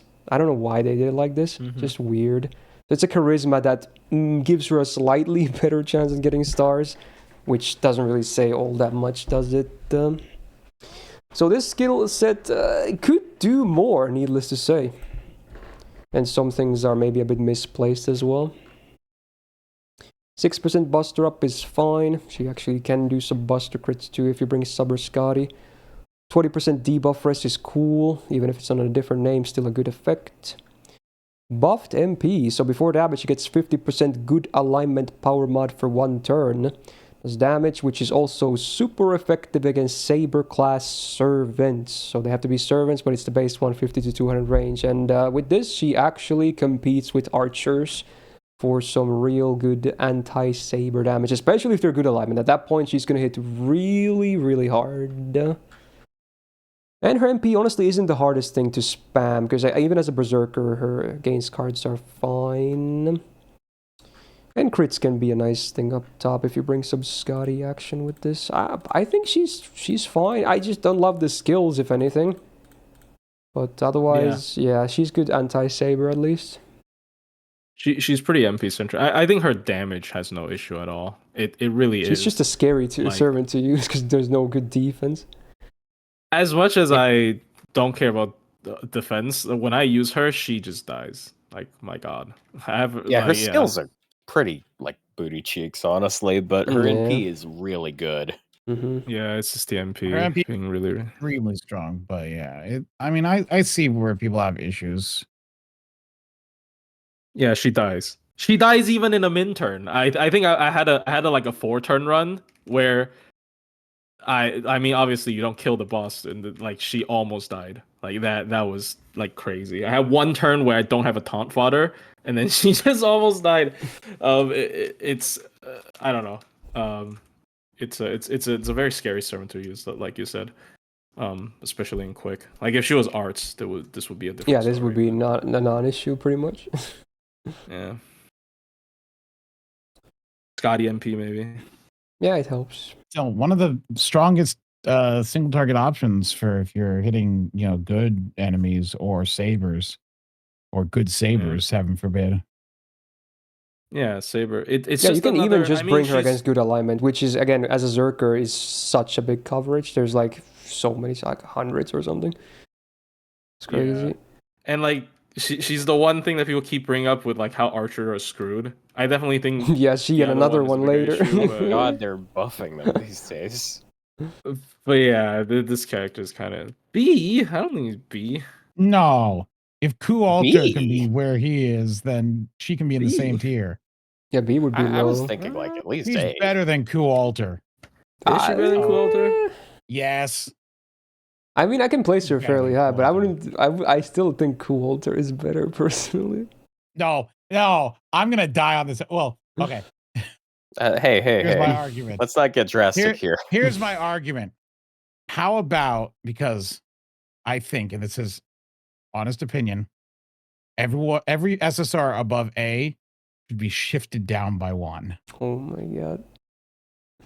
I think Are you really gonna do that to Cream Hill? You said that we're gonna treat her like an every SSR. Oh, every SSR above A, because I think Kentucky belongs up there, but I think the upper rankings are too crowded currently because there's some really good ones coming, and I don't think that I think you're gonna end up with like the certain things being crowded because. Well, we'll cross that bridge when we get there, I think.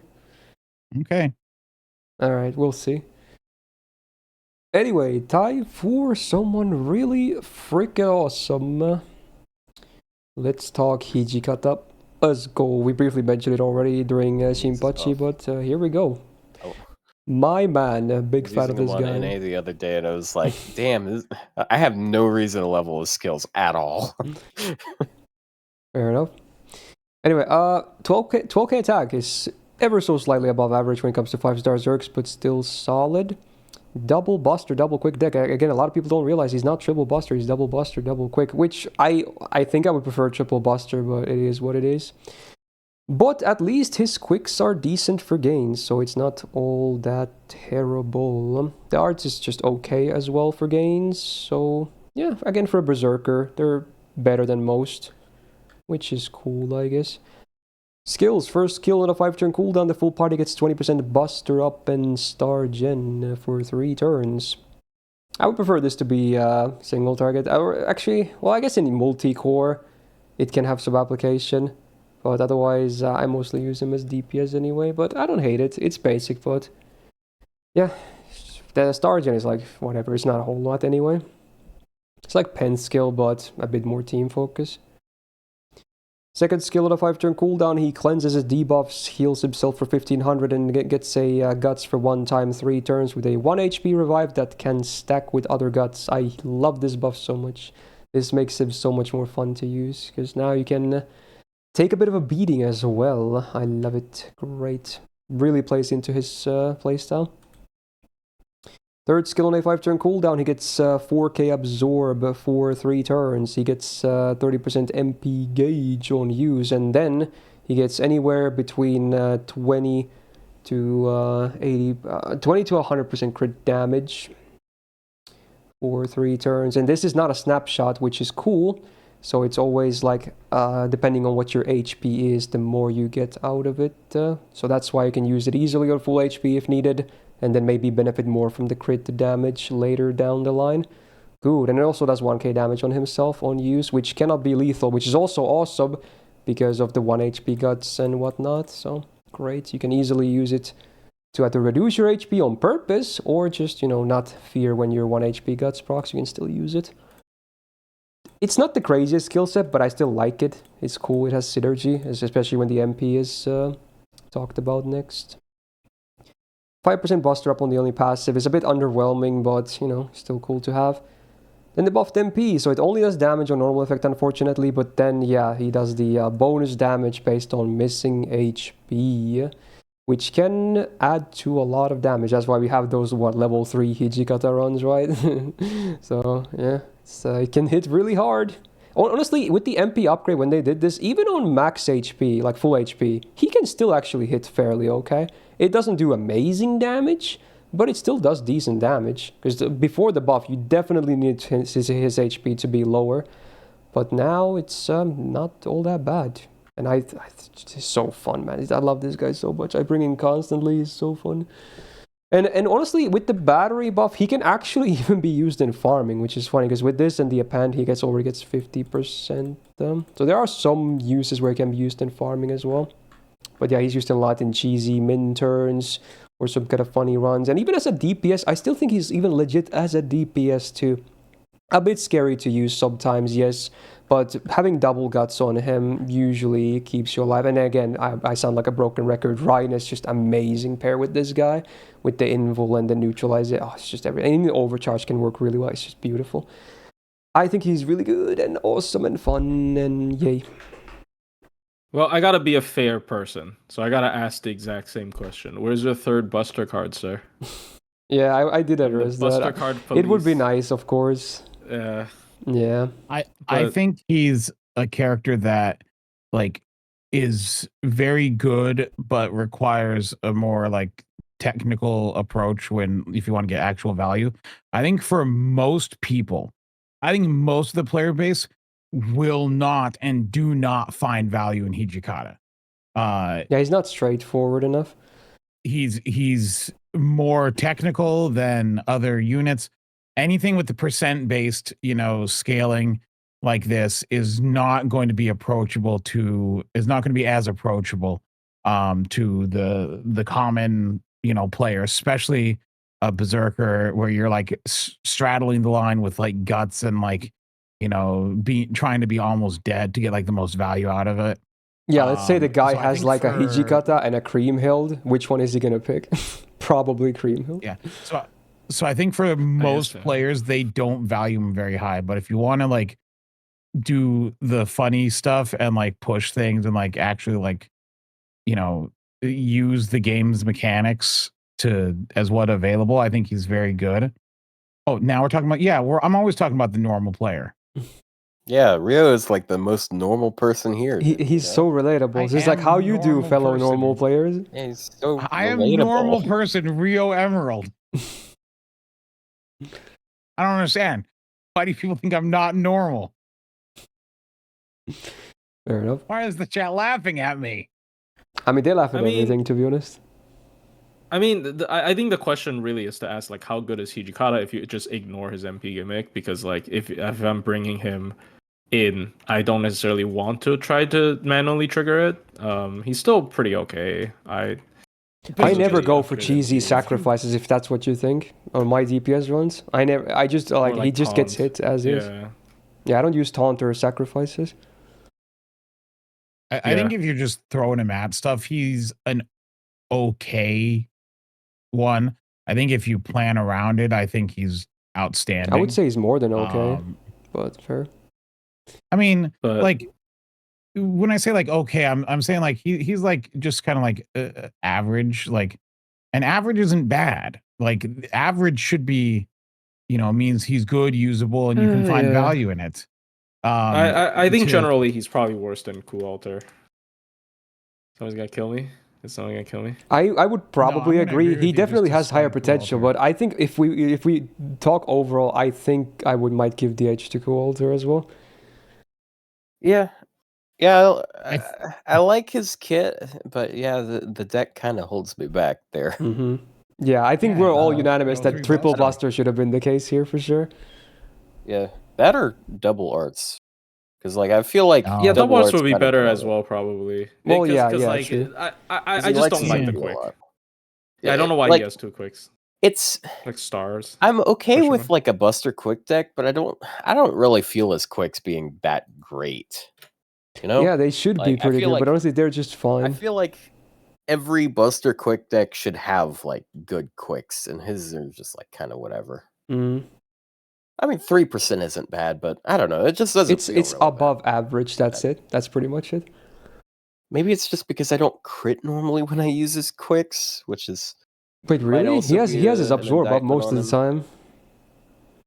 Yeah. He should be critting more mostly. Unless you don't have his skills maxed out. But to be honest, until that sounds like a different issue then. There's not really a reason to like level his skills at all because you increase his absorb and then you get. But the battery might be needed for farming and then you get like 1k more health from his second skill. It's all cooldowns. I would at least max the third skill at the very least. It's worth maxing. Yeah, I mean for all his playstyles. His first cycle's 444, so no, I think it is worth leveling just for that. But like, I would personally do at least an A. I would do at least an A. B plus, yeah. That's fair. So I'm gonna bring it up again. Everyone is an A. Well, it is what it is. We'll move if a tier list is supposed to be about berserkers and it's subjective around berserkers, but there's a lot of good berserkers. You know Mo from The Simpsons? It's him, and he's very shocked at something, so he's got his mouth wide open. I know what you mean. Yeah, anyways. That's my observation. We'll go with that for that. Again, we'll see at the end once everything is laid down. We'll see. Anyway, the man of the hour is here. This is very relevant right now. We're gonna talk about Shad Yu. Oh. Here we go. So yeah, very super relevant. It couldn't be more relevant today. So yeah, we got an AoE quick, definitely a DPS, especially after today. You can farm, yes, but man, would you be missing out on if you don't DPS with him now? So 11.6k attack is a bit below average when it comes to 5-star Zerks, but he does have a triple buster deck, which I like. I like that, especially after today's buff again. I like it. It's nice. His gains cards are actually very good too. The 2 that there exist, and the extra is okay as well. But yeah, triple buster is very nice on him, despite having a quick MP, of course. First skill on a 6-turn cooldown, he gets an evasion for 1 turn, 100% crit damage for 1 turn, and 5k absorb for 1 turn. So it's a bit awkward because again he's quick, so you might want to save it sometimes for damage. You could maybe pop it, but it's a bit risky because it's kind of the only hard defense he has. And a lot of people were saying like he wants to be a crit servant, but he only has this, like it's big downtime, but not anymore. Ooh, yes indeed. Yeah, I don't hate this skill, but it's a lot of downtime though is the problem. It's a bit awkward to use, so it's like whatever. Second skill on a 5-turn cooldown, he gets 30% buster and quick for 3 turns, and then 50% crit damage 1 turn. So yeah, again, more 1-turn shenanigans here. At least it's still not a bad skill because it's a good amount of his main card types on a good uptime. So at least for that, it's not bad. Third skill on 5-turn cooldown, he gets 10 stars per turn for 3 turns and 3 turns of Invul Pierce. The stars, they help, but the Invul Pierce is quite nice actually to have. Especially, again, I keep saying it after today's MP buff, comboing with it too. So yeah, it's not the best skill set, but it's not the worst either. It's not Kintoki, right? Okay, I have to get that out there. Again, in his use case, it's cool, but overall, it's just a terrible skill set. On anyone else, it would be this shit. Okay, it's okay. Anyway, only passive he has is his unique version of Madness Enhancement, so he also gets 8% crit damage in addition to the 8% Buster, which is cool, because again, he's definitely a crit DPS. And then today's buff, we have the MP buff. Man, it is a buff as well. His MP was like a nothing burger before. Look at that. That's a nothing burger of an MP. And now we have a big burger.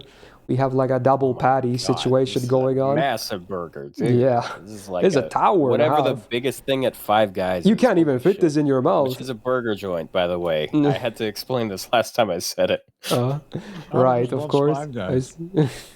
Yeah, only Five Guys though. Like, yeah, all of the other guys are just overrated. But yeah, now what do we have? For before damage, he ignores defense for 1 turn. Great. Also gets 50% crit damage for 3 turns. Great.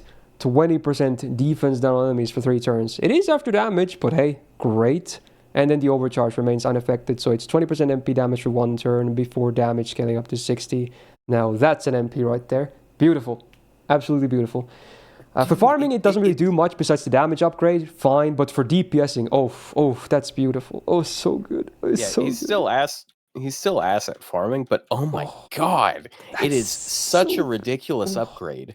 Because now he has never a farming unit though. Yeah, so like, not really. And I do not give a fuck. This is so much better. And this just feeds into it. Both Invul Pierce and Invul Pierce and Ignore Defense on good uptime as well. Yeah, those two combo together so well, and then like he ramps up 2 effects at the same time. Like 20%, dude. I already said this. Like 20 or 30% attack and 50% crit is a pretty decent baseline for crit, and he's getting basically that every time he NPs. Yeah, and then he has like a bunch of other stuff. So he has like he can ramp up his defense down. He's got his own card buffs. He's got 4 different sources of crit, and he can repeat one over and over. His MP can actually do damage now. Before as a DPS, even then you only relied on face cards, but now he also does damage. Yeah, he does damage with his MP now too, not just face cards. It's all better. His MP does. I think the sheet did get updated. They did update it actually. Yeah. So the MP does really good damage, and like crit ramp up. He actually has crazy numbers for his K scope run. If his refund was any better, he would be absolutely borked at farming as well. But it's still fine because he's an amazing DPS now. How are his face card gain? Insane. The quick card is really good. I'm currently doing a run where his quick card refunds. I think 60% on crit or something. Yeah, it's more than 60%. Right. I have the gains cards are both fine. Yeah, it's about 4% with it. Okay. Yeah, it's 4%. I was about to say because it's insane. It's the same as like Hijikata's. He has like 30% quick. Okay. This is a lot of gain, right? Like this is. I mean, his main game plan is still gonna be like MP a couple of times and then just kill you with his Buster card. That's always been the case, but it's just so much better now. Ramp up definitely helps. Yeah. Oh my god, this buff though. Like, look at the MP side to side. That's insane. It's an entirely different MP. 3 effects. Yeah, they added 3 new lines with the damage. Like 3 new, and they're all good lines too. They're not like instant kill immune for 1 time 3 turns. They're all really good effects. Yeah. And 2 of them are applicable always. Like Ignore Defense is not always applicable, but there's nothing wrong with it being there. Yeah. But two of them are always applicable. Like for his gameplay, it's always applicable. Like some units, you're like, oh, well, they get crit on the MP, but are they really going to be critting with their cards? The answer for him is yes, because his focus is his cards. And again, now he can actually have uptime on crit damage too. He only had 1 turn crit buffs before, so this is so good. All right. Yeah. So let Actually, me when you think speak about it, in. he has Oh, sorry. he has 3 turn on his NP, and all his skills are 5 turn cooldown, or he has 5 turn. So like you can just you make the sure first you is 6, cycle. but yeah. So the first cycle is 5. But like you can make sure that you always have crit. Like you can hold on to something, but you're probably gonna just blow. You'll probably blow the Dicks. first skill right away, but definitely you'll hang on to the first one. But the second one you're gonna blow right away anyway. Mm. Just for the Yeah, you can honestly creative just buff save drop. the first skill for defense now. It is a lot of crit, yes, Yeah, but true. you now get a lot of crit anyway. Does he work with Merlin? I mean, he has always worked with Merlin, but like he has so much crit right now, it's actually a bit. I'll be honest. I don't think I'd prefer Merlin anyways, because I don't feel like Merlin makes enough stars for him, because he only has 1 turn of absorb. I feel like that's one of his weaknesses. Yeah, you need a lot of stars with this guy. Summer Scotty makes Summer many, Scotty's and perfect then with her. Koyan also helps. Like Koyan is honestly really solid with him too, just because skill up time and absorb. She still fixes some of his problems. He is awesome. This is basically I'd say somewhere between a Sugatani NP upgrade and a Constantine upgrade. Yeah, this is an amazing one. In NP upgrade quality, because this is actually just such a massive performance boost. I wouldn't say a Constantine tier 1, because he's not going from like bottom tier to top tier. He's going from this is still a mid-low tier significant to boost. top tier. I would honestly say A+. Is that too much? I mean, I'd say depends on depends on if I can do this run right now. I'm joking, but I don't know. But yeah, is it too early for that? Because like I'm not sure. Because like he was really like really bad like for the general for general play before. He was considered one of the weaker SSRs for a longest time. Like if he didn't have that buff, I'd probably be arguing C. I would maybe do C+ or B. I mean, the MP. Okay, but here's the thing: the MP kind of fixes all the problem. It does. Like when you're talking about his problem, is like, oh, the MP sucks, doesn't do anything. Well, he doesn't really farm still, but again, we don't care about that anyway. In this case, and like the second problem is, oh, he doesn't have long lingering crit buffs. So like the MP kind of does solve both issues, but I do understand the sentiment. I will speak you understand. He can frontline only Super Hakuno. Okay, fine. But I don't know if that is warranted. I'm just saying. I want to play some A+ so bad. If we're power scaling here, it's called the feats of the character. Yeah, but I mean A+. And like he has many feats. He has more feats than most of us. He has 4 feats. No, doesn't he have like 6? I thought he had like. Does he have? No, he has 4 feet. But don't worry. Yeah, he has 4 arms and 4 legs. Unless he didn't. No, because he has 4 arms. Right, that's what I was thinking. Oh no, it's 6 arms actually. 6 arms and 4 legs. Chat, do not be fooled. This is not a centaur. This is a spider. Yeah, for Ascension 1 and 2, he has 4 arms and 4 legs, but on Ascension 3, he gets 2 more arms. He gets 6 arms total. He has an abdomen, he has a thorax, he has a head, and he has 8 appendages. Therefore, he is a spider. He fused with his Ascension mount. He's now the spider daddy. And 3rd is cool looking, but I hate Ascension 1 and 2. Like 3rd is so cool looking, but 3rd is cool. I think 2 has the what is it called?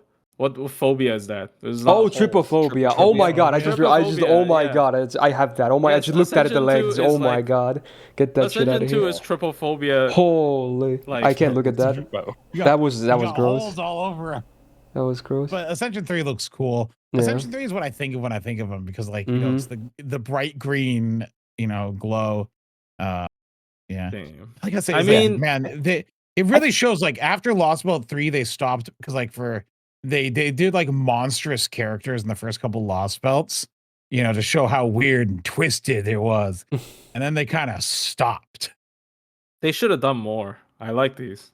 It's one of the game strengths for sure. I like Koyam Beast, for example. Like I don't know what the fuck that's supposed to be. But...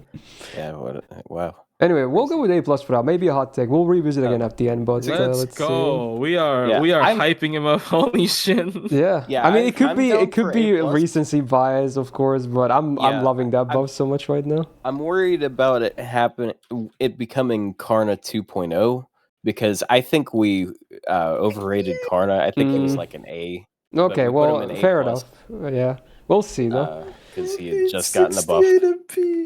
Anyway, let's talk about a very big one next up. So yeah, do we have Arjuna altar? Well, yes, we have to. It is what it is. I mean, honestly, there are people that are. Yeah, we're still gonna do a fair rundown. We probably don't have to talk too much about like thoughts, but we'll still do a rundown here. So yeah, Arjuna altar, AOE buster, DPS farmer. Yeah, he hits hard. That's it. Anyway, 11.6k attack is like the one thing he kind of lacks on. His attack could be higher, but you know, don't worry about it. Don't worry about it. It's fine. Triple buster, in fact, quad buster, full red. Gains cards are just whatever. The quick is okay, otherwise not the best. But again, it's fine. First skill on a 5-turn cooldown. He gets 30% attack for 3 turns and then 50% power mod against debuffed enemies for 3 turns. Unless they're unremovable debuffs, I guess. But man, it's so easy. Like 80 does so much damage. That's so much damage in one skill. It's ridiculous. Oh my god. Second skill, 5-turn cooldown. He gets 3 turns of 6,000% buster absorb. Yeah, there you go. There's your crits. 30% battery as well. And now he farms 2, of course. Basic, but it works. And then third skill, 7-turn cooldown. He gets a guts for 1 time, 3 turns with a 2k revive. And then 2k healing per turn for 3 turns. I've seen a lot of people say, oh, they should totally buff this skill because it's not the best. But that you do realize who the servant is, right? If we're talking about buffs. So I'm not sure about that. I was praying he doesn't get up. I was genuinely like, please don't. Yeah. Please, I'm begging you. Look, I felt like there was at least a 10% chance of it being. Honestly, after some buffs we have gotten in the past 1 or 2 years, there was at least a 10% chance. Yes. No, it was more likely to be Morgan than this dude. It was, but 10% is still 10%, okay? Yeah, because she has her rate up starting today. Yeah, that's why a lot of people thought it was going to be her. But yeah, we're still Morgan fans not getting that last 10% she needed. Nope, still never not in reach. You guys really want Morgan getting buffed? Like, I mean, she's one of the favorite characters of the game. Of course, they want her to see her buffed. They don't care about game; they just want to see their favorite get buffed. Okay. She's so crazy. Anyway, passives. We got 250%. 250. Yeah, I might as well be 250%. 250 flat damage. It sucks, but hey, 12% buster up is amazing. So there you go. The duality of man. It really is. And then the MP. How basic. It must suck ass, right? Oh. So it only does damage on normal effect, but then on overcharge before damage, she does a 20% buster as down on enemies for 3 turns, getting up to 60%. So yeah, it's before damage. Very key. Yeah, that's a lot of freaking damage combined with the first skill. It's just crazy. Society, this was after damage. It's so dumb. Like, what kind of genius was like, let's give him so he does damage against debuffed enemies, and then make him. And not even like it was 50% too. It's not even nothing. You know, if he was French, it would be after damage. Ooh. True. I remember when he released, I was pissed off about this because I'm a huge Okita fan. So Okita Alter having it after damage, I was very salty. But then again, everyone else now has it too, so it's not like a news bomb anymore. But back then, it was a rare thing, and he was the only one that had this. So yeah, it's weird though because when you look at it, it doesn't immediately seem like with that skill set like it should be doing as much damage as it does because it's 30% attack, a power mod. And then 20% buster. But like it's the fact that it's always there all the time and being a berserker and the 1.1 damage modifier and being buster, I don't know, just all kind of ends up being more than a sum of his parts. I don't know. I'm just shocked that with the numbers as they are that he does as much, but yeah. Arjuna altar. Okay. Yeah, he's still amazing at damage. I still will never use him. I am morally opposed to using Arjuna altar. I don't really use him much either, to be honest. His card damage is just so stupid. Like genuine, like it's just. I'm never disappointed by him. When you talk about a character that has like, you know, like when we talk about, this character kind of is both an AoE and a single target because they have like really good card damage. This is like the pinnacle of that. Like his card damage is so stupid. And his is like, I guess it's just Berserker internals or something because like people still used him against stuff like the Wodime fight, which makes no sense because Wodime doesn't take super effective damage and he's debuff immune. But he still does good MP damage just because like Berserker's stupid, I guess, and also like first skill is like it's just 30% attack up. What is wrong with this character? I don't. It's like, he's like the opposite of when they were afraid to do a lot with Berserkers. They were not afraid at all. They were very eager to do a lot. Oh no, we did hold back, right? We only gave him a couple of. It's no, here's the thing. They felt sorry for original Arjuna, and they're like, "Ooh, we've made garbage." It's actually so funny because if you look at original Arjuna, his kit has like so many effects. There's like 30 lines of effects, and then this character Arjuna Alter has like 10 lines, less than 10 lines of effects, and just destroys It's him. so funny because like Artoria is the same way, but she isn't as good. Yeah. Like she has like 8 effects. He has like 8 effects. Why are they not the same? Because she's not a Berserker. I'm genuine. Like Berserker is such a stupid class, but yeah. Well, there you go. We don't probably need to talk more about him. He's amazing still. Who would have guessed? Yep. Okay. Anyway, next up, it's time for the Archer tier list again, right? But now, obviously, we're gonna do a fair coverage this time. Archer tier list. Yeah. So yeah, we got Summer Musashi next. Myst, this is the second time this stream we've gone to the Archer tier list. True, it is. Oh my god, yeah. And we won't be the last one either, by the way. Maybe in this list, but in the future list, we will definitely kind of have a similar case again. Anyway, AoE, arts, DPS, farmer thingy, but honestly, I prefer her more as a DPS now, especially anti-saber, but yeah, 12.7k attack is a really good start. That's a lot of frickin' attack. Good. Double Buster, Double Arts deck suits her just fine. Gains are okay. Honestly, for a Berserker, they're even better than okay, but in the grand scheme of things, they're nothing amazing. First skill on a 4-turn cooldown, she gets an evasion for 1 attack flat, no duration, and then 50% crit damage for 1 turn. There's like a bursty defensive skill thingy. It's kind of weird, but you know, you can kind of just pop it for crit damage if needed because you know she's arts. But to be honest, she doesn't even have a ton of crit focus to begin with, so maybe a bit of a misplaced skill, I want to say. Kind of weird. Second skill on a 6-turn cooldown, she doubles her arts hits for 1 turn, but only normal attacks. MP, it would be kind of crazy if the MP worked with that. But then she also gets bonus damage with normal attacking with arts, again, excluding the MP. So she can do 30% more damage with arts cards on that turn. And then she gets 50% MP gain for 3 turns. So if you use like one of her arts cards at this point, you're just instantly getting her MP. Granted, the MP didn't already refund enough, which probably will refund a lot anyway. So but yeah, this makes her cards just do decent damage, but especially refund you really easily. The 2 arts cards, that is. Third skill on 6-turn cooldown, she gets an Invul Pierce for 3 turns, 30% attack for 3 turns, a Guts for 1 time 3 turns with a 1 HP revive, does 5k damage to self without killing, cannot be lethal, and then all enemies can have minus 30% defense down for 3 turns. I remember people always like, oh dude, this is just a big demerit. It's like, oh, it's horrible, 5k, you're just dead. I mean, you're gonna die anyway if you take damage. You just get a lot of this. There's a lot of stuff you get from this skill though, otherwise. That's so much offense. So I like it, it's great. Especially for DPSing. For farming, you know, mixed value because the debuff only works on 1 wave. But otherwise, not bad. Good uptime, or decent uptime on Invul Pierce as well. Not a huge problem when it comes to the HP demerit for an Arch Servant, especially because it cannot be lethal. Okay. 12% Buster Up is okay. Not super relevant for her in particular, though. 50% debuff rest is good. 4% quick up. Again, not super relevant. She dodged all the cards that, you know, really mattered, I guess. And then a bit of flat damage means nothing. Buffed MP. So does damage to all enemies. They get a minus 30% crit chance down for 3 turns flat. So basically eliminates most base crits. In fact, all of them, I guess. Yeah, cool. And then, hello, 100% chance to skill seal saber enemies for 1 turn on base overcharge with a 200% chance on max. Again, this works on all Saber enemies.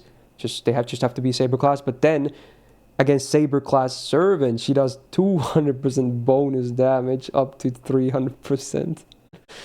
So yeah, it's a lot of damage against Sabers, huh? Delete Saber, dude. Yeah, why is, rare. why is it 200? It's so weird. The Saber Servants are rare. Trust me, you gotta trust me. They're not. There aren't that many Saber Servants. You know. Crazy high. And the NPC is just like a middle finger on top. Yeah, well, it used to be a pinky finger, but they added a middle finger to it. Yeah, pretty much. I mean, honestly, as anti-Saber, I think she's amazing. Otherwise, you can probably do better as DPSing or farming. She's still good in both, I want to say, but especially against anti-Saber, she's just so ridiculous damage. I mean, DPS, I don't even necessarily think she's like that much worse than Summer Ibuki, because like she has a lot of things going for her. She has so much gain. Like one arts card would get her to like sometimes like over 100%, right? When it crits, when the skill 2's up, like.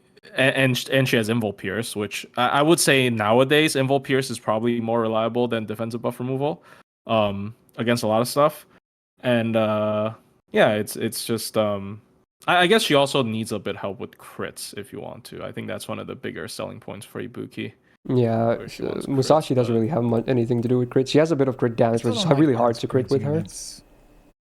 I just don't think. No, they're not arts crit units. Ibuki's critting with her Buster card. What do you mean? It's the same. Yeah, She has Madas and has me. Yeah, it's the same. Like they're critting with their Buster cards. That's usually how.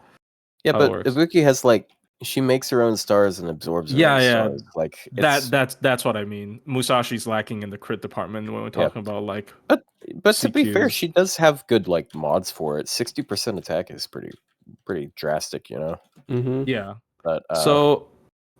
I think the reason preventing her from being EX is the farming. Like no battery is too big of a demerit, I think. Because like it's just a bit difficult. But other than that, it's a pretty perfect servant. I can't really complain about anything.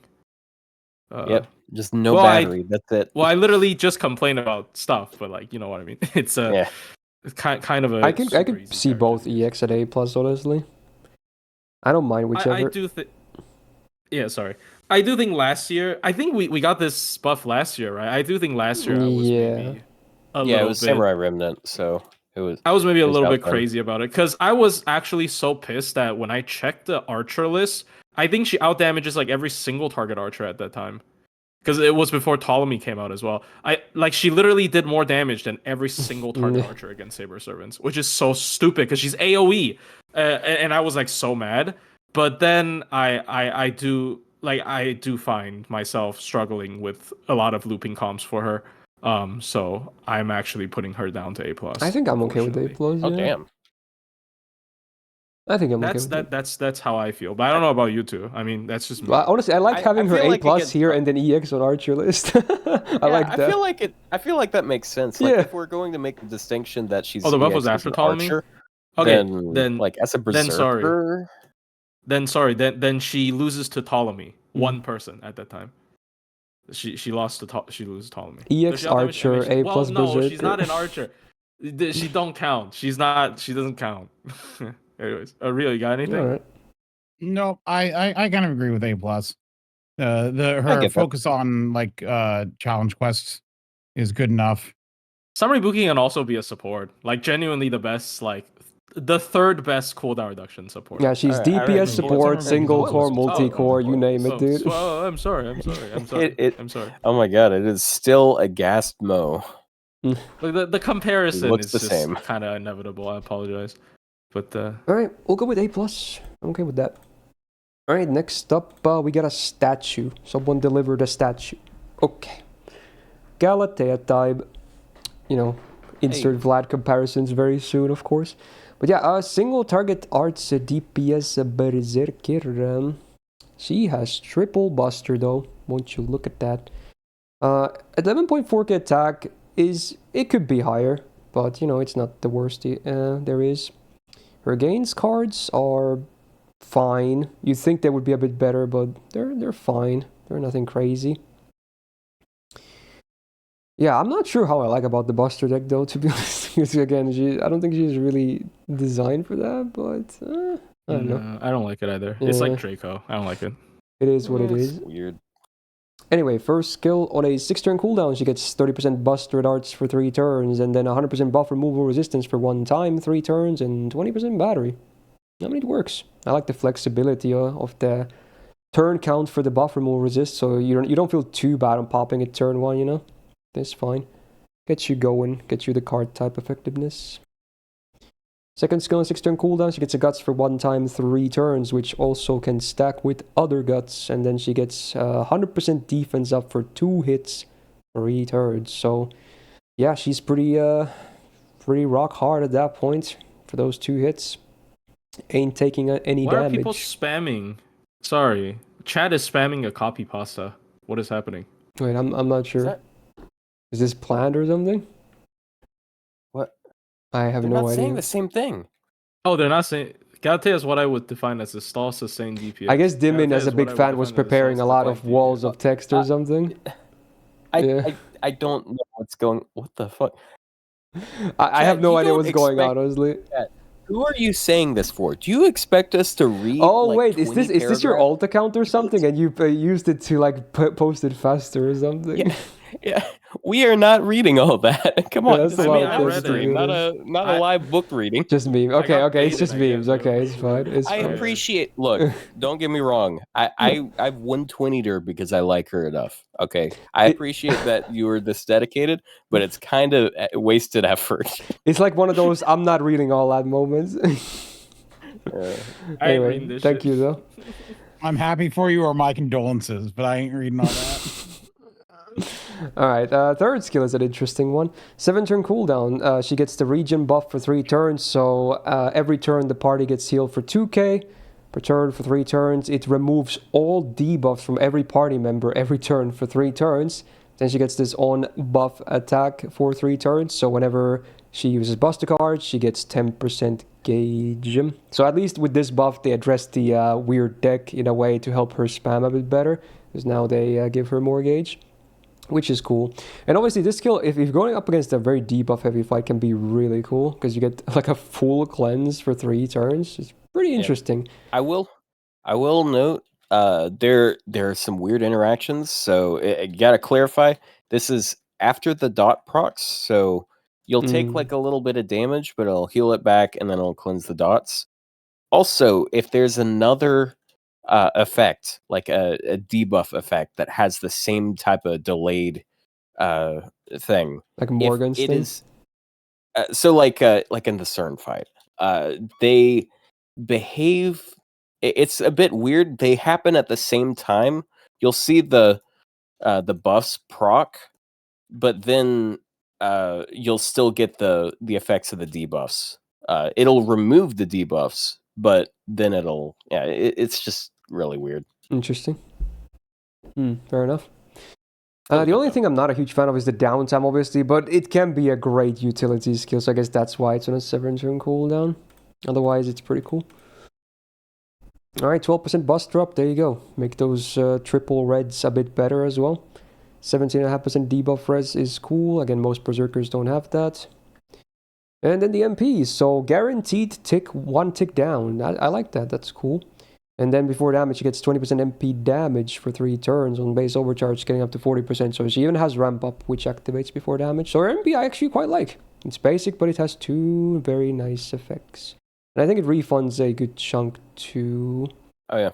Yeah. The refund is actually better than Vlad's. At least at base. When you which supports Vlad base, is yeah. Well, no, actually, with supports, hers still wins out. It's just he has a 30% battery and she has a 20%. Right. He has R-stone spam Yeah. Okay. Yeah. So yeah, and bosses, but I don't know, man. Like, I've been over this like a lot in my own time, but it's just I don't feel like the NP refund matters that much outside of farming. You just like spam cards. Yeah, they refund. They both refund enough, honestly. Yeah.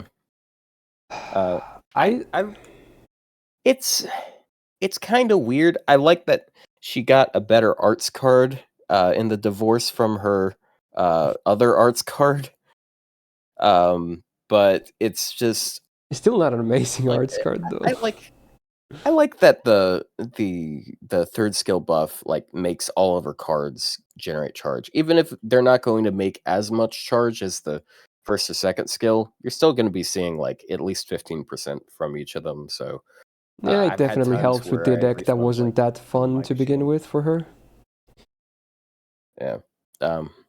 I think she's So, good I mean, for sure. But I do no really. battery. I don't like her deck. That's it. I mean, she does have battery. Did Oh, you say it's low 20? battery? Yeah, it's 20. Oh, it's 20. Yeah. Actually, the 20 is okay. Because 20 allows me to run. This is very specific, but tell me this isn't like relatable. I can run Castoria, Lady Avalon, Galatea, Black Grail, and not have to, and can run Atlas, and I I can. mean, no one's probably gonna die at that point. Oh wait, no, she's still missing. No, she's not missing. No, yeah, she's 10 over. Yeah, I mean, look, I think it's important. I think it's important to be able to MP on one, but but yeah, I think they're pretty close, honestly. Like again, we've all been saying, oh, we were just waiting for her MP to get upgraded, and we just bury Vlad like the vampire he is. But like, It might be too much. As of now, I do. If think, they could do a skill upgrade, but I think like an MP upgrade would be too much because it already has good effects So- even as is. So his NP damage at base is like a little bit better, but she just has so much utility. Like she has answers to almost every gimmick. Like if there's a lot of debuffs, she helps with the team with that. If there's some chip damage, she can heal everyone 6,000. There's buff removal resistance. She spams drain. She's like the safest pick for any fight, basically. If there's a single target, she is just one of the safest picks ever. Honestly, I think they're the same tier. They're the same tier. Yeah, they're the same tier. Yeah, but like again, I really don't like her deck. I just It's I don't worth a know. try. It's I don't hate the deck anymore with the third skill buff, but yeah, it's still not the best deck.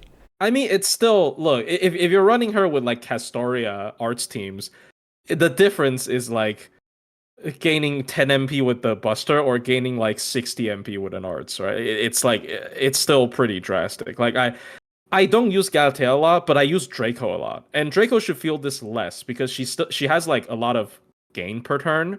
But I still feel it sometimes. I'm like, dang, I just need a little bit more MP, but like she just doesn't have any gain cards, unfortunately. I mean, all of her cards are game cards. Like her quick cards, it's surprisingly good. No, I know. It's not. It's 10. It's 10. Isn't it 10? Am I crazy? Is it 5 or 10? A lot of it just comes from being able to brave chain, and the extra 10% can bridge the gap. Like yeah, it could, but you need a brave chain. Her NP Buster arts is definitely better than Vlad's NP quick arts. Like Vlad has 3 cards that do no gain. Actually 4 if you include the extra attack. Whereas she has like all of them do gain. Well, even if not all of them do a lot.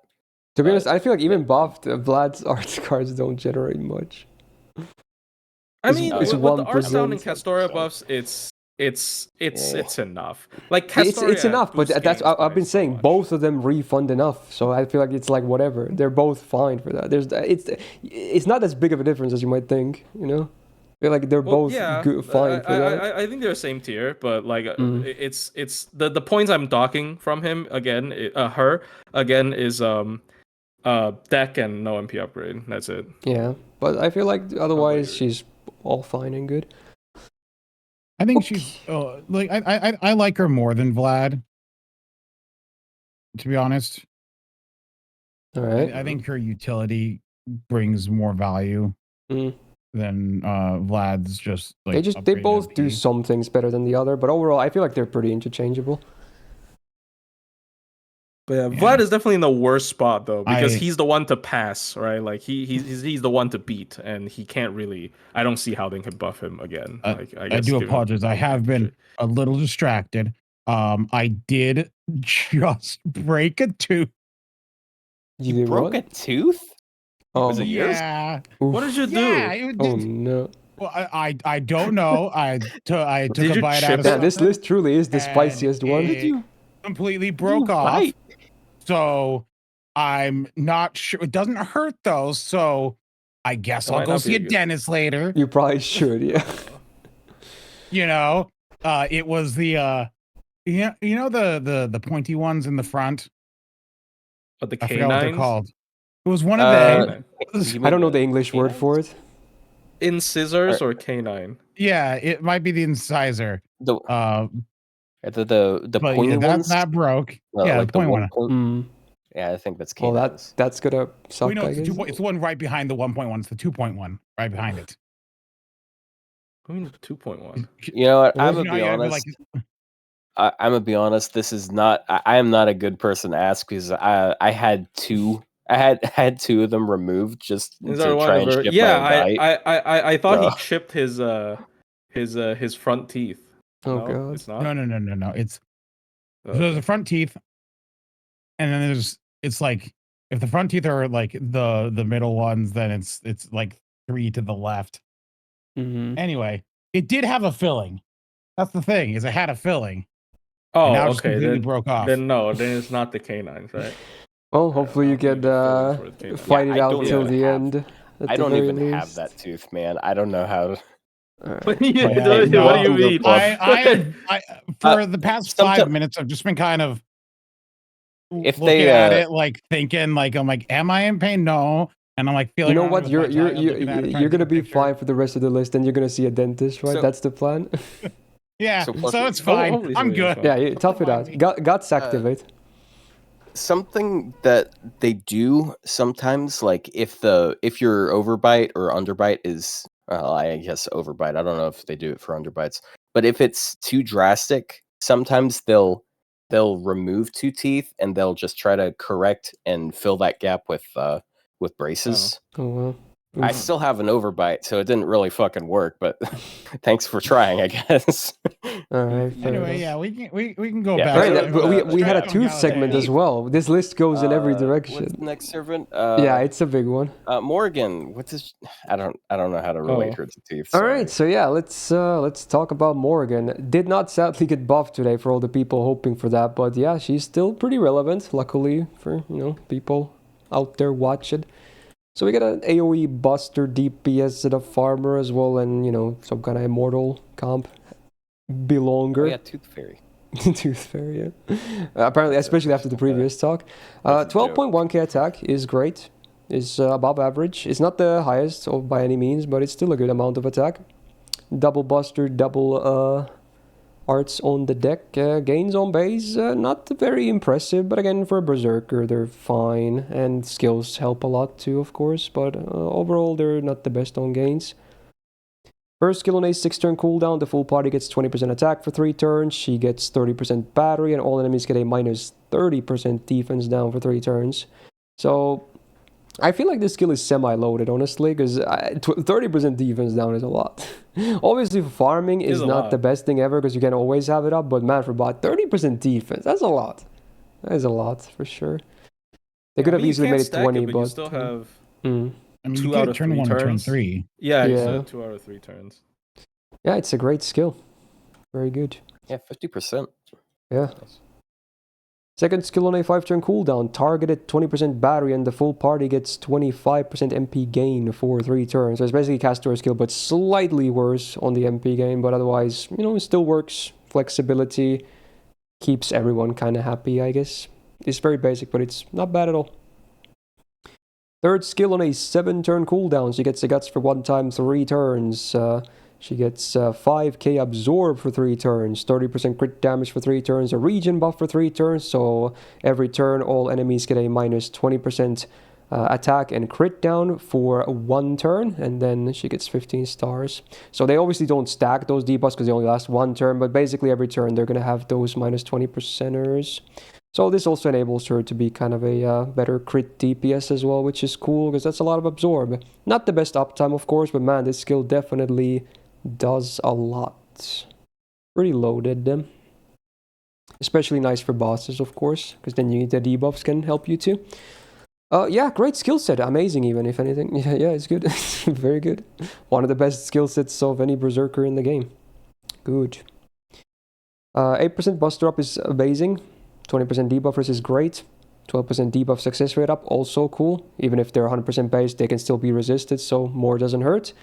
8% arts up, also cool with the double arts. And then 20% crit resistance, also great. So with the third skill, the crit chance down, they're definitely not going to crit her anytime soon. Really good passives as well, wow. And then the MP has not been buffed, and we have a bunch of effects. So before damage, she gets 50% power mod against Round Table Knight enemies or Fey enemies. And again, it's not both, it's either. Neither are super common, to be fair, but you know, it's there, I guess. Does a 1k what was that? There's like no overlap at all, by the way. Like, yeah, I mean, yeah, so it's not like it would matter anyway. But yeah, 1k curse on all enemies for 5 turns. The full party gets an overcharge boost for 1 step, 1 time, 3 turns. And then the MP itself does super effective damage against man attribute, the base 150 to 200 range. So yeah, it's a pretty good MP as well. The curse is like the only thing, or the power mod, depending on if you use it or not, that are underwhelming. But party-wide overcharge is great. And then obviously man attribute is a very common one, especially for a Berserker. It gives her so much coverage as well. The thing is, obviously, if you don't hit man attribute or the power mod, the MP obviously doesn't do a ton of damage. It still does decent damage, but definitely not like crazy amount. It's not no Arjuna Alter at that point, but granted, she still does a lot of other stuff too. Like, I still think as a DPS, she's just really amazing, but for farming, you can probably do better, again, unless you hit those niches. I mean, I still think Morgan, Merlin, Castoria is one of the best teams in the game. Yeah. Like, you don't necessarily, like, it's not a slow team by any means, especially after, like, it's safe and surprisingly fast too. Yeah, it's safe and fast, and Morgan's arts card, that's why I actually like her 2 arts cards. Her arts cards with Castoria, with her skill 2, gain so much MP. She can, like, full refund with a crit, and she has and then the overcharge boost is ridiculous for Castoria as well. Yeah. And it also boosts herself. It's so funny. She boosts her own anti-man with the overcharge boost, which is so like the second time she uses her MP, it's no longer going to be a base overcharge anti-man as well. So like it's she's just I still think she's one of the best like all arounder buster DPSs. Like it's just so easy to use. As funny as the Wave 2 meme is, she is still really good. Yeah. Pretty much. This is why people are like, oh, you should buff Morgan's MP. I'm like, you cannot buff the MP buff would be the last thing ever. Nah, dude. Because if you buff even a skill buff would be hard to justify. Like, I genuinely cannot see another team that you would use outside of that anymore. Like, if you buff for MP. Like, it would be Jover. Morgan, Merlin, Castoria, everything. I don't care anymore. Also, it would have to be a generic increase because she has like 15 effects already. Yeah, it would have to be a year 1 buff. The only character that can counter them would be Hakuno, I guess. Pierce, special defense, special invul. That's it. Like, you can't beat it. Skill 3? Skill 3 has so many effects. Like, I don't even know. I guess skill 2 could be buffed. Skill 2 could be, but they don't want to do that because then it would be worse than Castoria's. And it also has a short cooldown. Yeah, it has 5 cooldowns. It's a little bit scary to buff as well. Yeah. I don't know. Just, I mean, there's no need to buff her. Sure, her farming numbers might not always be great, but come on, not everyone has to have crazy farming numbers always. Yeah. I assume it's a unanimous EX as well. Good. Okay. Yeah. Okay. It's gonna be easier to pilot than Arjuna Alter, for example. You to worry about her dying ever. Yep. All right, another fun one. In fact, we have several fun ones here. All right, so Subber time again. Let's talk about the Ibuki, Subber Ibuki. So I was gonna say AOE Arts Berserker, but I could almost say the AOE. Can't wait for Rio to mention her feet again. We're not just gonna look at those. We're not gonna talk about those. Okay. Good thing she wears shoes in 2 of her ascensions, I guess. But yeah, it's Where'd she first of find those all shoes? basically bordering on 13k attack. Is pretty nuts. That's the highest among all berserkers as well, because you know shoot and faces always have to be at the top. I guess it's kind of weird. Larges. Yeah, but yeah, that's an amazing attack. Good start. Also trade list, by the way. That's the thing. No one else has this many trades as her. Right. So yeah, double Buster, double arts on the deck. Totally fine for her. She can even still do crits fine.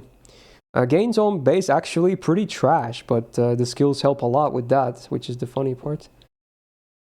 So, first skill on a 6-turn cooldown, the party gets 20% attack for 3 turns, 30% crit damage for 3 turns, and then summer allies get 30% MP generation, of course, including herself. So that helps a lot already, basically doubling her MP gain almost. Yeah, it's good, very good. Second skill on 6-turn cooldown, targeted skill. The target gets 30% Buster and Arts for 3 turns and -1 cooldowns. Chances are you're going to use it on herself, but sometimes you might use it on someone else. You know, multi-core is definitely a thing she is no stranger to. And in boss fights, you know, cooldowns can be nice on someone else too. But yeah, probably just going to be using it on herself. Still a good skill. Very good. Third skill on 6-turn cooldown, she gets a 50% battery, 10 stars per turn for 3 turns, and 5k absorb for 3 turns. So again, that's why she can kind of crit even as someone who's arts based. Because obviously absorb is much easier to find from supports for Buster, for instance, or even Quick, but arts servants, if they want to crit, they kind of want their own absorb, and she has it. And if you use the cooldowns on herself, her skills are now base 5-turn cooldown, and 4 if you have the 5th depend. That's pretty crazy. Pretty crazy. Yep. 2% Buster up is not much, but sure. 12% Buster up, now we're talking cool. 200 damage cut is okay, it's not the biggest deal ever, but you know, it saves you a bit of tickles. 250 flat damage sucks, 20% buff from resistance, sadly can't rely on that. If it works, hey cool, if not, then you know, you were not expecting it to work anyway. Then the MP, so before damage removes all defensive buffs from all enemies, great. Does a -20% crit chance on them for 3 turns, cool. And then does super effective against Earth attribute enemies, the base 150 to 200 range. And again, Earth Man, they're the super common ones, and she's a Berserker, so it's even more coverage. There's nothing bad about her, she's just all good. She's a DPS, she's a single core farm, multi-core farm, she's kind of a support too sometimes. Like, what does she not do? It's okay, I guess. Just okay, yeah. Just okay. She's okay. She's alright. Yeah, she's just been like She's been so my waking dominant. nightmare for 3 years. Yeah, she's just been so the dominant, reason- it's like getting really annoying. Yeah. The reason why he is sad about it is because he has to see all of those white numbers with his. Yeah. What? Guys, because he's saying Like, real farm is neutral a lot. His melusine, yeah, Mhm. the white numbers, neutral. Yeah. I was like, did you? What the fuck? But anyways, yeah, it's just really stupid good. Again, I think her crit is actually pretty nuts. Yeah, it's legit. I've seen her do pretty respectable crit damage. If you somehow want crit damage, it's not like you can't use her with Merlin. She's also one of the weird arts loopers that can use Atlas to double cast her skills after a Pen 5. It's only her and Spacer Ash. Obviously, Spacer Ash gets a lot more out of it than her. But BB Dubai kind of can too. Oh, BB Dubai, my bad. Yeah. Yeah, because her first skill is low enough cooldown with her. But I mean, it's not the battery though. The battery is the one that get recasted here. The second skill is also a battery. Or the first it's skill a is small also one. a battery. It's a small one, but yeah, I mean. Anyways, we're not talking about her. I mean, yeah, Ibuki character for another day. Yeah, that's gonna be a fun one. Can double cast. That's weird.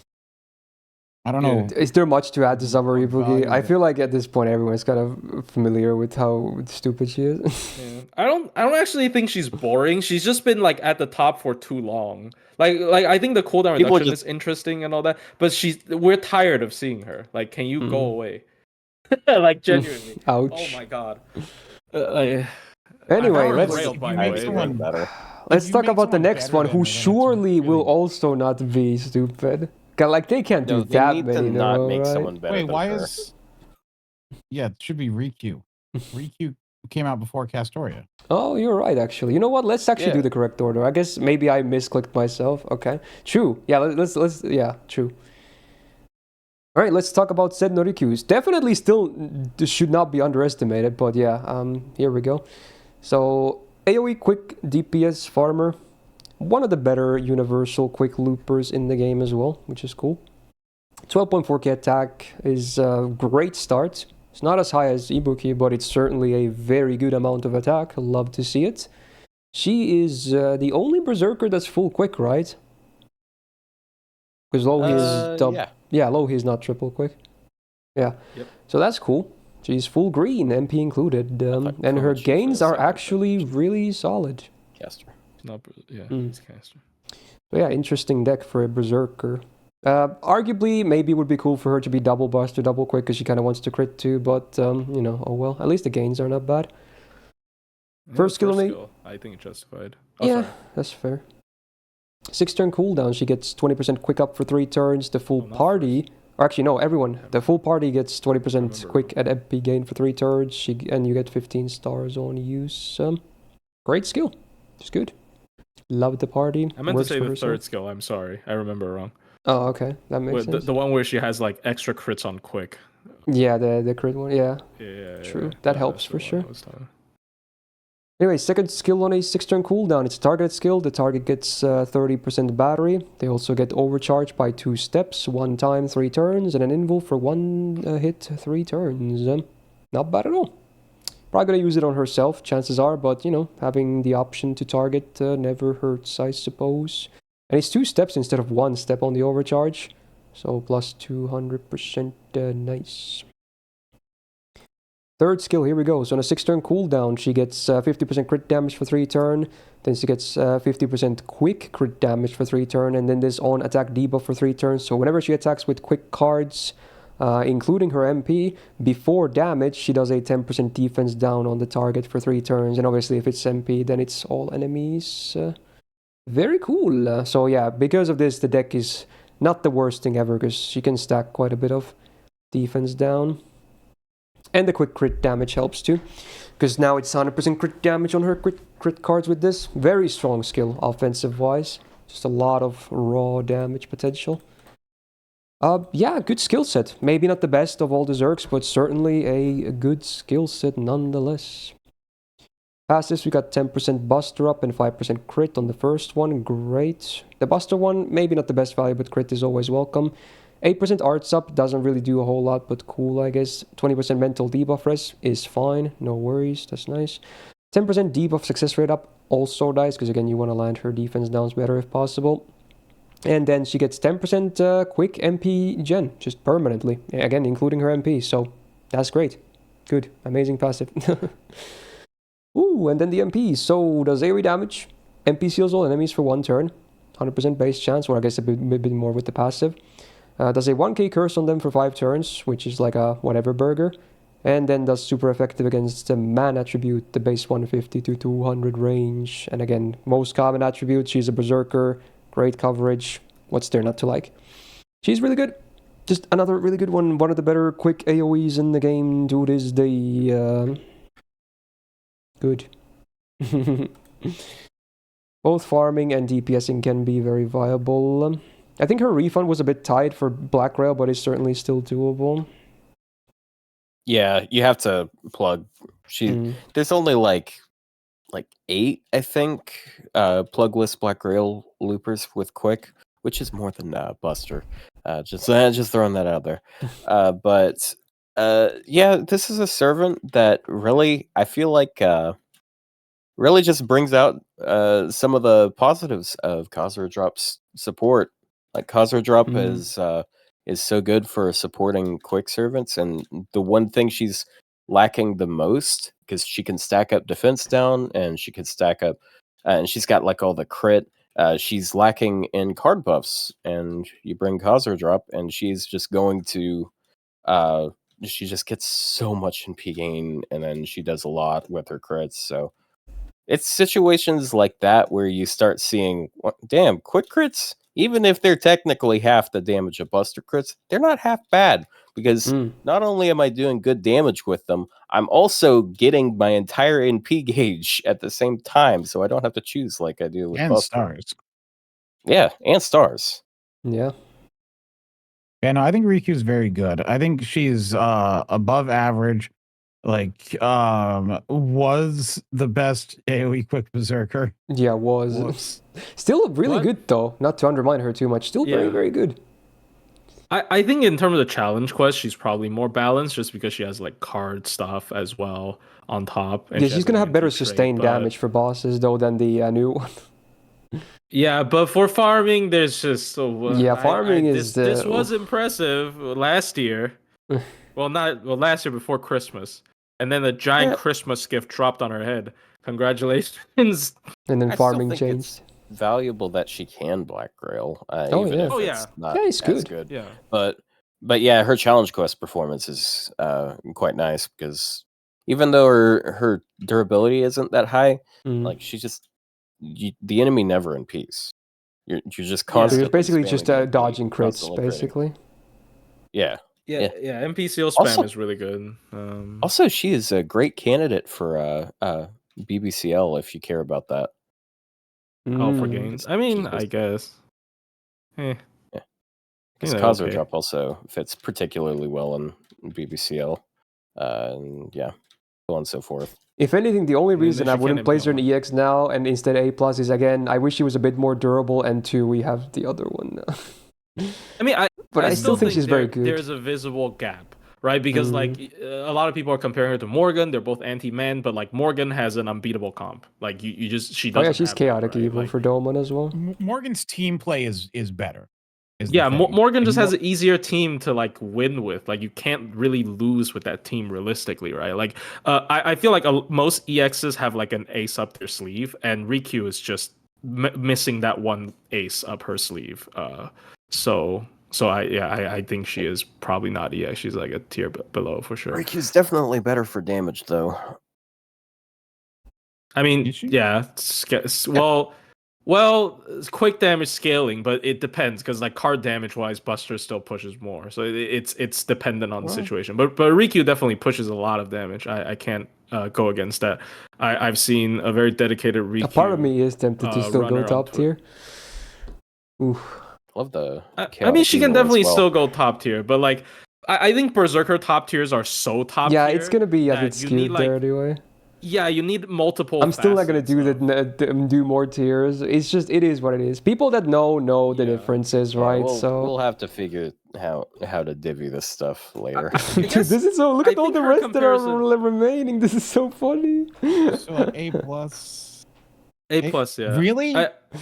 No, she's not EX. She's not EX. There is a gap between her, Arjuna Alter, Ibuki. Okay, I'll do A+ then. I was a bit tempted, but okay. All right, fair. But yeah, I mean, if anything, your girl's to blame for that. Yeah, true. Yeah, well, he's to blame. All right, but yeah, before we get there, let's talk up now for realsies. Yeah, this is a fun one, isn't it? Summer Castoria. Okay. So this is the reason why people are gonna be like, "Oh, dude, which on the this year, am I gonna roll Jocko? Am I gonna roll Castoria?" It's the forever debate going on between these two. I'm sick and tired of hearing it, but anyway, Castoria Summer. This one's better, by the way, guys. I'm just gonna throw it please. But me personally, this one's better, and it's not even that close. That's actually my take, by the way. Like, it's not even like, oh my god, it's neck and neck. There's the TLDR. Anyway, first of all, just over 12k attack is good. It's above average when it comes to 5-star berserkers. Great. Double Buster, double art stick works with her for sure. Her gains on base are fine, but they get better with her skills, of course. But even on base, they're fine. No worries. Good for a berserker too. First skill on a 6-turn cooldown, she gets 50% crit damage for 3 turns, 5k absorb for 3 turns, and 50% battery. Like, come on, dude. Come on. What is this skill? It's like everything. Okay, dude, whatever. Second skill, it's a modified version of the skill. So it gets +1 turn cooldown, so it's 6-turn cooldown. Target at 20% battery, then the target also gets overcharge boost by 2 steps, 1 time, 3 turns, And then the whole party gets 20% MP gen for 3 turns. Yeah, it's good. It has some downtime, but yeah, it's good. I still like it, of course. 70 charger alert. Yeah. 70 charger 70 alert. charge, yeah. Oh. Great. And then the third skill, 6 turn cooldown, she gets 50% arts for 3 turns, 10 stars per turn for 3 turns, and an invul for 1 turn. Yeah, I mean, yeah, like 50%, yeah, okay, of course. Like, she has to have, even as a DPS, she has to have the 50%er over herself, of course. So yeah, this is a pretty nuts skill set. Why would she lose Holy Sword creation just because she became a Berserker? Of course she still has it. Yeah, you gotta keep all the best stuff. Yeah, it's just a nut skill set, that's all there is to it. Anyway, 10% buster up, cool. 79% debuff rest, also cool. 2% debuff success rate up, okay, I guess. 20% crit resistance, keeps that one too. Yes, that's great. Good. Why is it question mark? Because even the game is like, whoa, okay. We don't know if she's actually looking. She doesn't have to aim, after all. Yeah. So you can just close her eyes. Alright, the MP then. So the full party gets a special invul for 1 attack, 1 turn. Does damage to 1 enemy, which also has super effective 150% against threat to humanity. The target gets minus 20% crit chance down for 3 turns. And then overcharge, we have 2 separate power mods. 50% against chaotic alignment and divine enemies, both before damage scaling up to 100% each. And again, she's a berserker. There's a bunch of chaotic enemies, bunch of divine enemies. Oh hell, a lot. Dude, the funny part is, funny or sad, depending on how you look at it. You know how the worst class for berserker is foreigner? Well, turns out most foreigners are a threat to humanity, so she can kind of just ignore the full class disadvantage anyway. And a lot of them are divine too. So it's so stupid, dude. She actually ends up above like neutral against everyone but Voyager. So and then if you pair her with Castoria, like Castor as well, get even more threat to humanity mod.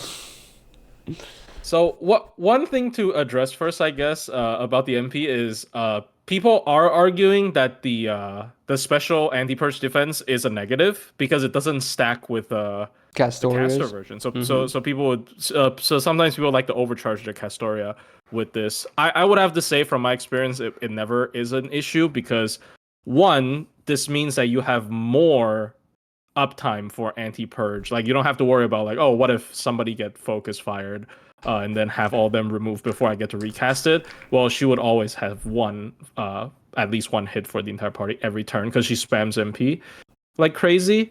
And then the second thing is she has overcharge, so she can put it on Castoria caster. So you can use the caster MP first, and you would have. And then you get the damage boost too. Yeah, you get the damage. So like, it's just at the end of the day, it's not a problem. I can guarantee you, it's not a problem. So now the question is, would you say she's the best single target DPS in the whole game? Yeah, of course. Yeah. Probably. Yeah. There is no argument that she is the best single target in the game. Unless we fight 10 Voyagers in Ordeal Call 4. They found a way, dude. They found a way. He is just like the comic Actually, book villain that we there's have to another fight one. at every boss fight. There's another one. I mean, Draco is chaotic, but Draco. Oh no, wait, is there another? No, there's just Draco and Voyager, I guess. And Nocnaria? I mean, she can't like beat up her friend like Nocnaria. But yeah, like we have to pick like 3 servants in the game that can wall her, bro. She's unstoppable. Yes, true, and Cuckoo. There you go. All roads lead to Cuckoo. Yeah. Fight 10 Cuckoos in Ordeal Call 4. I might get a stroke. Actually, I might pass out from Cuckoos for rage. 10 more Cocoa Puffs. Yeah, but yeah, this is stupid. But yeah, there you go. It's the most unanimous top tier ever. Like, it's crazy. All right, let's go. Time to talk about the last servant, and totally the best one. No bias whatsoever. I mean, gameplay-wise, yeah, sure as well. But I'm talking like actual character here. No bias. Let's frickin' go. We got Lohi in the house. Let's go, man. So AOE, a quick DPS, farmer, multi-core, single core. Yes, sir. We got it. I forgot how high her attack actually was, but yeah, 12.8k is just below Summer Ibuki, which is really freaking good. Also, she's permanent. For those that actually don't know, she's permanent, which is pretty nuts. She has a double buster, double quick deck, and her gains on base are actually very solid for a Berserker especially, and they get even better when the skills and MP are included, so just really good up here too, like no complaints whatsoever. The only thing is like, oh, she's not chaotic evil, it's like that could be the one nitpick, if anything, but otherwise, yeah, just all good here. First skill on a 6-turn cooldown, the full party gets 20% buster and quick up for 3 turns, and also an evasion for 1 attack 3 turns. And then she activates Darkness Map for 5 turns, and this is one of the new ways of them doing it. So instead of her getting the buff, it's applied to the under the turn counter thingy. Now, granted, if she still dies, it gets removed. It's still tied to her in that sense, but it cannot be removed by buff removal, so it's still better that it's tied there. Not that it's a huge deal, I want to say, but, you know, it's one of the newer applications they're doing with maps now. So, interesting, I guess. Otherwise, just a good skill, of course. You know, if for farming, it's good. For damage and for, you know, obviously the DPSing is good too, because you get the nice party dodge, which is great for a quick servant, especially for Berserker. Second skill on a 7-turn cooldown, all enemies get stunned for 1 turn, and yeah, it's just 100% base, very cool. All enemies get their defensive buffs removed, goodbye. They get a 2k poison and 2k curse on them for 5 turns, and then a minus 50% healing for 5 turns. So the first 2 lines are really good for bosses. Otherwise, the latter 3 mixed value, maybe, depending on the fight. But hey, 100% chance to stun all enemies and puff strip, you know, that's really good on command. So that's nice. Third skill, this is it. So 7-turn cooldown. She gets an 80% battery, and other allies get 20%, and all enemies get a minus 30% crit chance down for 3 turns. So it's like the craziest multi-core battery in the whole game. If we don't count Tonelico's third skill, I guess, which, and you know, maybe if we count that is better, but yeah. Holy, this is crazy. Self 80 spread to it. Oh, crazy. And her MP already refunds a lot anyway. It's not like she needed a giant battery herself, but hey, we take it, I guess. So yeah, it's a very solid. It's not the best skill set of all the Berserkers by any means, but it just works. That's what it does. 6% buster up is cool. 20% debuffer is also nice, and 10% arch up doesn't really do a whole lot. In fact, I guess she's the only Berserker that has territory creation. I mean, I guess because I assume all the witches in the game have this, so I guess that's why it's there. Sure, I mean, we take it, I guess. Yeah. And then the MP, wow. So, does area damage, and the only thing that's like whatever is the 1k burn on enemies for 5 turns. But then she gets 20% MP gen for 3 turns before damage, by the way. She gets 20% MP damage for 3 turns on base overcharge before damage, by the way. It's getting up to 40%. And then the allies get the same amount after the MP. So not only would it already be pretty solid if it was for herself only, because both are before damage and very good effects, all your allies get it too.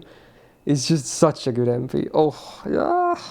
It's really good. The only whatever is the burn, but everything else is just okay, dude. She is now the multi-core servant. She now defines multi-core. She's so good and versatile. Is the burn... well, first, I want to mention the second skill. The best part about it is that it has no offensive buffs tied to it, which means you can hold it. Yeah, you can use it like based on a reaction. That it does. It has nothing offensive about it, which I think is great. Mm-hmm. I hate it when, like, if this had like an attack up, it'd be like, wow, thanks. But no, they stuck all the attack ups in one thing. They stuck all the battery in one thing, and this is another. The other thing is because she works in multi-core, the fact is that she can inflict all 3 debuff types. So anytime she's working with a unit that needs burn, poison, or curse, yeah, she has all dots. She's there to supply it. Yeah, and there are several like good multi-core ones. I'd say Bob is pretty decent for multi-core because 60 battery, and she gets more bonus from the curse. Then you got Scotty. Summer Jufu is like perfect synergy here because she also gives overcharge to Lohi. Then you've got Phantasmoon. Like the dark field is like, we thought it was going to be completely worthless. I'll be honest. But like I'll be honest. I don't I can't remember anything about Phantasma. She's just like a blip in my She just brain. dropped in the game and no one was ready for it. She just doesn't exist. Phantasma basically has normal arcs passive, but it's not Millennium Castle. It's Darkness for some reason.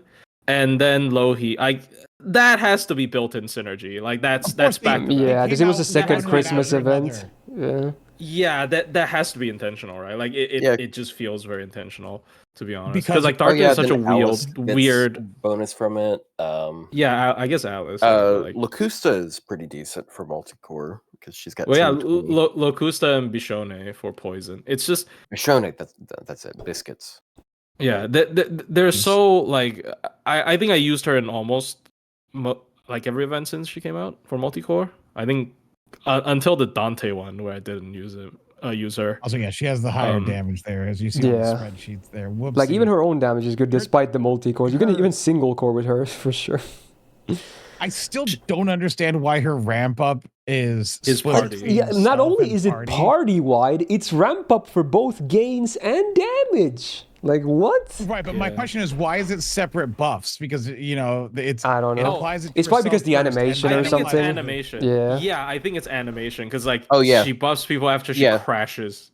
Yeah, because your team isn't visible when she applies it to herself, but the team is visible afterwards when they. It actually makes a small difference. I always thought about this in a previous thing, that it's funny that let's say the enemy has like a thing that gives you a buff block when you attack him, so it would cuck your teammates at that point. But it's most of the time it won't really be relevant. When stuff like that that's happens. a very interesting. Yeah, so then not being the same application can actually make a difference, but it doesn't really. Yeah. Yeah, but it is nice that it's ramp up for the party as well. So, or it could be it could be the better version too. Like let's say the enemy has a thing that removes buffs when you attack him. So like you attack him, then she loses her, but then the teammates still get the buff. So it can be on the good side too, actually. Yeah, like depends on more wide coverage Domon, but the buffs aren't as niche, and you also get 20 charge for the team. I still can't believe she's also permanent. I'm guessing she's permanent because Phantasmoon was released right after as a limited Christmas unit. True. That's probably why. But honestly, it's great. Like she's like the spook to get. Everyone's gonna be happy if you get a Lohi. Just everyone. Or like SSR ticket, I guess. If they're still too stingy for limited this year for some reason. It's 10th Annie FGO, whatever. She's the fourth highest attack in the game though, so that is that also is nuts. Anyway, with that, we have finished the initial placement of all the 4 and 5-star Berserkers, and now we're going to take some time and think about moving stuff a little bit before we lock it in. Berserkers are good, huh? Yeah. So, once again, my thing still stands. If this is a tier that's supposed to be about Berserkers, and like EX we could leave alone. But like everyone else is just kind of crowded around there. But I would argue I think EX is just solid. There is there's only one in B. There's more of a difference. I think EX should stay, but maybe others we can kind of consider. And Nightingale then one. Like okay, fine. Nightingale can move down. So like Nightingale probably should go down. And I think some of the people in A, we should like let's look at A and like say who is better than who, and the ones who aren't as good as the others shouldn't be there because they're not all the same. Like Vlad is better, MHXA is better, Hijikata is better, and Galatea is better. No, Quilter's better than Hijikata. Who else is better? I would say so. Outside of TA, outside of TAs. TAs is obviously different. But I think it needs to be more balanced because it's so heavy there. Well, it doesn't have to be necessary, but it would be nice. But we don't have to force it because that would be worse. I do agree it might be Berserker bias just because like when you like try to visualize these characters in your mind, you're like, oh, this is a good character because they're Berserker. Like I mean, I think that's fair though. I think it's fair. Yeah, but if you're competing amongst Berserkers, I don't know. I do think A+ is actually pretty solid. Like there's an argument for Kintoki being one note. There's argument for Shang. I kind of want to keep Shan Yu in A+. We were going to talk about that too, but I kind of want to keep him there. I kind of want to keep him there too. Yeah, he is like hype. I don't feel like this is an overhyped buff. It's a huge it is buff. One of the. It is a huge buff. It's just like, yeah, he's still not a looper. He was never a looper anyways. Yeah, just forget about farming. Just DPS with him. Well, what about Raikou? Maybe. I think she should don't be think she can move even more down. Like I don't think she can be lower than A, because like she genuinely is not like over a tier below. Just Arjuna barely worse than Musashi. That's the real question. Yes. Just barely worse. Not like. So if you're looking at it and it's a toss up, you're thinking it's a toss up whether you take Musashi or Raikou. Yes. Yeah. I'd say her niches outside of the archer or the saber thing. Yeah, you guys are viewing everything way too samey, because to me, these characters are all vastly different. Like I think they? I don't like who. Are they though? Raikou was one of the highest scoring like TAs in Super Recollection. Like, did you know now that? Who's the TA? Now who's the TA person? I'm me. It's always been me. What do you mean? It's always been me. Okay. This guy just said, but like, young you B+. Someone's running on Internet Explorer here. Okay, but like, I don't know. Like, Raikou. Also, like, is this a weird point to make that I think Berserkers, it's more okay to rank them in min turning because they're just trying to kill shit very quickly anyways. Like they're good at min turns doesn't mean they have to min turn, like they're just good at killing shit. Like, unless they have but I think it's still fair to like dock points from MHXA because she has. My argument is when you're looking at a tier list, the tier list is supposed to give you an idea of like who is better than who, or like what's good. And if everything is sitting next to each other, then it's just a list of the servants in the order they came out. Yes, like, if everything's sitting together, that means it doesn't matter which one you pick. Like if you have a hyper Raikou, they are. If you pick a hyper Raikou, she is significantly lower than Arjuna and Morgan. Yes, is she like significantly worse than Musashi? I don't necessarily think that's the case. It's it's like they're different card types. You can say Musashi's better, but that's gonna be big part contributed by the fact that she's arts. People saying Sennorikyu takes a dump on Xiangyu, but to be honest, he has way more. He has like higher damage ceiling now, and his MP is also upgraded. I feel like they're kind of both really good on DPS now. Who? Xiangyu. People saying like Xiangyu doesn't need to be there because Sennorikyu is there. Yeah. Also, if we're gonna argue moving Xiangyu down, that's just gonna make the problem worse. Yeah, that does make the problem. Oh boy, worse. now he's an A. I mean, here's the thing: Sennorikyu, we might say she has decent card damage. Xiangyu, like if you take Senorikyu's 3 quick cards and you bundle them together, that's 1 card from Xiangyu. I'm sorry. Well, he's not that brutal, but he still has higher ceiling on his cards though. But like, yeah, I do find some issues with like hyper. Like if you're running him with like Summer Scotty already, he has like too many crit ups. But like that's a very luxurious complaint to. Oh man, I have too much crit ups. Oh no, I almost hit cap. That's a bad thing. I don't know. Damn, bro. No battery. Why do they let you have 2,000 hot dogs? Why Musashi? It's not just no battery. It's no battery and no crit or an arts. Like I think 2 things put her, and also no like supportability compared to Ibuki. I like the idea of Musashi being A+ here and EX in the Archer tier list. I think I actually like that. I think it makes sense. Yeah, I think Musashi genuinely is like a significant amount worse than Ibuki because she just doesn't have enough things in her kit compared to Ibuki. Yeah, she doesn't do anything for the team. Ibuki has team. Can you loop? He doesn't need to loop. She has the battery and she has the crits. That's the main difference. Xiangyu main steroids on his MP. Yeah, his MP is nuts now. On his MP. Okay. His MP is the steroid now.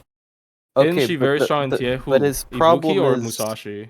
Ibuki's better than Musashi in TA for sure. Like her record if I had to guess what Zhang Yu's problem is going to be, it's going to be getting his NP more often. Like, I don't think he's going to be spamming it every turn. No. Yeah, for sure. And that's, what if where Rikyu's going to I have a question. Could you get at least 2 stacks if you run double Summer Scotty Kazura and do NPBA, I'm pretty sure that refund. Yes, his problem is getting the arts and quick. His arts and quicks are good. Like it's full refund tiers of good. Like my setup is Summer Scotty, normal Scotty Kazura, and like one quick is like almost full refund. It's if he gets the card. So he's going to be like, either he draws his red cards, he's either going to do a lot of damage. If he draws the other cards, he's just going to get his MP and buff himself more. Like, his arts cards are pretty. I mean, his arts card is pretty good, but I don't know about like full refunding there. Well, not full refund. He Also, refunds like 77. I know because I'm doing it, but like the setup is a double Scotty. I didn't even have Kazura stuff active when I used it. It refunded 70 something. Wait, no, is it? I think it refunded 77. That could be whatever. Does the TA require he NPs 3 times in a row? The TA requires him MP 5 times in a row. Oh, that's very cool. Thank you. Good luck with that. That's you having much fun there. Oh, the MP is not the problem. The problem is getting the quick card on turn 1 and get it to crit because I don't have Summer Scotty and then all the stars on his buster and he has a shit ton of busters. For someone in the chat saying, because we have so much stuff at the top rank and so much stuff at lower ranks, we should move stuff down. But that's not really, it would be unfair. We shouldn't move servants based on like spacing them out better. Okay. If it happens to look like this, I think it's fine. You know, I just want to give them the most accurate ranking. Like honestly, we should do like a separate list where all servants have their own list. That way you don't see anyone next to them. You know, I feel like we don't have to compare too much. They need their own ranking that they deserve. And let's start looking at the 4 stars. I think the 4 stars really are talking fine. about 4 stars. Yeah, okay, we can talk about 4 stars. Yeah, the 4 stars. Never mind. Let's not talk about 4 stars. That's just my thing. I genuinely think the 4 stars fine. I think maybe too many in A. Like what people's meaning is like basically if you think of this tier list as like a specimen that you're looking under a microscope. If you zoom in on the microscope, then the tiers in A would start splitting. That's basically what they're asking for. But it's just for the sake of it, so it looks better. But that makes no sense. Well, it gives more indication of who's better. But why isn't it like everyone in A is like kind of equal in what they do? I feel like that's fair. Again, they are not necessarily directly compared, but in what they do, I feel like they are A power level. You know, think of it like that. A lot of them there can be. I do think there can be arguments. Looking at the 4 stars, none of them do the same thing. Yeah, again, they're not even compared. No, there could be arguments that are made here, but my argument that I'm going to make, I don't think Rio's gonna like, even though I will split the tier. I think I am more prone to put down Hijikata and MHXA. Those would be maybe the 2 that I would do as well. They kind of die. As much as I'm okay with MHXA going down. Yeah, I don't mind that either. Really? Over Hijikata? He can go down too, maybe. It actually pains me a little bit to move MHXA down because I really like the double coverage on the MP. It's upgraded, it hits very hard, but she's squishy as hell. Kintoki? Okay, I can see. I guess I can't see Kintoki moving down because he can't do anything else at farming. Yeah, but I don't see a reason to move him down. Why? Like, why do we gotta move him into A, bro? I guess. I don't know. I'm not trying to take advantage of Rio losing his tooth. By the way, I genuinely think MHXA could. Wait, what does that have to do with anything? What? I was like, I'm not trying to be like, he can't argue. Let's put down. Oh no, I can argue just fine. I don't feel anything here. I'm good. Yeah, it's not like he lost one of his front teeth. So he should be fine. Yeah, he's only half a tier I guess worse it's just the opinion that I think that some of the people in A are objectively worse than others in A. But the people I think are worse in A are the people you guys think are better. So here's the problem. We have it's only Cool Alter, no? It's only Cool Alter. It's mostly Cool Alter. Cool Alter will never go below A. I will die on that hill if I need to. Cool Alter is so overrated. No, he's so mid. I don't. If anything, I feel like more people hate on him than like. I feel like you're on the majority camp. If anything. I think his upgraded MP and triple buster allows his damage to hold. Yes, probably. And he's safe. Like, he's good.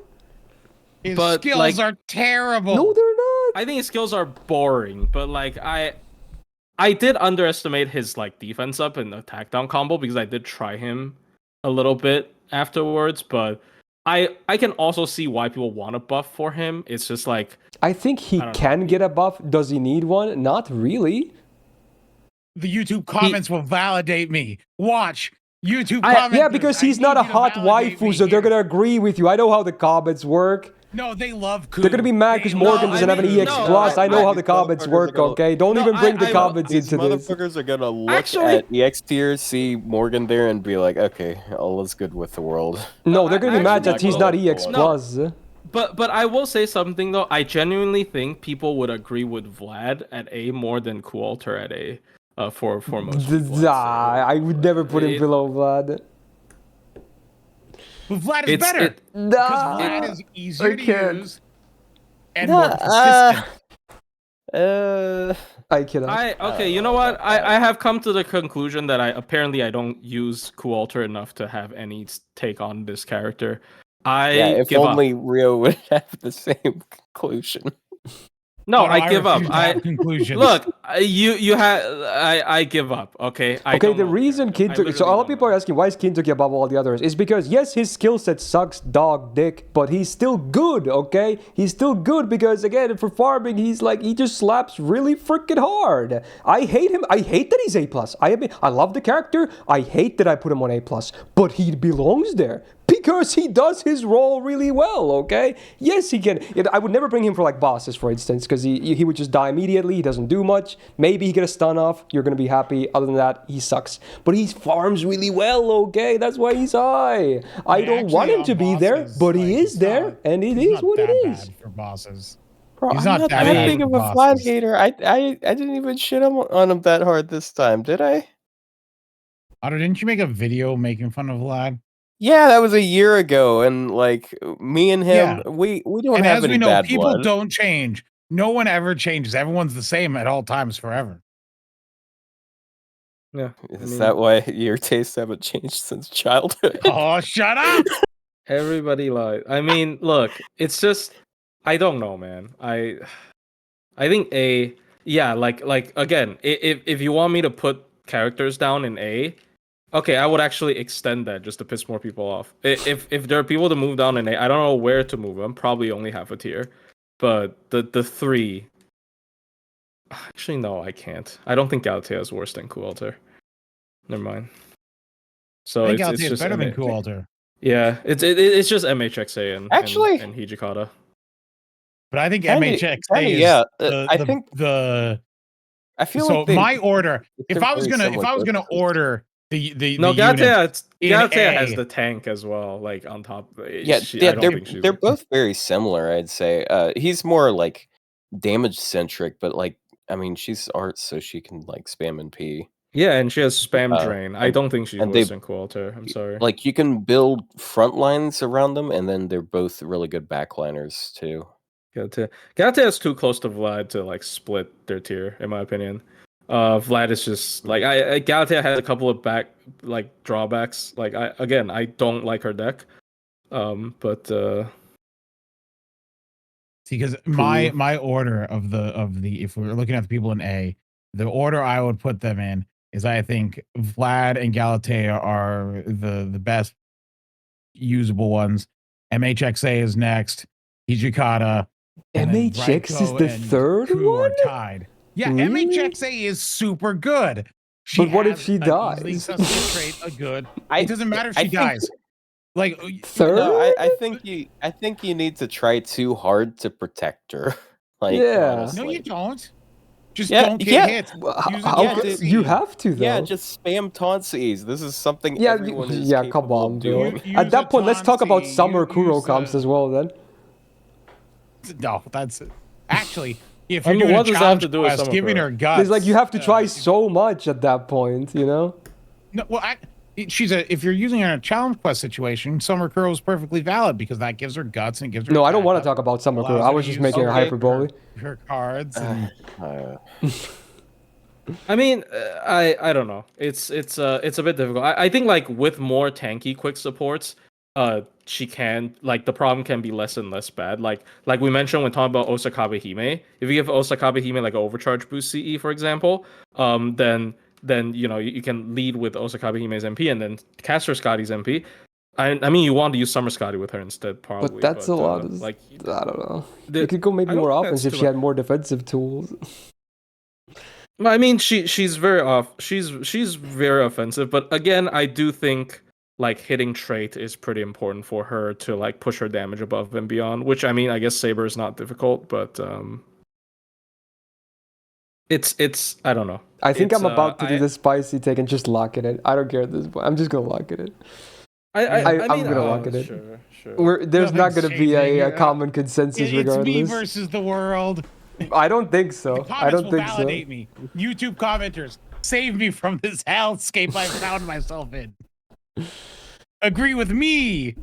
I know Right? they're gonna. The sad part is, I again, know they're gonna agree, but for the wrong reasons. So it is what it is. Okay. I do think again like Vlad and not Vlad, Hijikata and MHXA. Like if you're moving one unit down, in my opinion, that's what I'm gonna go again. That's who I'm gonna go after. So are we locked in? I am now, as of this moment, this list is locked in. We could discuss so much longer, and we're never gonna agree on everything. But I'm just gonna lock it. Yeah, there you go. He hates men. Yes, we know. Yes, there it is. All right, let's. So we are revisiting the fourth. Can we move? Really? Can we not move MHXA and Hijikata down? No, shut up. No, I'm just gonna lock it in. Disagreeing on this? I'm locking it in. Are we really hard disagreeing on this? Like really though? Really though? Yeah. Yeah, I mean, Nightingale's so lonely down there after all. Yeah, we should have another shut B up. tier. Just skip B Five-star. plus at this point. Anyway, I mean, oh, that was fun. Hey, so how about that next week? We should discuss that after we close this out. But yeah, this was certainly the most spicy list so far. I don't think anyone can deny that. Definitely the most spicy. So can't wait to see what the YouTube commenters also say. I'm sure, you know, the chat was kind of already on fire as is, but yeah, it's going to be great. Please don't attack us too hard or anything like that. Probably me mostly, if anything. But please just try to be a bit gentle if possible. Civilized arguments and all that. Yeah. But yeah, on that note, hell, we're gonna. I am a voice of the people. Thank you very much. There you go. Yeah, we did agree actually quite a bit here for once. Runs. I can't even say the word that dare not be said. Look, I want to see how many times I have said TA brain rot. I'm not. I mean, not anymore. But like in the first few lists, I'm not letting you forget that. That shit, you turned the chat against me, bro. I mean, if they turned against you, it's because I told them something they already thought. Okay. But yeah, on that note, we're gonna do an outro here. So if TA you're brain rot and you guys put Xiangyu an A+, bro is the embodiment of TA crit. Okay, whatever. Okay, okay, fair enough. I don't know if I'd say that. Okay, if you're watching this on YouTube and you enjoyed all this craziness, hey, press the like button at least. Why not? Helps out. And do subscribe not to miss out on future videos, because we're definitely not done with tier lists anytime soon still. Even though we covered the normal classes for now, we still have several lists to go. Also, hey, shout out to my lovely trio of co-hosts in Otto, Rio, and Blushi. Check their channels out as well. Subscribe to them. They're all listed in the description. And Otto, in particular, also hosts a Smobcast every Sunday. So tomorrow, you can tune into that. I'm sure there's going to be a lot of talk about this list in particular. And if you missed it, he's going to upload it to YouTube as well. So stay tuned. And that's going to be a bye-bye from me. Anything you guys want to say as well? Okay, I want to apologize because I checked something. I'm not gonna move the list. I want to apologize to MHXA. Her damage is actually the same as Kintoki. Yeah, but she doesn't have a battery. Validated. Yes, but that's why I'm not moving her down. I shouldn't have moved her down. Okay. All right, great. There you go. So yeah, with that having said, shout out to my patrons on the screen right now, and Suits for being a big YouTube member, tier supporter, and we'll be back next week with some kind of a tier list. We're going to discuss what we're going to do next, but you'll see some kind of a list regardless. So see you then, bye-bye. Wahoo. Yeah, Wahoo. bye-bye. All right, that was good. Not a good list. Damn. Dude, this is gonna be Damn. so. Dude, it's Look, gonna Firo's be. been The on a comments are rampage. gonna be Firo, burning. This one guy, Firo, has been in the chat for the past 10 minutes saying bad list, terrible list. I mean, that's just list. the average YouTube comment. I'm used to that. Rio, shut up. The first things he said was, "No, this is bad. I'm with you, Rio. Rio is right." Yo, This is paid one of your chatter people. moment. This is one of your people, and you're No, shitting on him like this. I don't know. I don't control this person. He claims to I not just know like him. more granular. I like granular tier lists. So you know. I mean, I honestly, I kind of agree. Powdered tier lists? I kind of agree though, because yeah, you know, it does speak less. All this says is Berserker's a stupid class, which I mean, I agree Yeah, that's with the him blanket as well. statement. See, because it looked like one of my tier lists where there's only 4 rankings. That's what it looked like at the beginning. Which, to be honest, if it was one of mine, that'd probably look very similar with the 4 rankings. So like, I'm not that upset, but you know, we have all the stuff at the bottom. What's wrong with I don't know, but it's difficult because everybody disagrees on the servants who should move down. I think it is very weird, like just those like grouping of servants, how like everyone's like, no, this is the worst one, and it's all different servants. It's just how you like, play. Like the most like not confident unit I was on again is Coalter, because I seem to not have unlocked his best potential. I just remember being a new player and using him, and he just especially for new players, should be happy with him. No, the MP upgrade is important. I think it makes all the difference. Important. The MP upgrade was very important for the character like hanging on. Anyway, on show, are we going to talk about what we're going to do next week, or are we just going to discuss that offline? Because we do have a bit of time. We don't have to immediately decide, but what should we do? How are the low stars broken up? I actually forgot if I discussed that with Copy, the guy who makes my tier list. I think we did, or is it all in one? Definitely not all in one. It would have to be at least 2 parts minimum. One would be way too much. That would be like an 8 and 9 hour list minimum. I don't think we actually discussed that now that I think about it. So we might have to put this on hold for now, and then I'm gonna talk about it right after, offline and whatnot. We'll figure it out. But do you think we should do low stars, even if whatever the split ends up being? Should we do that next before the extra classes? There are low star servants I think are oh, you mean before? I don't know. Yeah, that's the only question, because we are going to do low stars, but the question is, are we going to do them before or after extra classes? Okay, I actually no, never mind. Okay, I'm stupid. I was thinking like, what if delaying extra class would allow us to include more, because April 30th. Mm-hmm. True. Oh, but actually, the whatever the ruler one is in should probably be after. Because hold on.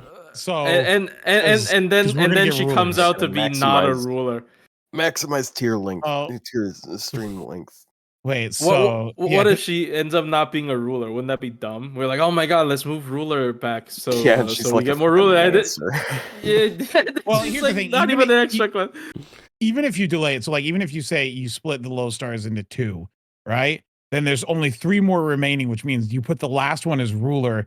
That's only 3 days later. And who knows if we'll even have all the units? So I don't think it's possible. But it's probably gonna have a week 2 banner too, isn't it? Let's be real. If it's collab and OC combined, especially, it's gonna have a week 2 banner guaranteed. And I don't think it's gonna be an OC3 thing where they add like 5 rulers at once. No. That was. I think so. They're not gonna double. They could only do that because it was summer, really. Yeah, I mean, Dante isn't the ruler already. Like he's from the chapter. He's not ruler. Tender, yeah. Yeah. So She's pretending. You know, No, I'm not pretender. Actually, I have pretender class score max, but like, please don't give me that. I think we should probably just put a pin onto this right now, and for the next 1 to 3 days, we're definitely sort it out and talk about it. Because right now, I also need to look at how the split would be for low stars, because I'm not sure. Minimum 2 for sure, I'm pretty sure. Because as much as I would like to do them in one list, it's probably not going to be possible. Can someone give me an answer why Musadi's an archer? Because she does anti-saber damage. Yeah, she does crazy saber damage. Yes. Okay. it's funny. That's the real answer. It's funny. True, it is funny. But yeah, I guess we're just going to conclude for now, and then I will just message offline and figure out the next plan of action. But at least we know that the extra classes will be in 3 parts, no matter what. But the question is, do we do low stars first, after, and what the split for them do we? So we're going to just figure that one out very soon here. Should be get it done before I post my schedule for next week as well, so should be doable. All right. All right, but hey, I thank you all for joining me once again. Definitely, again, the most spiciest list for so far. But yeah, honestly, I had a good time. I thought it was good. Fun times. It was to be expected Yeah. for a Berserker list. What is not expected is it's not about Morgan. Actually, As I recall, true. it was, No, there was always been no about drama Morgan. about Morgan. Imagine that. I think people Everyone's just past slowly Morgan. understood. Morgan's old hat. We understand Morgan now. Morgan didn't get buffed today. That's the bigger. People are like, "Oh my god, they didn't make her the best character in the game." Oh no. And it's funny because we started no. with Herc of all things, so immediately was like heated. True. That was fun. Yeah, fun. But yeah, after this, is- I'll just do my outro and get some dinner and get the tier list rolling. I'll send you the picture of the tier list as well, in case I assume you want to talk about it during the list. Although you're probably going to talk about buffs and whatnot too, I assume, because they're pretty relevant. You do. Yeah, we have stuff to talk But about. I'll just send you the picture anyway, in case you want to visit this too. Stuff tomorrow? Mm. 3-star It's 3-star rider. Nobody cares. Oh, 3-star rider. Yeah. It's Daylight gonna be like savings time for you Columbus. is It tomorrow, could be right? Columbus. It could be Alex. I was guessing red hair, It'd but be I guess funny those if it two was could a use more different- buffs. I don't know. I mean, red hair is a good one. I'm only. I think he excluding needs an him MP because buff. he's pretty recent. His latest. Yeah, that's maybe why he I wouldn't can get see buffed. it. Yeah, true. Oh yeah, always fun needs fact. another. I love to echo this fun fact about Columbus. By the way, he has an MP upgrade. MP5 Columbus, I think does less damage than MP5 Blackbeard. So Well, it's just not too surprising. His think about attack sucks. think about that. Oh man, the 2-star. Blackbeard has better animation than him. I don't know. I like the Columbus one, especially with his big ass grin. Oh, It true. lags Yeah, your his is phone. not a. Like, His is not either- upgraded. Yeah. It can't possibly be lagging. It must just look laggy. It's animated to look like it's lagging. Yeah, I don't What understand. the Columbus MP. Oh, the Columbus drop MP. anchor part. Yeah, the wind Yeah. up part before the Okay. chains happen. It looks like it's lagging. Yeah, I don't know. It's. But yeah, shit, you- dude. You have Good daylight savings time. starting I think soon, we switch clocks overnight now. This next night, so we should be on Yeah. the same time as you guys who swapped clocks over there, starting from tomorrow. No, it actually means that it starts at 4 a.m. Yeah, for you, not for all of you, for you guys that use if I don't show up DSTs. next week, it's because I'm still asleep. Yeah, that's fair. Because waking up at 4 a.m. is rough. Yeah, I don't blame you though. Rose when Enkidu gets a buff. There's no way they buff Enkidu again. I mean, they could. At this point, anything is You buff possible. Melusine. They need to. No, I genuinely think Tama Lancer needed a buff. Where did we? I forgot where we put her, but I checked her. I think the damage. Lancer It's buff pretty is gonna go to Artoria. bad. Well, she is really bad. Yeah. It should. Yeah. But No, it should be also, Tama Lancer. I think it should. It be could Tama also Lancer. go to Vritra because Vritra. I saw a lot of people also theorizing Bryn. Oh, Bryn is. I think it's Oh, yeah. Bryn or Artoria Yeah, for sure. Yeah, I was thinking that too because they just got rid of the other 2 mana burst flames. Oh yeah, she still has her bad one. Yeah. Oh no, it's There's Bryn. there's a lot of units they could buff, but it What would a be really disappointment. funny if it's Melusine. Dude, there's It's no really way. There's funny. no fucking way. What if they buffed Melusine's NP? Nah. It'd be really funny. No. It's Real. not gonna happen, but it'd Real be funny. monkey's fault. They're gonna buff Melusine's MP so she gives her party members invul. Mm-hmm. Ooh, why would she do that? I don't know. That makes no High sense. chance to stun. Wouldn't you love it? High chance to stun. High chance to stun. Stuns when transforming because the light's too bright. Yeah, great job. Yeah, that's the NA right now. It stuns their game. Yeah. You can't use Melostine in NA right now. Get flashbanged. Bro, I can't Yeah. even move my It account. hard For some, blocks the game. for some reason, every time I try to open up data transfer, like I press the button, it cuts to white and then it cuts back to the title screen and I can't do Dude, it. that's really weird. So it like tries to open a tab and it doesn't open anything. So Yeah. But yeah, I'm not gonna keep you guys here for long. I assume we're all hungry for some food, and I also get to get the list rendering because I kind of want to upload it again before I sleep. Because tomorrow I'm gonna handle the buff again at the morning. Yeah. But hey, thank you for joining me. We'll talk offline about the next week's plan for sure. All right. Very cool. Yeah, I'll be doing my outro next, and yeah. Have a good one, my dudes. yeah, bye. Sorry. Yeah, Bye-bye. there you go. That's our cue to leave. Yeah. See ya. Yeah, peace out. Bye, chat. Peace. Bye. Oh. I like the plushie. He was like, whoop, and then he just disappears. Okay. There you go. That was good. He was like, oh, I'm out. All right, let me read some resubs because we had some subs during the stream as well. Because obviously I didn't have the did not have alert box on. What about Rio Melancer buff? They could. I don't think it's likely, but they could. Just not very likely. Anyway, who do we have? We have Miku with 64 months, Ariosto with 20 months. I'll be with the brand new tier 1 actually, thank you. Fury as well with brand new Prime, thank you. Or Firemaster rather. Gaybolg 42 months and just 2 hours ago, Aber 58 months. Thank you so much my dudes. Welcome or welcome back to the Go Gang. Gals in the chat for all the nice people. Very cool. Are we doing push-ups today? No, I'll do those tomorrow. I need to get dinner. I'm exhausted, and I also need to get this tier list rendering as soon as possible so it gets uploaded before I sleep. So yeah, I'll definitely do the push-ups tomorrow, though. Should be a normal Sunday stream, so yeah. But again, as a reminder, we just talked about it. DST tomorrow. So for all you bros out there that do not have daylight savings time, streams from now on will be 1 hour earlier. But if you have DST, nothing changes. But yeah, 1 hour earlier for those of you guys that do not have daylight savings time. Oh, and then it's going to be like 6 months now to like the end of October, basically. So rejoice, despair, I don't know. It's just how the world works. I can't do anything about it. So there's a reminder. So it's going to be the time schedule moving forward now. Cool. But yeah, frick, dude. Oh, wow. Good list. I had a great time. Just over 5 hours long for the Berserker tier list. Not too shabby. So, on that note, for today, hey, thank you so much for the subs, the resubs, the gifted subs, the bits, the tips, the follows, and most importantly, thank you so much for being here today. In general, even if you weren't not here the whole time, and if you were especially, thank you so much. Also tomorrow we are going to do Sunday games, but JP does have the GSSR, so I might just do that at the end as a bonus.